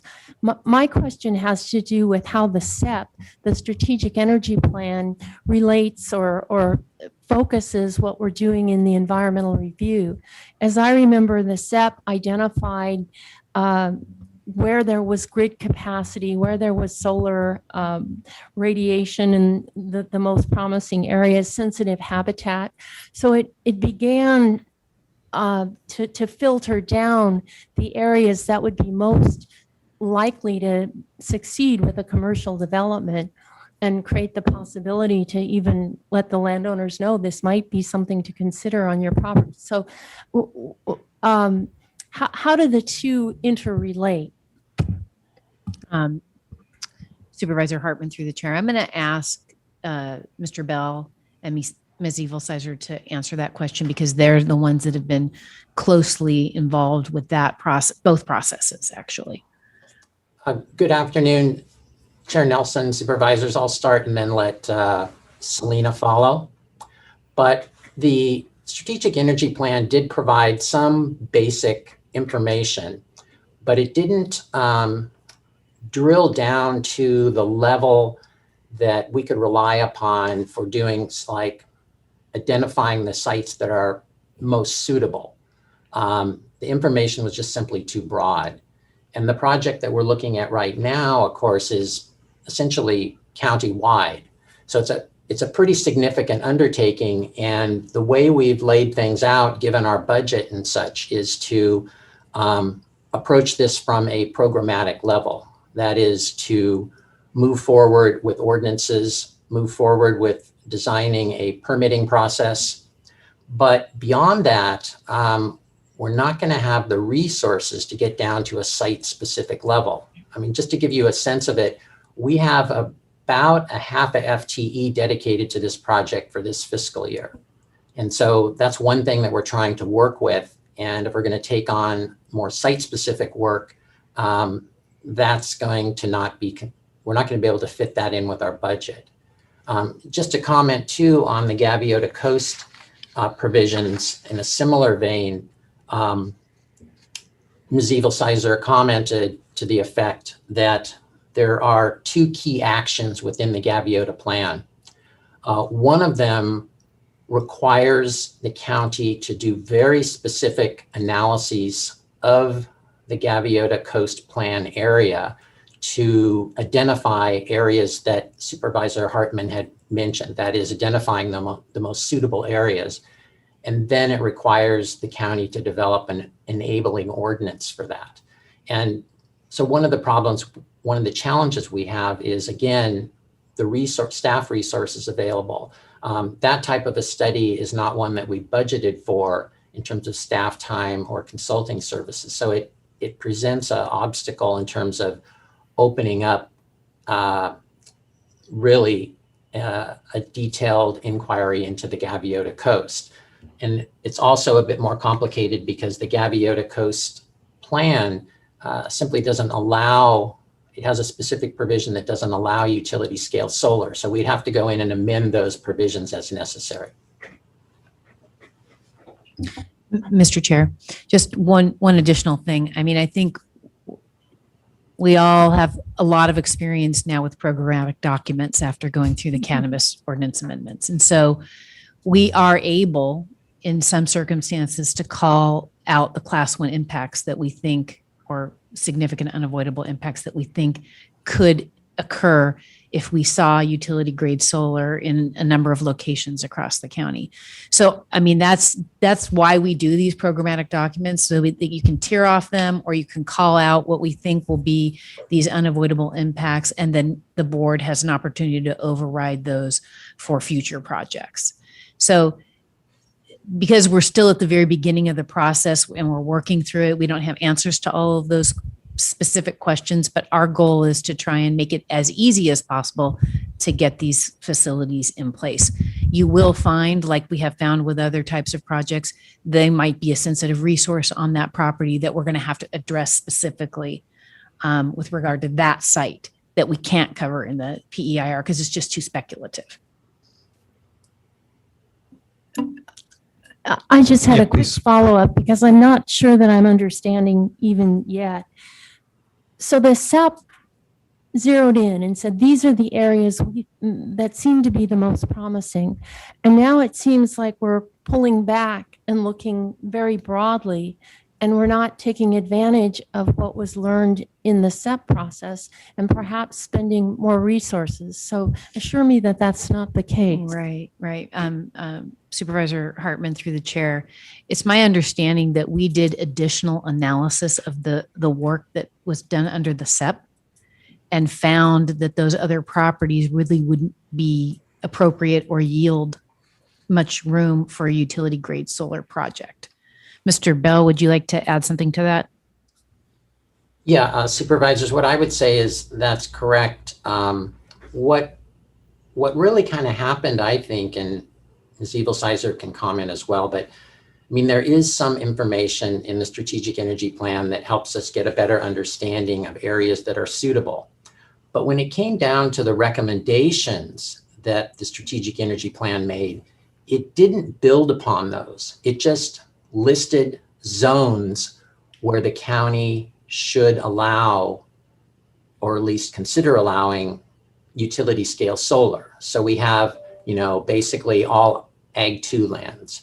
They identified various categories of sensitive resource lands that are currently zoned for those purposes. So that's kind of an example of, there's a bit of a disconnect between some of the information in the strategic energy plan and the recommendations. So what we tried to do is kind of go through that and take a little closer look, for example, looking at the purposes of zones, how much land was actually available, and then trying to narrow the scope of work down a bit so that it would make a bit more strategic move at this point in terms of kind of directing solar to where we think it would be most appropriate, and that would help focus our environmental review work.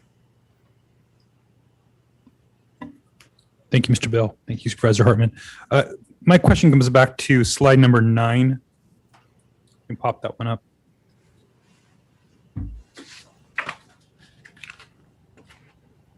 And this goes to, I think part of the problem here, I think I heard Evo Sizer say that there's only about 80 acres of industrially zoned land. If you look at that area just east of Santa Maria, that's all manufacturing zoning. That's all M2 zoning that you see that's not ag zoned there. And that's hundreds of acres. So again, that's, something that should be considered and has been excluded at this point.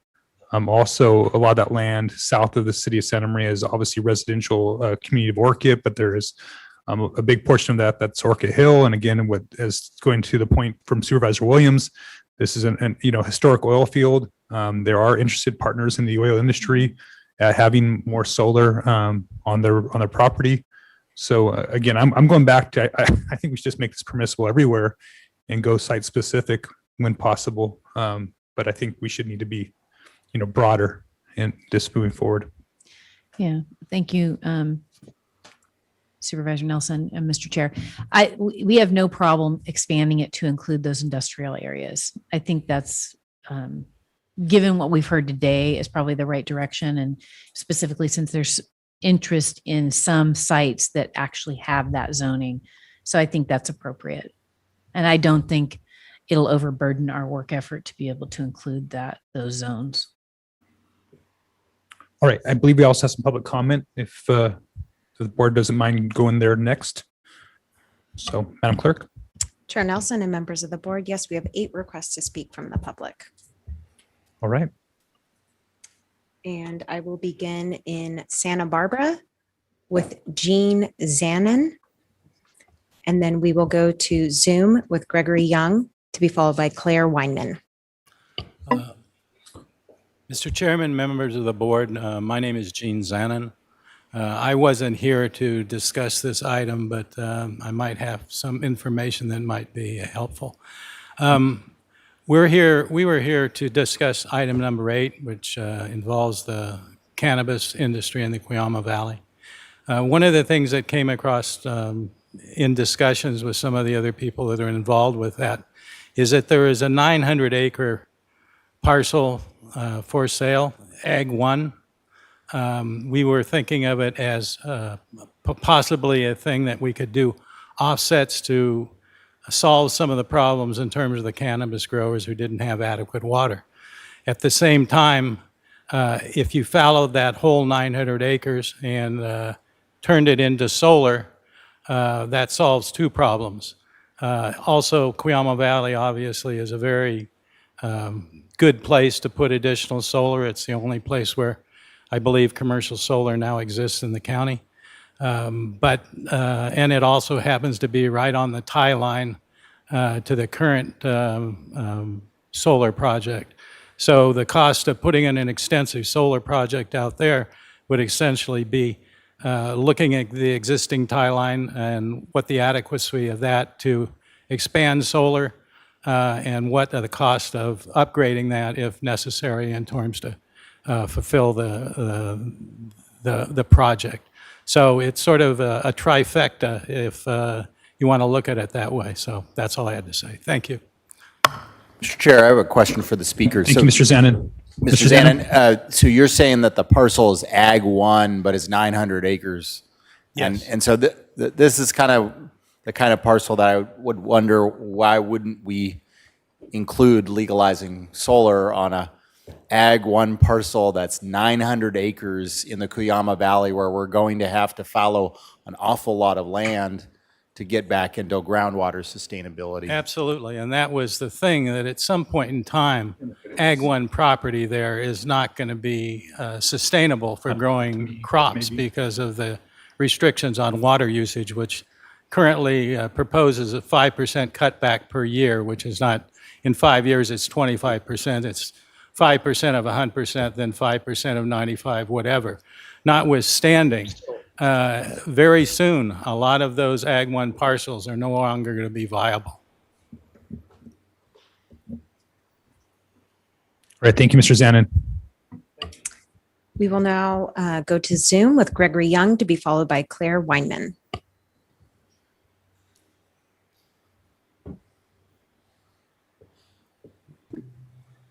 Hello, my name is Gregory Young, and I am a program manager with the Clean Coalition. I myself, along with the Clean Coalition, greatly supports renewable energy growth in the county of Santa Barbara, and also supports the changes suggested by the staff for the utility scale solar ordinance. We greatly appreciate the emphasis on streamlining the permitting process for solar and the clarification that the definition of utility scale excludes any solar on built environments, such as rooftops, parking lots, and parking structures. The Clean Coalition has requested Santa Barbara County to redefine this utility scale solar to exclude solar on built environments, since the SEP was in front of the Board of Supervisors multiple years ago.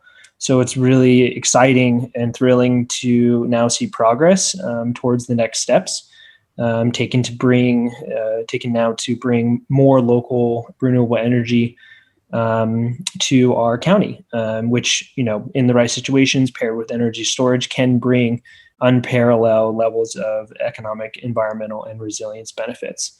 So thank you again, staff and honorable supervisors, for your time today and your efforts to make these changes. Have a great day. Thank you, Mr. Young. We will now go to Claire Weinman, to be followed by Renee O'Neill.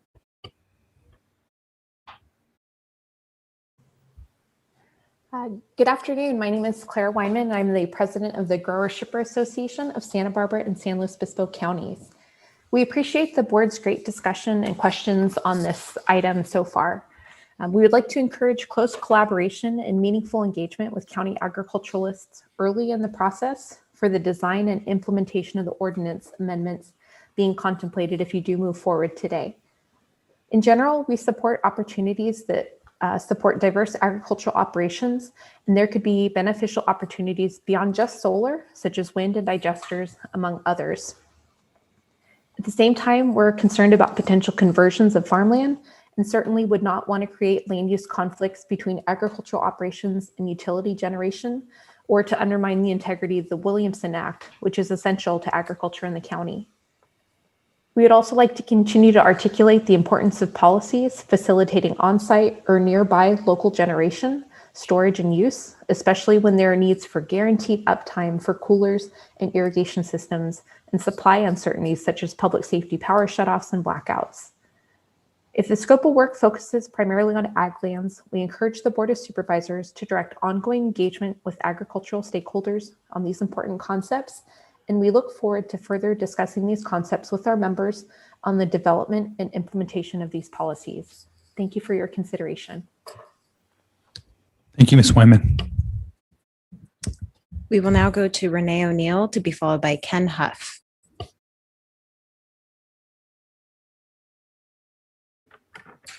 Good afternoon, supervisors. This has been a really interesting discussion, and I sure do appreciate listening to all the conversation. Doss, I agree with you wholeheartedly. I think areas in our county that are no longer going to be producing oil, those lands have already been flattened out and probably have a great place to put utility scale solar panels.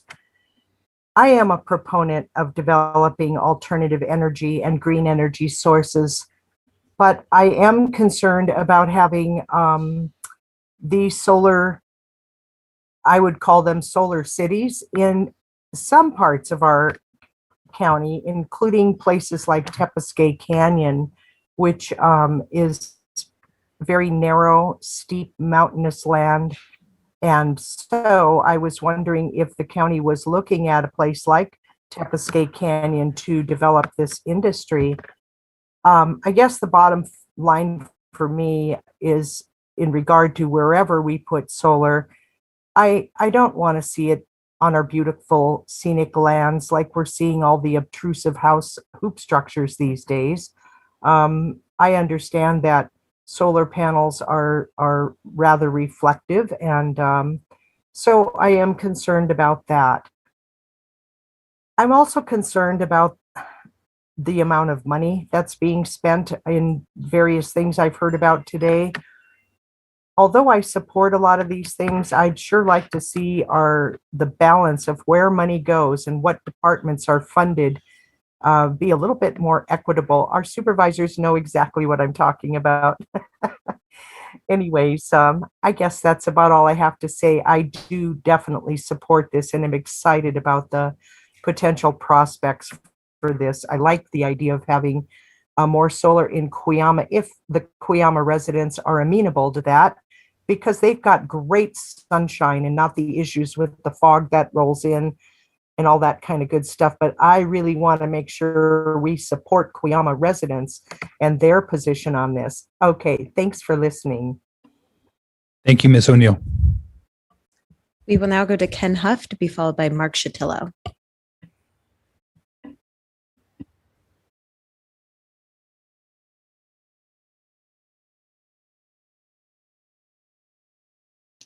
Hello, Chair Nelson and supervisors. I'm Ken Huff with Santa Barbara County Action Network. And for about 20 years now, we've been working to promote social and economic justice and to preserve our environmental and agricultural resources. We supported the Cuyama project some years ago, and we have long felt that allowance should be made for similar projects throughout the county. As I read the staff report, I thought, well, this all makes sense. They're ruling out some areas, and there were some good arguments for it. But I'm glad to hear the discussion. It's really good discussion today, and I'm hearing some convergence on that issue of whether to keep all options on the table. But there's some argument certainly to be made for narrowing it down and for efficiency's sake. I want to say I support. I hope you've seen the letter from Steve Ferry with Audubon. He made a bunch of really good recommendations, and I hope you'll look at them if you haven't already. Please direct that the development standards to protect the environment be included in the scope of work. Steve proposed 9 protections, and they all made a lot of sense.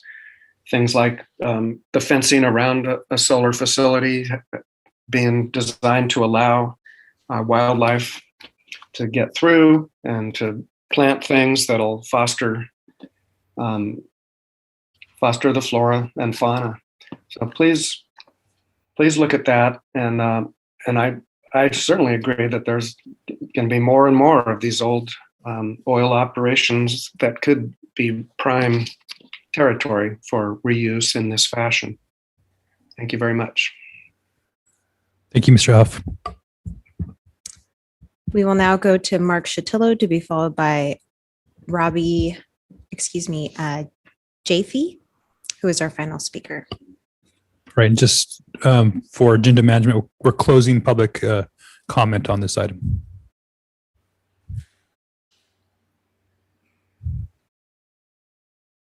After these 2 speakers.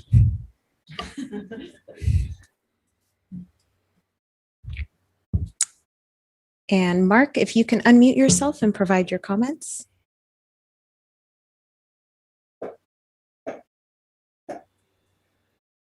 go ahead and go to the next speaker and then come back to Mr. Sotelo. We will now go to Robert Jaffe to be followed by Marcia Tillo. Hello, can you hear me? Yes, Ms. Okay, Jaffe. great. Thank you, Chair Nelson and supervisors. My name is Roberta Jaffe, and I'm a resident in Cuyama Valley. And I just want to back up and support the comments made by Jean Zanin. I'm actually also here as a panelist on the next item, number 8.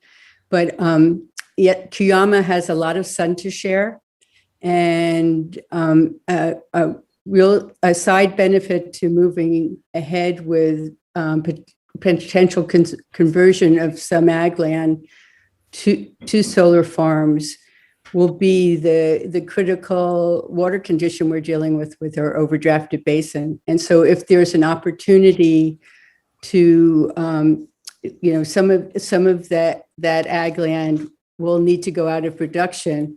And if there's an opportunity to put in environmentally sound solar farms that will protect, soil erosion, et cetera, it could be really have a lot of side benefits for Cuyama.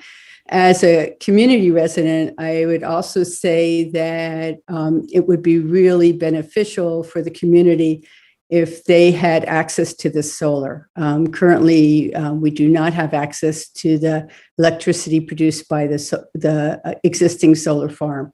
So I hope local access will be something that's considered as you deliberate over this. Thank you very much. Thank you, Ms. Jaffe. And we will now return to Mark Shatillo, who is our final speaker. Good afternoon, members of the board. I'm Mark Shatillo, and I'll speak on behalf of 2 organizations today. First, for the committees of Land, Air, Waters, and Species. We want to confirm and agree with Supervisor Williams that we do want to set an example for the community and for the planet, really, with respect to solar. But we want to do it well. So I want to underscore the significance and implore the board to direct staff to include the development standards suggested by Mr. Ferry and the Audubon Society. I think that the reference to the Cannabis programmatic EIR is not a good example. That's not the kind of controversy that I think we want to have associated with the solar ordinance. Let's get it right the right way. The one specific additional issue that should be considered is the benefit that is associated with these projects. In Cuyama, while there's solar out there, all that electricity is exported out of the area. So it would be appropriate for this ordinance to also encourage the benefits as well as the detriments be visited to the community that is hosting these kinds of projects. And finally, turning to Gaviota on behalf of the Conservancy, we have previously indicated support for solar at Las Flores Canyon in the previously disturbed areas. So that is as an industrial facility and one that's out of the critical viewshed. It's one that and does have the infrastructure that would be appropriate in our view for a utility grade solar program as an alternative and substitute for the Exxon Las Flores processing facility that's there now and has been mothballed with all of the oil infrastructure being shut down due to the Line 90 failure. So with that, we very much appreciate it, and we'll be watching carefully as staff works forward with this, and we look forward to getting it right. Thank you. Thank you, Mr. Shatillo. And that was our final speaker. All right. Thank you, Madam Clerk. Back to the board for comments and a motion. Supervisor Hartman and Supervisor Hart. Yes, I just wanted to talk a little bit about Cuyama. I was on the Planning Commission when that project was approved. And as I remember it, the reason that there is that small acreage was, one, the developer only wanted to pay for an EIR, and we thought it was only just for what his footprint would be, not a broader one. But more importantly, there's very limited grid capacity. Jefferson Litton just sent me, he thinks there's only 35 megawatt capacity left in Kiama. So we can permit things, but if we don't have grid capacity, that's a real issue. And I don't know how these are going to merge. And I just, my other point is, I guess I want to go broad, but I agree with Mr. Shatillo that going broad and then just overriding every kind of environmental issue, I don't feel comfortable doing that. And again, that's what I thought the SEP was to do, was kind of helping us see where there's grid capacity. So instead of, not having to study all of this pink area, we were focused in. So I just want to get something going, but we often hear that P&D, it doesn't have resources. We've only got a half of FTE. How are we going to use that in the most efficient, focused way? And if you tell me this is it, I'll have to believe you, but I at least want to ask that question and have you deliberate about it. Is that a question for staff or your colleagues? It's a general question or Sure. comment. Okay. Well, Supervisor Hart and then Supervisor Lavanito. Yeah, I think this conversation here has helped this discussion, but it is complex and it's very hard because we're trying to be permissive, include everything. We want to be a leader. We want to set a standard. We want to anticipate places that might not be economically viable today that could be in the future. As battery technology becomes more efficient, the disconnection from the grid becomes a possibility. And so it's really hard for us to predict the future and know where this is going. And yet we're stuck in the past where it's illegal and that's untenable. So, Supervisor or Chair Nelson's point that, ultimately we probably are going to have some kind of permit process. It's going to require some additional environmental review, which is the catch to get the development standards that Mr. Ferry and the Automotive Society and others have appropriately added. So I do want us to go faster, quicker. And if it takes more people for this very specific thing that everybody I think here agrees on, let's do that, because this is one of the places where there's less divisiveness about the inherent task and more concern about, let's get going and create a process that gets us to people who are economically interested and viable today, who are saying they'd like to do this and can't. And so I don't know what that means. I'm speaking out of both sides of my mouth because this is that kind of a thing. It's an and thing. It's an and problem. So going forward today with what we have talked about and expanded the potential and getting staff going on this work is, we just got to do that. And then if we can think about how we do it faster and better while we're doing it, I'm for that as well. All right. Thank you, Supervisor Hart. Supervisor Lavanito and then Supervisor Williams has a question for us. Thank you. to discuss So as well. first up, I want to say I want to appreciate Mr. Ferry, Mr. Shatillo, Mr. Chiacos for being intellectually honest on this issue. In that I know these are projects that they support. Would love to see everybody just run haphazard building solar because they like solar. But in the same vein, they're saying, wait a second, we've got to do this. Right. We've got to do this in the proper way, even though these are projects that we would love to see get built.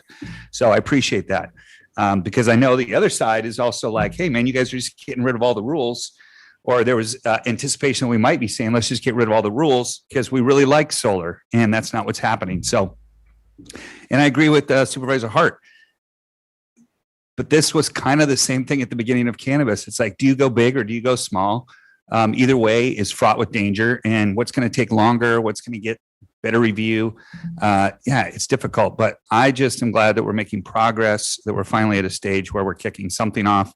I think we can perfect it as we move forward. But today I'm just most, impressed that people are actually adhering to the same guidelines that they've had on other projects that they don't necessarily agree with. So I see that as a positive.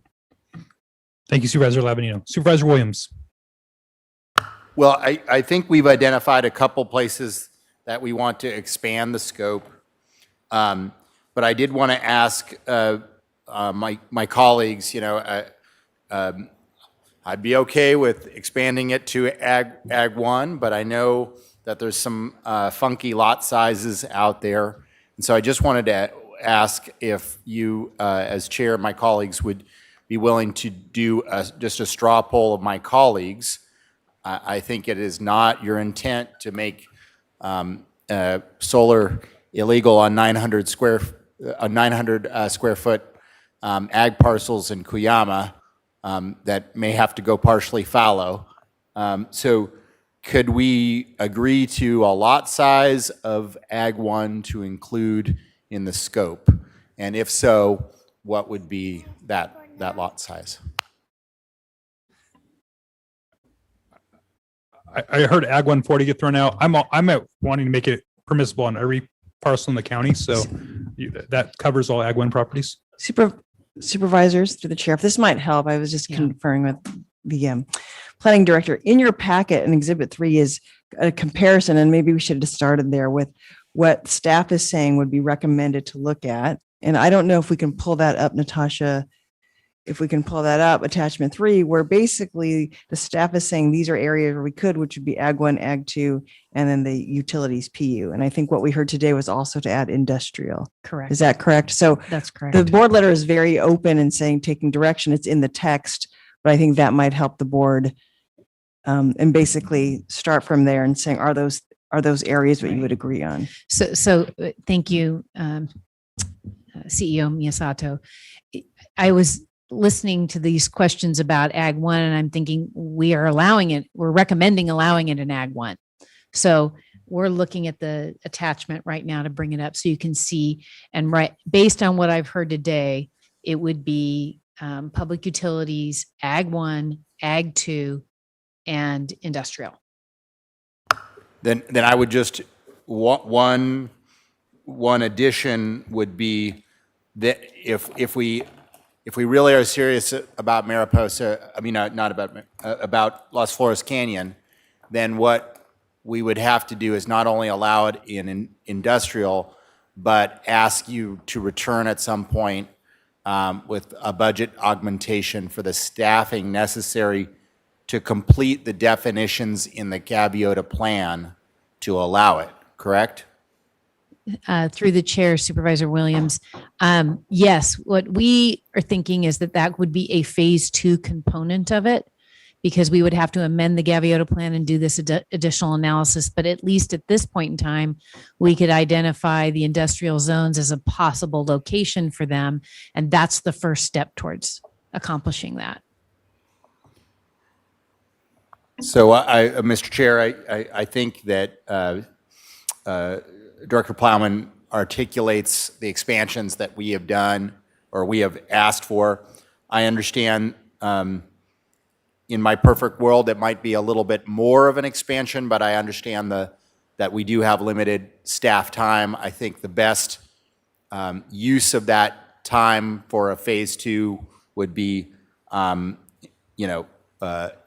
fleshing out of the Gaviota plan that would facilitate a real utility scale project in the industrial zones of the plan boundary. And I just want to say, I think this is a really important moment. Both the lack of long childcare during summer necessitated me to have my daughter Yash here, but I'm also really just happy that this was the moment to be there for her to be here, because I think legalizing solar is enormously important for our future as a community. I think it's important for our future ecologically to fight climate change, but I think it's even more important for our internal consistency and our ethical compass as a community, to be the kind of community that not only preaches the environmental message and the importance of true environmentalism, but lives that.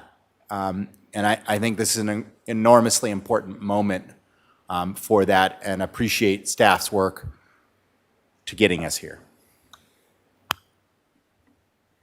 Maybe I would make the motion of staff recommendation with the inclusion of industrial zone, Ag 1 parcels, and a phase 2 of fleshing out the Gaviota Coast plan boundary.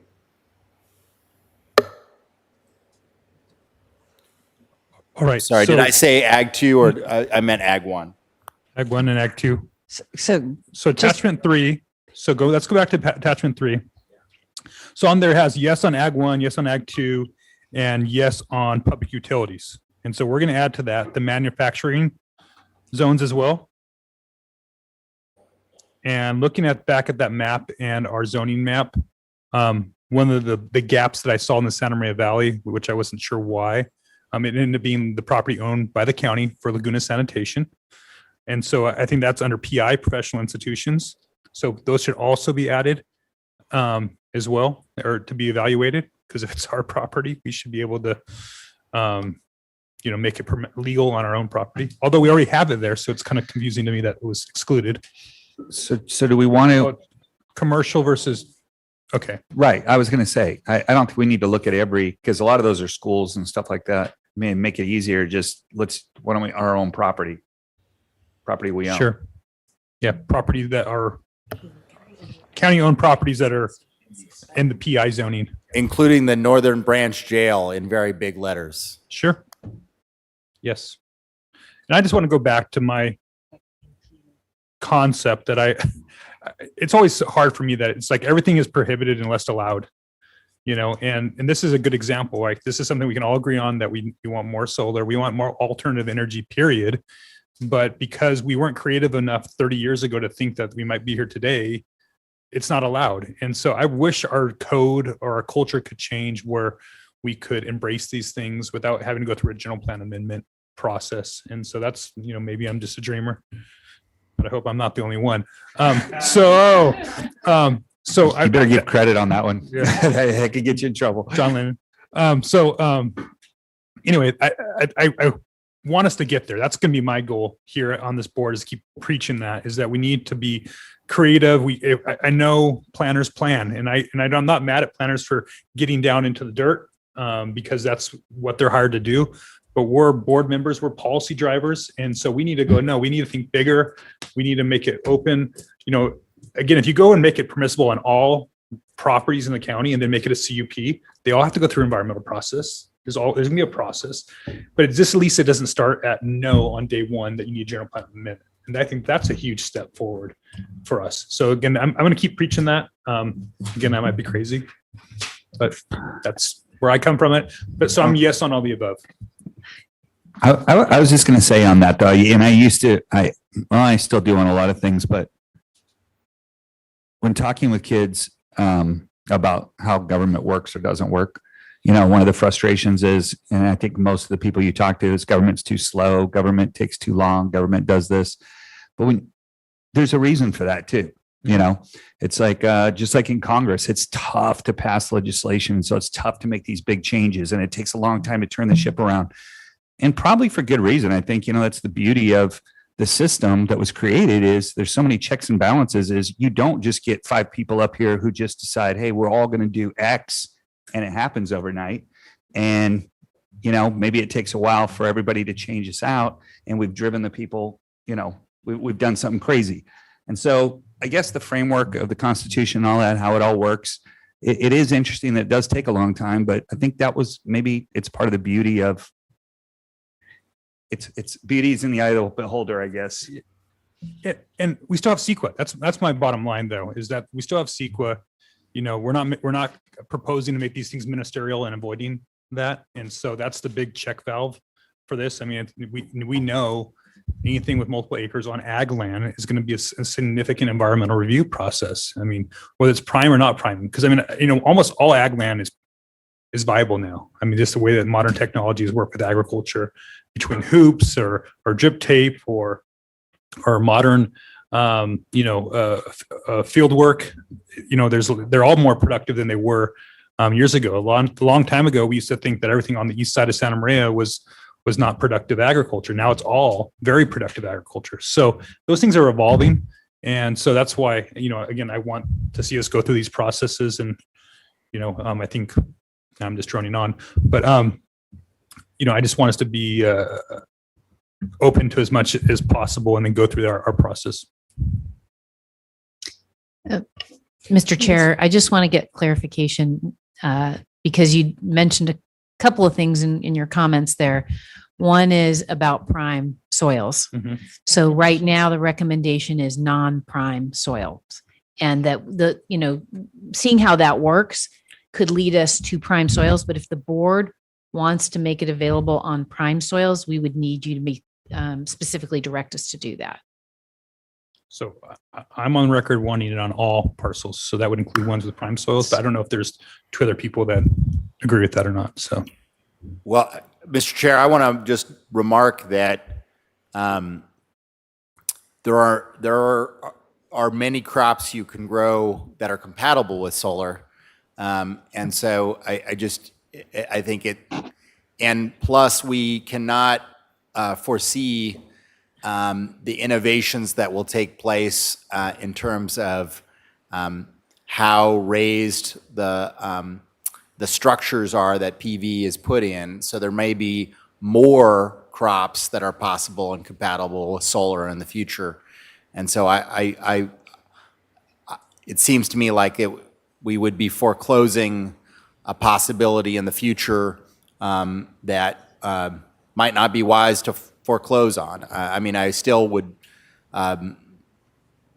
think that this board would not be ready to convert prime soils as a general rule, but blocking that out in a meritorious project that thinks about it and works it out thoughtfully seems to me short-sighted. I think again, if there's a person who's going to be the biggest guard against conversion of prime soils lands is the actual landowner and the farmer. That's probably the tenant there, because of obviously as productive and as financially rewarding as utility scale solar might be.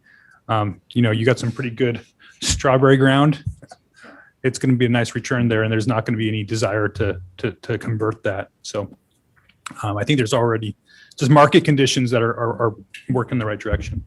But again, there's a motion from Supervisor Williams, and I guess you didn't get good clarity from.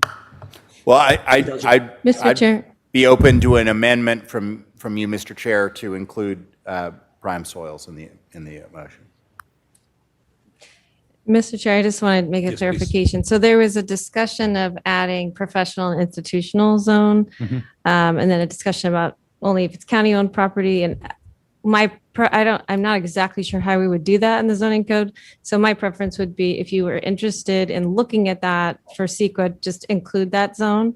Yeah. And so what I have for the motion is Ag 1, Ag 2, public utility, professional and institutional, M1 light industry, M2 general industry, and MRP industrial research park. That's what I had circled on my attachment 3.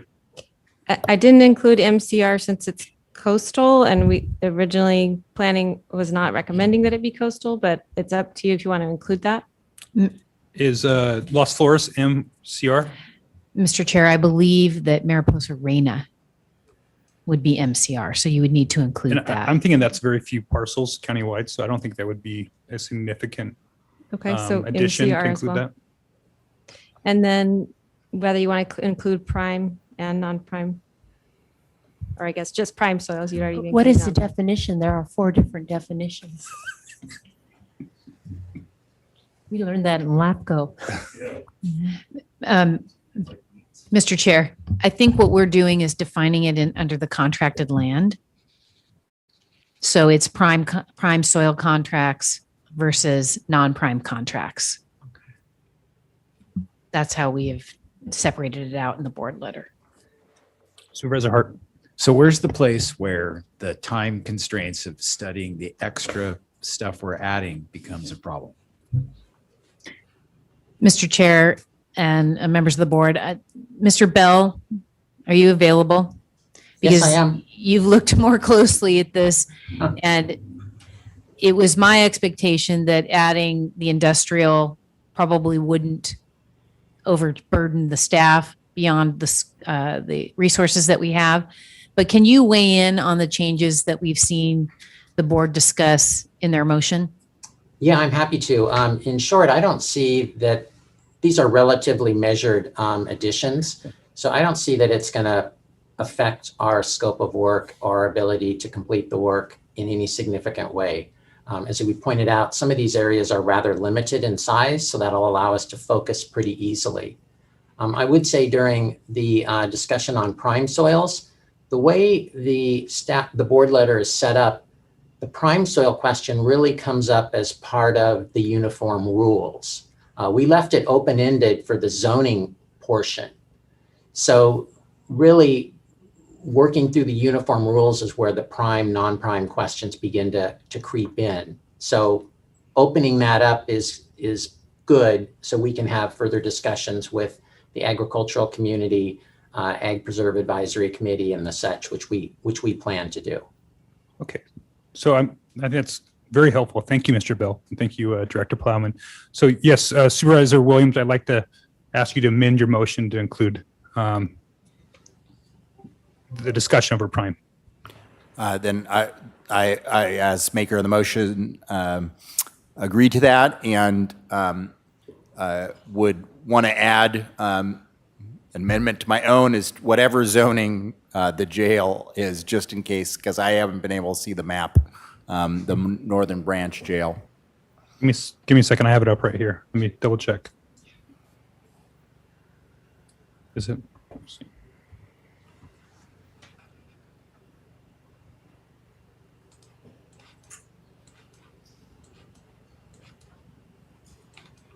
The stuck in Cuyama one.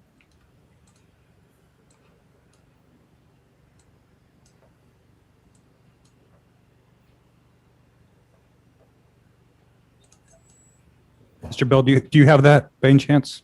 I'm looking for it right now.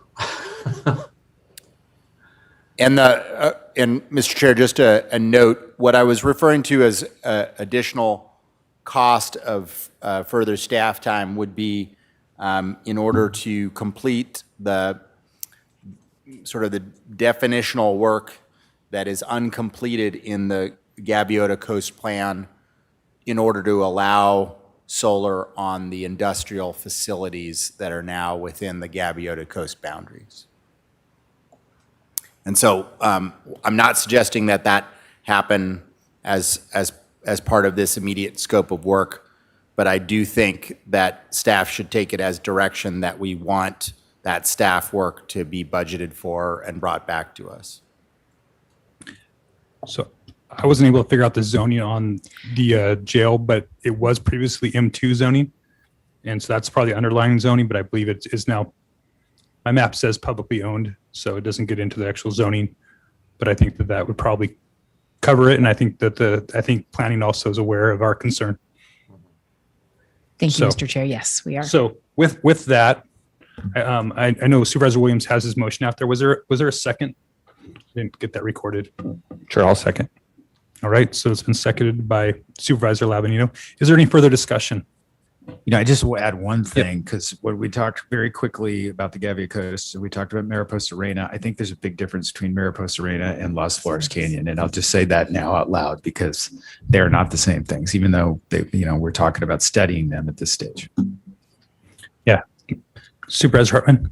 And that raises the broader question. This is for study. We get another bite at this apple, right? Because I'm not fully persuaded. Yeah, and not only another bite at the apple, but then there's going to be an application at some point. So, I mean, there's many, many bites at this apple. So, which is my frustration. Well, if I can reassure my colleagues, as much as I think Mariposa Reina would be a great site, it still would not be permissible unless we amended the local coastal plan, which is not in this scope of work. So I suppose you could say it would be one of many steps, but not sufficient to permit it. Thank you, Supervisor Williams. Madam Council. Mr. Chair, members of the board, I'm looking at the EIR for the jail, and it says that the site's designated as A2, rural agriculture under the county's comprehensive plan, and zoned M2, general industry. So it should be captured in your existing motion. Thank you for the clarification. So we do have a motion and a second. Madam Clerk, can we please call the roll? Supervisor Lavanito, Aye. Supervisor Williams, Aye. Supervisor Hart, Aye. Supervisor Hartman, Aye. and Chair Nelson. Aye. Motion passes unanimously. Okay, we're going to take a quick 3-minute break while we transition to the next item. I said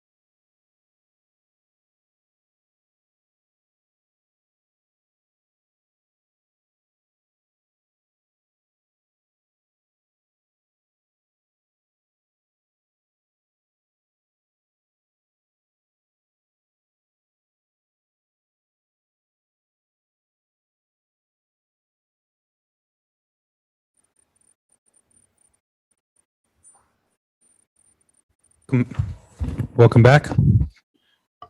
Next item up is our eighth and final item of the day, departmental item number 8. Madam Clerk, will you please read that item in the record? Chair Nelson and members of the board, departmental item number 8 is from Planning and Development. It is a hearing to consider recommendations regarding the Gallard appeal of the Planning Commission approval of the Suarez Cannabis Cultivation Project, case number 21 APL 18 and 19 LUP 327. This is in the 1st district. Thank you. Before we get started, ex parte communications. Supervisor Lavignon. I have none to report. None for me either. None for me as well. Supervisor Williams.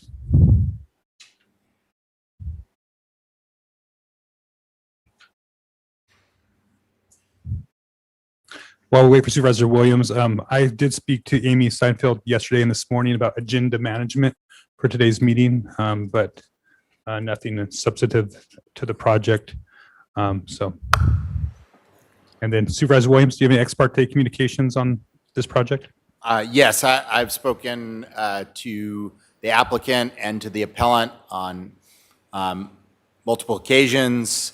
My staff has been participating in negotiations about issues that pertain to the project, which will be explained further soon. Therefore, I have communicated regularly with the attorney representing the appellants and other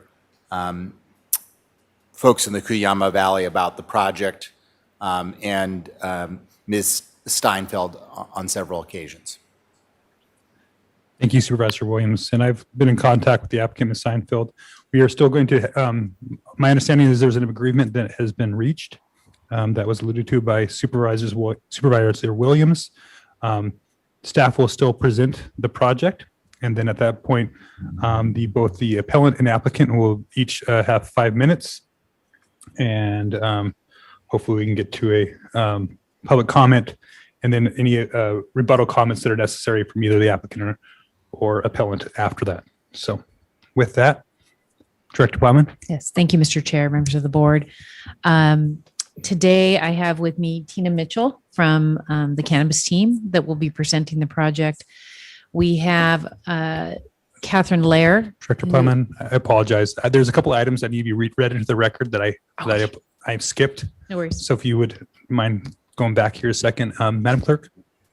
Chair Nelson and members of the board, my apologies. Yes, if we can please get a motion to accept a few documents we received after the noon hour, our deadline on Friday. As follows, the first document is a public comment from Jerome Weidman that we received Monday, July 12th at 2:50 a.m. and a presentation from Melissa Eldridge from a joint presentation we received yesterday from both the applicant and the appellant on Monday, July 12th at 9:52 a.m.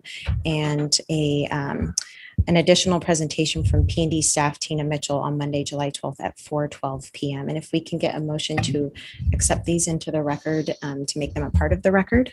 Thank you. Get a motion. Move to add the additional items to the record. Second. Madam Clerk, will you please call the roll? Supervisor Lavanino. Aye. Supervisor Williams. Aye. Supervisor Hart. Aye. Supervisor Hartman. Aye. And Chair Nelson. Aye. Motion passes unanimously. All right. Now, Director Plowman, if you don't mind restarting for us. Yes, Mr. Chair, members of the board. So this afternoon, I have Tina Mitchell with the Cannabis team who's here to present the appeal. And we have Catherine Lair, supervising planner, who's available via Zoom. And unfortunately, our deputy director is ill today and he won't be available. But Ms. Mitchell will go ahead and proceed. And as indicated by the chair, we are going to just brief, at a high level outline the project elements, the issues that were raised in the appeal. And then, as you understand, there's been a compromise reached. And we can explain that to some degree. And then you will have comment from the appellant and the applicant. So with that, I turn over to Ms. Mitchell and she can proceed. All right. Good afternoon, Chair Nelson and members of the board. Today, I will be presenting case number 21 APL-18, a request by Mr. Jean Gallard to consider an appeal of the Planning Commission's de novo approval of the Suarez Cannabis Cultivation Land Use Permit, case number 19 LUP-327. The land use permit approved 34.7 acres of outdoor cannabis cultivation under hoops on a 78.27 acre parcel in the Ag 2 zone district. As described in the July 9th, 2021 memo, the applicant and appellant have reached an agreement with a revised project, and because of these changes, the proposed project will require de novo approval by your board. The project site is located on Foothill Road, approximately 3 miles southeast of Highway 166 in the community of Cuyama. The project site is bounded on all sides by agricultural operations and is currently being used as grazing land for livestock. The project was approved by the director under a land use permit on October 23rd, 2020, and was appealed by Mr. Gallard on October 30th, 2020. The appeal was denied and the project was granted de novo approval by the Planning Commission on March 31st, 2021. On April 12th, 2021, on behalf of Mr. Gallard, the law office of Mark Shatillo filed an appeal of the commission's approval. On July 8th, 2021, the applicant and appellant reached a settlement agreement and provided a joint letter expressing their mutual support for the project with revisions to the project description that are detailed on the next slide. As previously proposed, the project included a one-to-one groundwater offset program wherein the applicant will provide compensation to other farmers within the Cuyama groundwater basin that switch from irrigated to non-irrigated agricultural activities. The revised offset program now specifies that the offset farm location must be within the same GSP designated groundwater threshold region as the project site. The applicant has secured a new offset farm location that is less than 1 mile from the project site. Additionally, as part of the settlement agreement, the applicant has committed to complying with the Cuyama Valley Cannabis Advisory Committee guidelines for Cuyama cannabis operations. Staff prepared a memorandum to the board dated July 9th, 2021, describing the changes to the project, description in full, including supporting materials from the applicant and staff's analysis of the changes. The revised project description is as follows. The proposed 34.7 acres of cannabis cultivation will all be grown under 18-foot tall hoop structures, and the applicant will offset all groundwater used for the project on a one-to-one basis. New development proposed as a part of the project includes a security kiosk, a restroom building, a storage container, and 2 water tanks. A new access road and a parking lot are proposed and would require 280 cubic yards of cut and fill balance. A new septic system would be installed to serve the restroom, and the project also includes the installation of gates, fencing, security lighting, and screening landscaping. The operation would require 4 full-time employees from March through December and 20 temporary employees from April through November.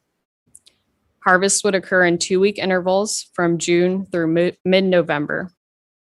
Other minor revisions that have been made to the project since the Planning Commission approval include the addition of a staging area to the site plan and a reduction to the security fencing height.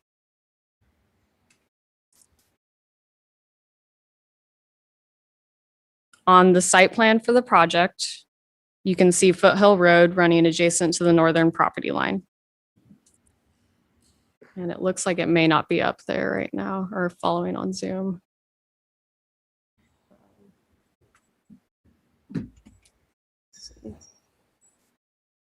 Okay, I'll keep going. The 34.7 acre cultivation area is shaded in light green, and the proposed support structures and improvements are all located near the eastern property line.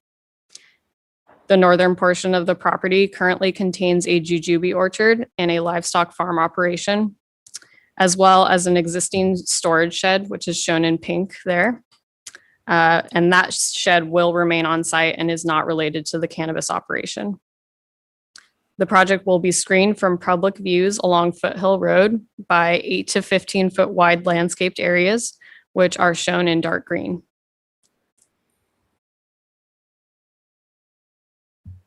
There's a little bit of a lag there. Okay. So once it comes up, we have a couple photos that show the current views of the proposed cultivation area. Photo A was taken looking southwest of the site with the existing jujube orchard in view. And photo B was taken looking southeast at the proposed cultivation area.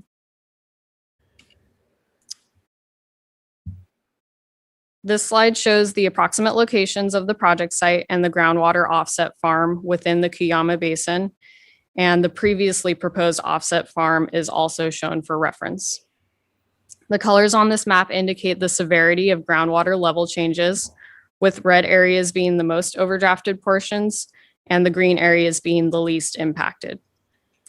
With the revisions to the project description, including the new offset location that is shown here, the appellant now supports approval of the project.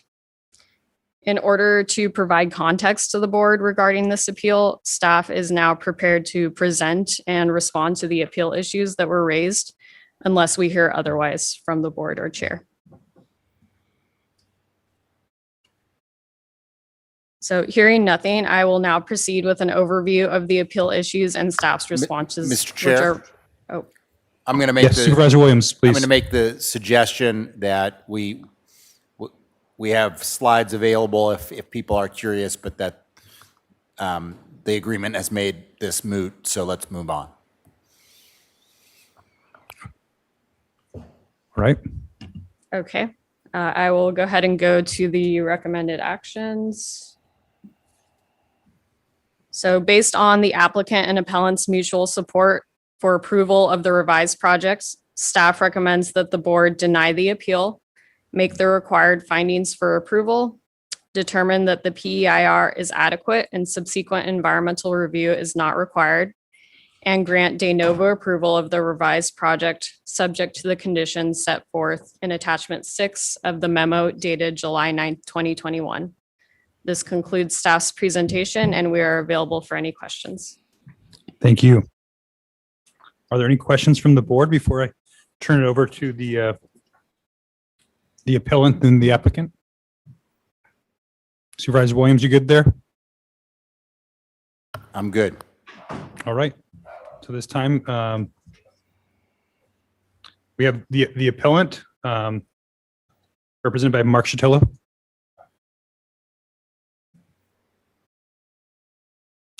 And my apologies, Mark, you are muted. If you can please unmute and There we go. Try again. comments. Thank you. Good afternoon, members of the board. I'm Mark Chatillo, and I am here on behalf of the appellant, Jean Goyard, a farmer who has been growing food for the Cuyama community for a number of years and was the appellant for this action. Next, let's see, we have a PowerPoint. If we could have that up, please. The next slide, please. The next slide, please. Hold on, Mr. Chatillo. There's a slight delay in our screen time here. We have it up on the computer, but it's not coming up on the screen for the public and the board. And Mr. Chatillo, I have you, or Chatillo, I have paused your time. Thank you. Thank you. I'm going to speak for about 3 minutes. Very briefly, we've truncated our proposal, and then Ms. Jaffe will be speaking for a couple of minutes from the community perspective. So picking back up, the Cuyama Valley Groundwater Basin is one of the more critically overdrafted groundwater basin in the state. It enjoys the highest level of urgency because of the significant overdraft. It is the most overdrafted groundwater basin in Santa Barbara County. So when cannabis proposals started to come in Cuyama, where unirrigated lands were being proposed for new irrigation for cannabis, it was clear that there needed to be additional precautions to ensure that the cannabis industry would not exacerbate and worsen the groundwater overdraft in the basin. So we have reached out with it. We filed this appeal in part because of the large number of proposals, because of the nature of the lands that were being proposed for development being unirrigated, the significant cumulative effect, and the failure of the county to recognize and apply the groundwater element, groundwater resources section of the conservation element of the general plan, which sets specific policies for how projects like this should be mitigated. Next slide, please. That appeal then led to a conversation with the applicants and a process that Ms. Steinfeld is going to describe in a couple of minutes with respect to the guidelines that Supervisor Williams referred to.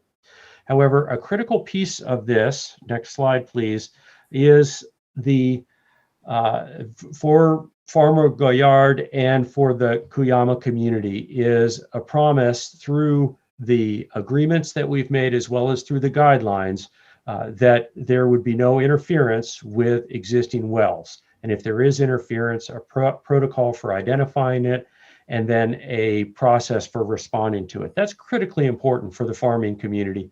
And we're very pleased that we were able to achieve this through this approach. There is a provision in the project description, which was added, and it's not on the slide, but I'm going to read it for you, which is particularly important. And I'd like the board members to focus on this and in their comments indicate to staff their support for it. Because this is a critical issue that's coming up throughout cannabis cases in Santa Barbara, where applicants and community groups agree to doing additional steps. And the question has been how to codify that into the project approvals. Language that we developed that staff has approved is as follows.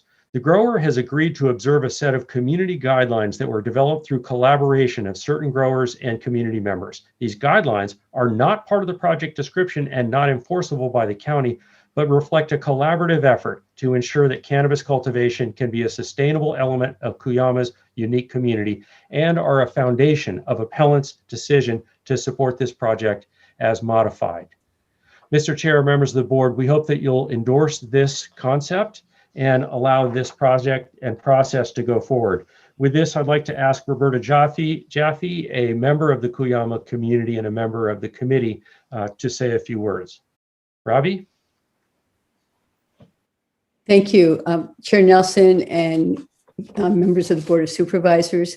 My name is Roberta Jaffe, and I've been involved in water issues in the Cuyama Valley as a resident and also as a farmer since the Cuyama Basin was identified as a critically overdrafted basin under SGMA 7 years ago.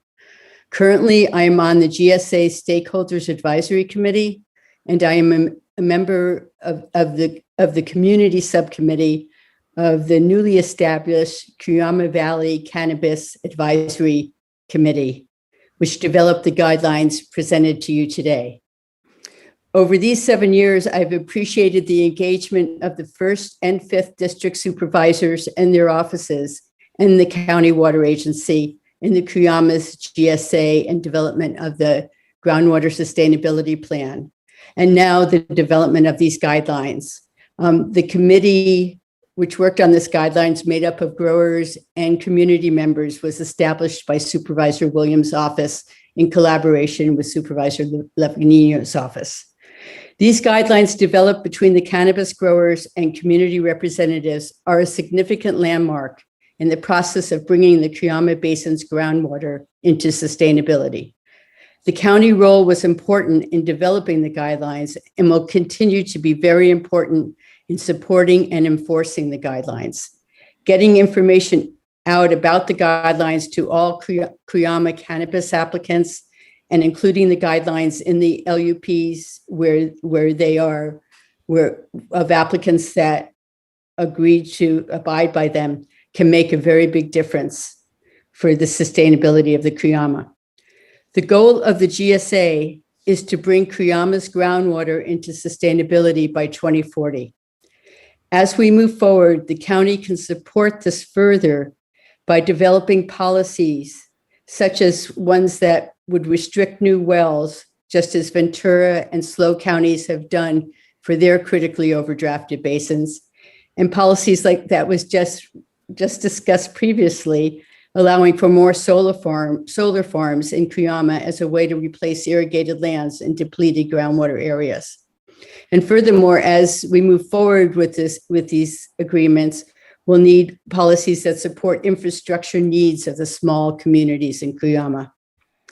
While the Cuyama Valley community is small in number, we are persistent. We will continue to step up to protect the Cuyama Basin and our communities. We want to work with you. These guidelines are an example of this, and I hope you view them as a model. The Cuyama Valley Cannabis Advisory Committee community members will only support projects that sign on to the full guidelines. Thank you, and I'm happy to take any of your questions. Thank you, Ms. Jaffe. All right. So at this time, we now have Ms. Seinfeld, who is the representative of Cuyama Farms LLC. And just in interest of equity between both parties, even though there's an agreement in place, the appellant had an additional 2 minutes. So we'll make sure that it's provided to the applicant as well. Thank you. Good afternoon, Mr. Chair and members of the board. I'm Amy Steinfeld, and I represent the applicants for the Suarez project. Today, I have our team, including our planners and hydrologists, along with our applicants, Mo Jawad and Mo Isa, here if you have any questions specifically about the project. First, I'd like to thank county staff for their incredible work on this project, and also, of course, Ms. Elliott and Mr. Bantalon for their assistance in bringing us all together. We'd also like to acknowledge the efforts of appellant, Mr. Gaillard, and of course, Ms. Jaffe and other members of the community. They all came together to help us protect the groundwater basin and to ensure the availability of water, not only for the needs of the current residents, but also the needs of the future farmers and residents in the valley. We're proud of our efforts to resolve this appeal, and we hope that the guidelines and the offset program, as Ms. Jaffe said, serve as a model. We've developed this in coordination with the community, and we hope this will serve as a framework for the other growers. As you know, we submitted a joint letter that explains the committee process and the guidelines in detail. These were unanimously approved last week by the committee, so I'm only going to briefly summarize the main components of the guidelines. Let's skip to slide number 8 of the joint presentation.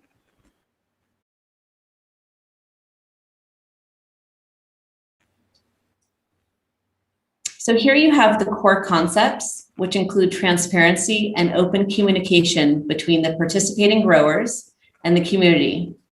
In addition, participating growers have committed to not substantially interfering with the availability of water from an existing third-party well. We call this really the do no harm commitment to our neighbors. If there is interference, the growers have committed to pay to remediate the well or to reduce water use on the cannabis property to eliminate impacts. Moving on to slide number 9, the growers are required to carefully track and report water with the goal of identifying exactly how much water is required to grow cannabis in this region. And also to ensure, again, that we're not interfering with neighboring wells. Lastly, on page 10, next slide, I'd like to touch on the heart of the guidelines. This is the offset program. This project and other participating growers that are planning to grow cannabis on land with no or inadequate historic water use have committed to offset 100% of the new water use for cannabis. So this means that as a result of these new projects, there'll be no new water use in the valley. This offset can be achieved by paying another local farmer to stop irrigating a portion of their land, or by installing a new, more efficient irrigation system. And it's interesting because this type of water offset program is not new. This is a time-tested method to reduce water use and allow new uses to come in, and it's used throughout the state. The basin is divided into 6 regions by the Groundwater Sustainability Agency called threshold regions. And we wanted to ensure, in working with the community, we knew they were concerned about the location of the offset because they wanted to ensure that the mitigation measure was in the same region. So here what we're doing is, for example, for this project, we are basically offsetting at a neighboring farmer. It's a dairy farmer that's about a mile away. This farmer has historically grown corn, carrots, and other crops. And so he will be, for this particular project, will be offsetting a small portion of his dairy by not irrigating and instead allowing the native grasses to return, so there's no impacts on dust and other environmental impacts. So what we're doing here is we're encouraging all participants to find a partner within the same threshold region in which their cannabis farm is located. But if that's not possible, there's a short buffer period where a grower can partner with someone from outside of the threshold region, but still within the same larger Cuyama Basin. So in this particular instance, in order to ensure that this doesn't go on forever, there's a time cap of 4 years. And if someone's offsetting using a farmer outside of their threshold region, they would have to pay about they would have to increase the water offset to 150% instead of the 100% required if you're within the same region. And then at the same time, pay a fee to this committee to really help to run this program. And eventually, as I mentioned, they would have to phase out that offset and find an offset within the same threshold region. Of course, cannabis farms are also required to comply with any rules set by the Groundwater Sustainability Agency in this region. So that includes, for example, the glide path if you're in the management area set by the GSA. And with regards to this particular project, the Suarez applicants are looking forward to being great neighbors, to developing a sustainable cannabis farm with very efficient irrigation practices, and continuing to support the residents and other farmers in the valley. In closing, we'd like to request that the board support and approve the amended LUP and support the guidelines. And we're here if you have any further questions about the program we've developed. Thank you, Ms. Steinfeld. All right. If there's no questions from the board from either to the applicant or the appellant, at this time, we'll go to public comment. Madam Clerk, do we have any public comment on this item? Chair Nelson and members of the board, yes, we have four requests to speak on this item. And we will begin on Zoom with Pamela Bastuk, to be followed by Renee O'Neill.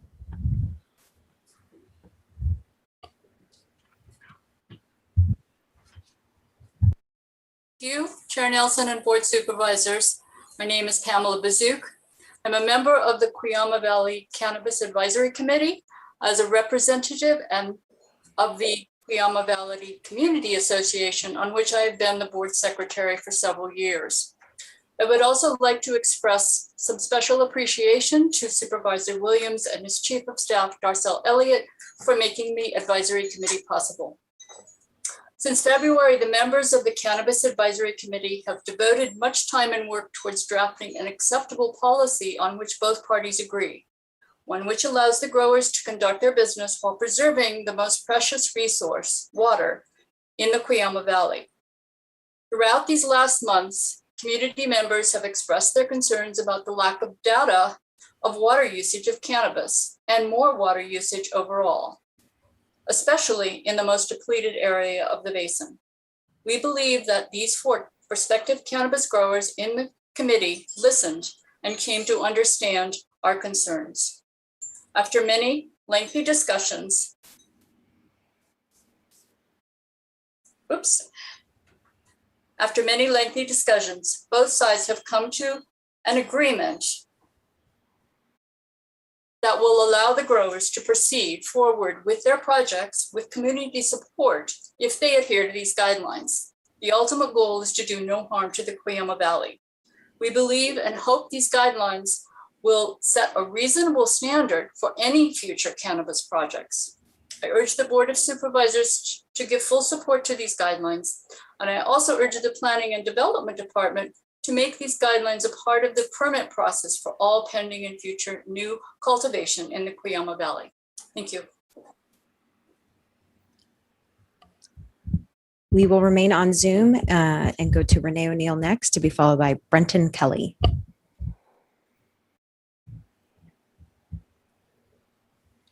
Good afternoon, Supervisors. This is Renee O'Neill in Tepesquay Canyon. It's encouraging to hear remarks from this on these going forward cannabis projects in the Cuyama Valley. I am still quite concerned about water usage. I don't know if the Cuyama folks are familiar with just how much water is actually used for these farms, especially in regions where it's quite hot. So like I say, I live in Tepesquay Canyon. We have temperatures a few days ago, 100 degrees, 96 degrees. And for years, we had cannabis growers that were operating on a farm that was accessed through our property. This farm did not have an operable well. And so we were able to monitor and document the amount of water that's being used for 3 provisional licenses. And that number was upwards of 251,000 gallons in 13 days. So with that said, I'm curious to know how the growers are going to verify for the community that the water that's being used from the depleted, I'm sorry, the next door neighbor who's willing to give up a portion of his land or his cattle operation in order to free up that amount of water for the cannabis industry, how is that going to be monitored and justified? So, like I say, I watched the amount of water that was going through our community, and that is very concerning to me throughout our whole county, not just Cuyama. Thank you for listening. Thank you, Ms. O'Neill. We will now go to Brenton Kelly, and then we will go to Santa Barbara for Jean Zanin, who is our final speaker.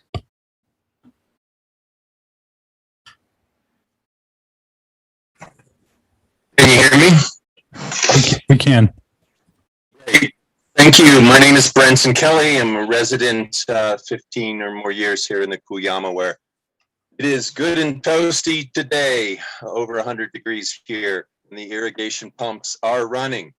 I want to put my congratulations out to the committee, both sides, the growers and the community. I represent the Cuyama Valley Community Association, and I want to thank the First District Office for making this committee possible, and for the good hard work over the last several months for you all to be able to meet this agreement and help us here in Cuyama regulate and control and sustain an amazing resource that is currently unsustained. Yeah, I want to also thank the board of directors to considering this, the board of supervisors considering this guidelines as a great achievement, something that should be everyone should be proud of and should be used and held in high regard as a democratic process, a grassroots organization to meet mutual needs. I congratulate to everyone involved and thank you for your time. Thank you, Mr. Kelly. And we will now go to Santa Barbara for Jean Zanin, our final speaker. Mr. Chairman, members of the board, I'm back. Our family has been growing pistachios in the valley since 1991. We have a small plant that employs approximately 25 local residents of the valley. I'm here basically to question a few things in terms of unanticipated consequences. One of the proposed growers fact sheet that we got from planning development indicated that they would have 12 permanent employees and 104 employees during harvest time. This proposed grower represents about 20% of the total cannabis growers that are in process in the valley. If you extrapolate from that, it could mean an additional 600 to 700 people coming into the valley, and the questions really become, where are they going to live and who is going to be displaced? If you're familiar at all with the valley, essentially there is no housing. So that's going to be something that's going to be have to be addressed by the board in terms of how that's going to be dealt with and regulated. In addition, there's questions on the roads and maintenance of roads within the increased traffic that's going to be involved. Security, we currently have 2 sheriff in the area, which I don't know what the total template is, but it must be a couple of hundred square miles that they're going to be required to cover. There's also security in terms of the farms themselves, emergency services, fire and ambulance services, road safety. During harvest, when these 500 or 600 workers are going to be coming in, if they're going to be commuting, they're going to be coming from commuting on a very dangerous road, which, if you're familiar with Highway 166, it has a history of a lot of deaths and consequences from that. So I think that this is just the beginning. I think we have opened a can of worms, and there are going to be consequences. Thank you. Thank you, Mr. Zanin. And that concludes public comment. All right. Just in the interest of our hearing today, I'm going to still allow for 2 minutes of rebuttal for both the applicant and the appellant, starting with the appellant first. If you can waive that if you wish, but I wanted to give you 2 minutes. Thank you, Mr. Chair. I think you've heard a quick summary. We had a much more elaborate presentation prepared for the board, but our time was cut short. This is, and I think Mr. Zanin's comments are particularly significant because not only have we identified and addressed and resolved many of the groundwater issues, we also identified a number of the community issues that really have not been, they are not addressed in the guidelines. We have the beginnings of a community benefit agreement process, but it's not well articulated. And it is something that we are going to look to the county to help. Cuyama needs help in the schools. Cuyama needs help with affordable housing. Cuyama needs help with an affordable and sustainable local food supply and local jobs. So this really is only considered to be step one for the revitalization of a sustainable community in the Cuyama Valley. So in this way, cannabis offers some significant opportunities, but it is important that we stay with this, both from the community side, from the cultivators and the cannabis industry side, and in the county's local government and all of the programs that are important to help sustain that community. It's a very special one, and it is going to be very significant.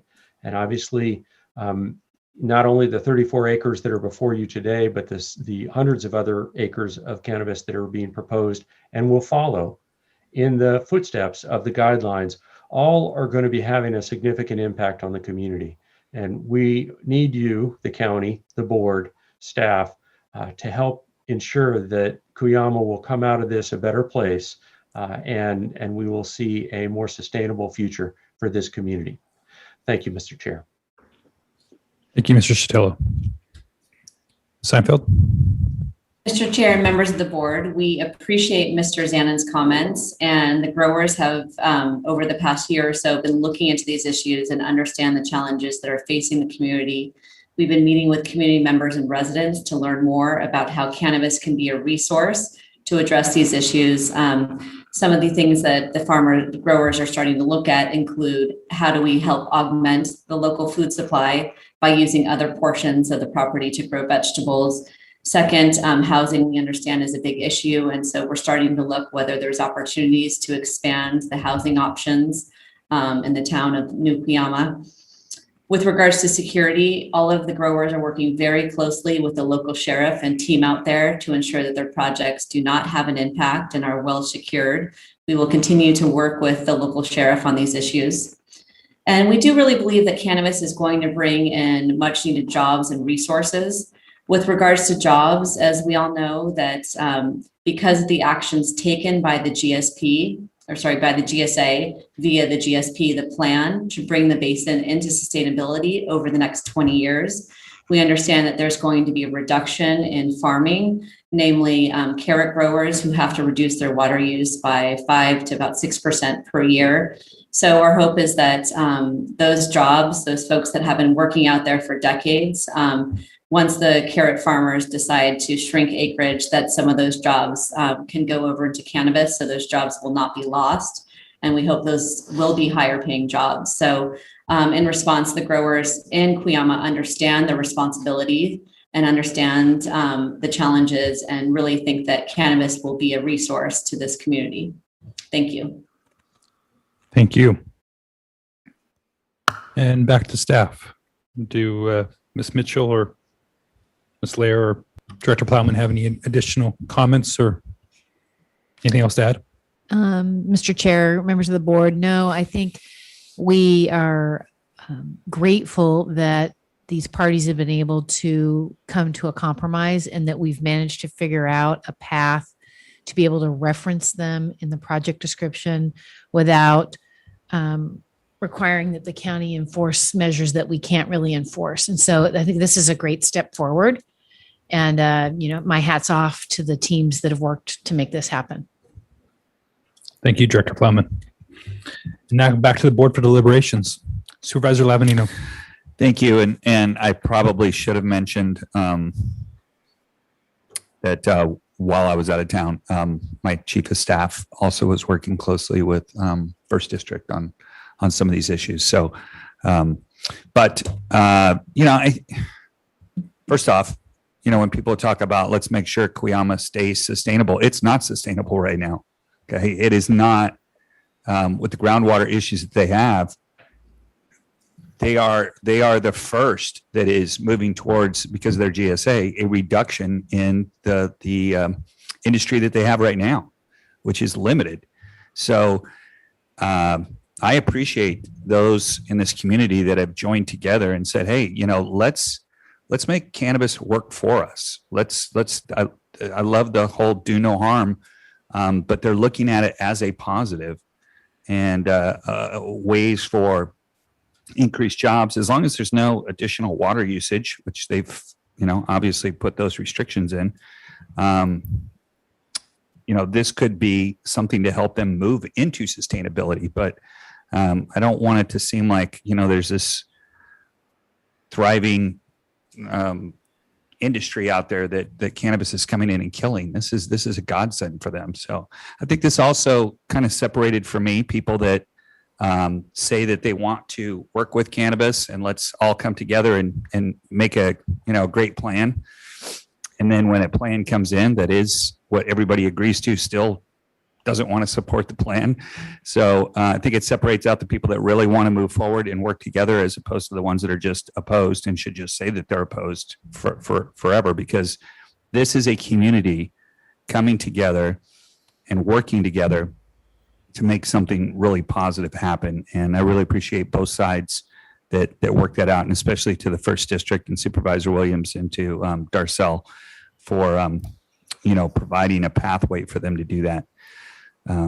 So I think this is a great message to others that have cannabis projects in the Cuyama Valley as a template to be looking at of, hey, here's a way to, there's a pathway here. So I think it's going to be very difficult for us to look at other projects that don't have that community buy-in as well. So one other thing I wanted to mention was, I think this also, one of the things I always hear from folks that are near cannabis, they're saying, why don't you just put it out in the middle of nowhere? There is nowhere in this county that does not have some sort of an impact. And you think, well, let's just go put it out in Cuyama. It's out in the middle of nowhere. Well, yeah, Cuyama has water issues, and Cuyama has neighbors. So there is no safe, secret place that, would just love to take all of this. It's, every place has its issues, but I'm glad there at least we've got people working together to make it a little bit better. Thank you, Supervisor Lavanino. Supervisor Williams. Well, I want to give you the context here. The Cuyama Valley right now is a job center. There are already a lot of people commuting, and that is an issue. But it's also a place that is likely to lose many, many jobs in the next few years. It is obvious to me that some of the large growers are going to reduce some of their carrot growing out there, and that many of the smaller farms are going to have a hard time getting by with the mandatory reductions that are the groundwater sustainability plan that's at this point in draft form will require. In that context, marijuana could either be a really good thing or a bad thing for the community. And I think this agreement goes a long way to making sure that it becomes a good thing. Making sure that the water usage is mitigated. That's a step that farmers that do other crops are not yet required to do. And that already will set marijuana on a higher standard than the other crops, a higher standard of community benefit. They tend to pay better wages, which will also produce some benefits. But I agree with Mr. Zanin that the other piece that applicants should think about is housing. Maybe this word will entice the land use attorneys in the room. By right development. Farm worker projects that are of a low level of units don't require a permit in our county because of legislative moves that we've made, and ones that are more moderate range of units require an LUP. So it is something that I think in order for folks to not be commuting long distances like from Santa Maria, from Ojai, from Taft into the community, thinking of farm worker housing on site, or as has been mentioned, thinking about it elsewhere is really important. To make this work, however, requires some action on our part, not just approving the project with the changes in the project description, because the applicants for the Juarez appeal kind of took one for the team. The incentive for applicants to agree to this set of higher standard is to not be appealed. And so if we don't take action on other projects today, don't give direction on other projects, the incentive for the applicants will not be there.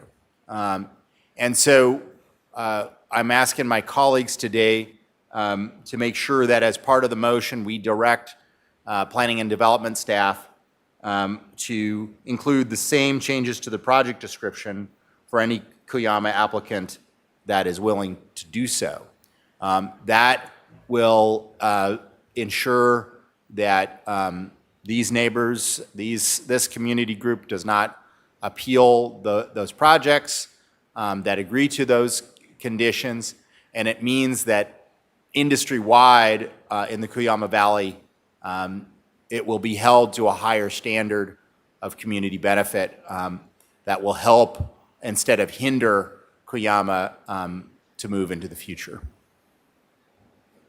Thank you, Supervisor Williams. I guess my question for County Council on the idea of the board directing staff to include these things in future Cuyama projects. Mr. Chair, members of the board, I'd recommend against directing staff to include it in the project descriptions in the future. What you could do is direct staff to just make applicants aware of these guidelines, I would recommend that they do so. They should just indicate that they're a private agreement, but just letting them know it's out there, and it might help expedite their process. Director Plowman? Yeah, Mr. Chair, I agree with County Council's opinion about that. I think what I heard Supervisor Williams say was if the applicant was willing. So we will certainly work with applicants, share information with them, and we are encouraging this community group to do outreach to the growers and coordinate with them in advance so that they can build that relationship, and these new growers that have applications in can have a better understanding of what this group is trying to achieve. So I think we can kind of hit it from the public side and the private side. So you don't necessarily need additional direction from the board to accomplish that. That seems that it'd be already part of the process that your planners would be engaged in. Yes, that's correct. Okay. Supervisor Williams, is that satisfactory? That's agreeable. The issue is it just has to be done proactively and not as part of the appeal, right? Because then the incentive for compromise is taken away, and arguably the county has an interest in doing it to make sure that our schedule is freed up for all the other business that we need to accomplish. Thank you, Supervisor Williams. Other questions from board members or further deliberations? At this time, I'd be willing to take a motion.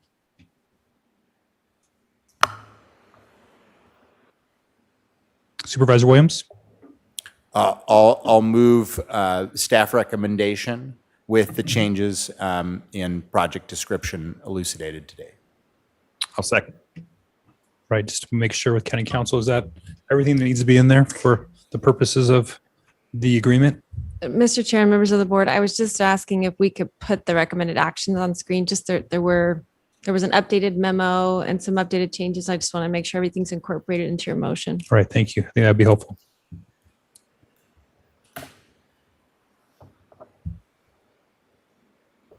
Supervisor Williams, just to confirm. Yes. Would your motion be items A through D? To be more precise, it would be staff recommendations A, B, C, and D, and the further recommended actions on the slide. I think we have all those on this slide. So I just want to make sure that we're talking about the same thing here.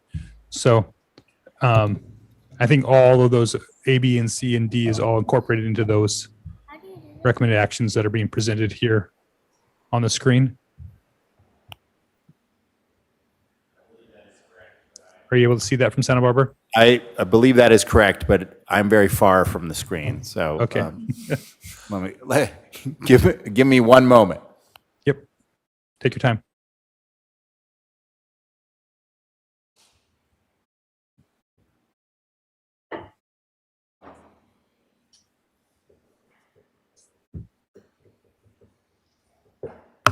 That is the same A, B, C, and D. Yes. Okay, great.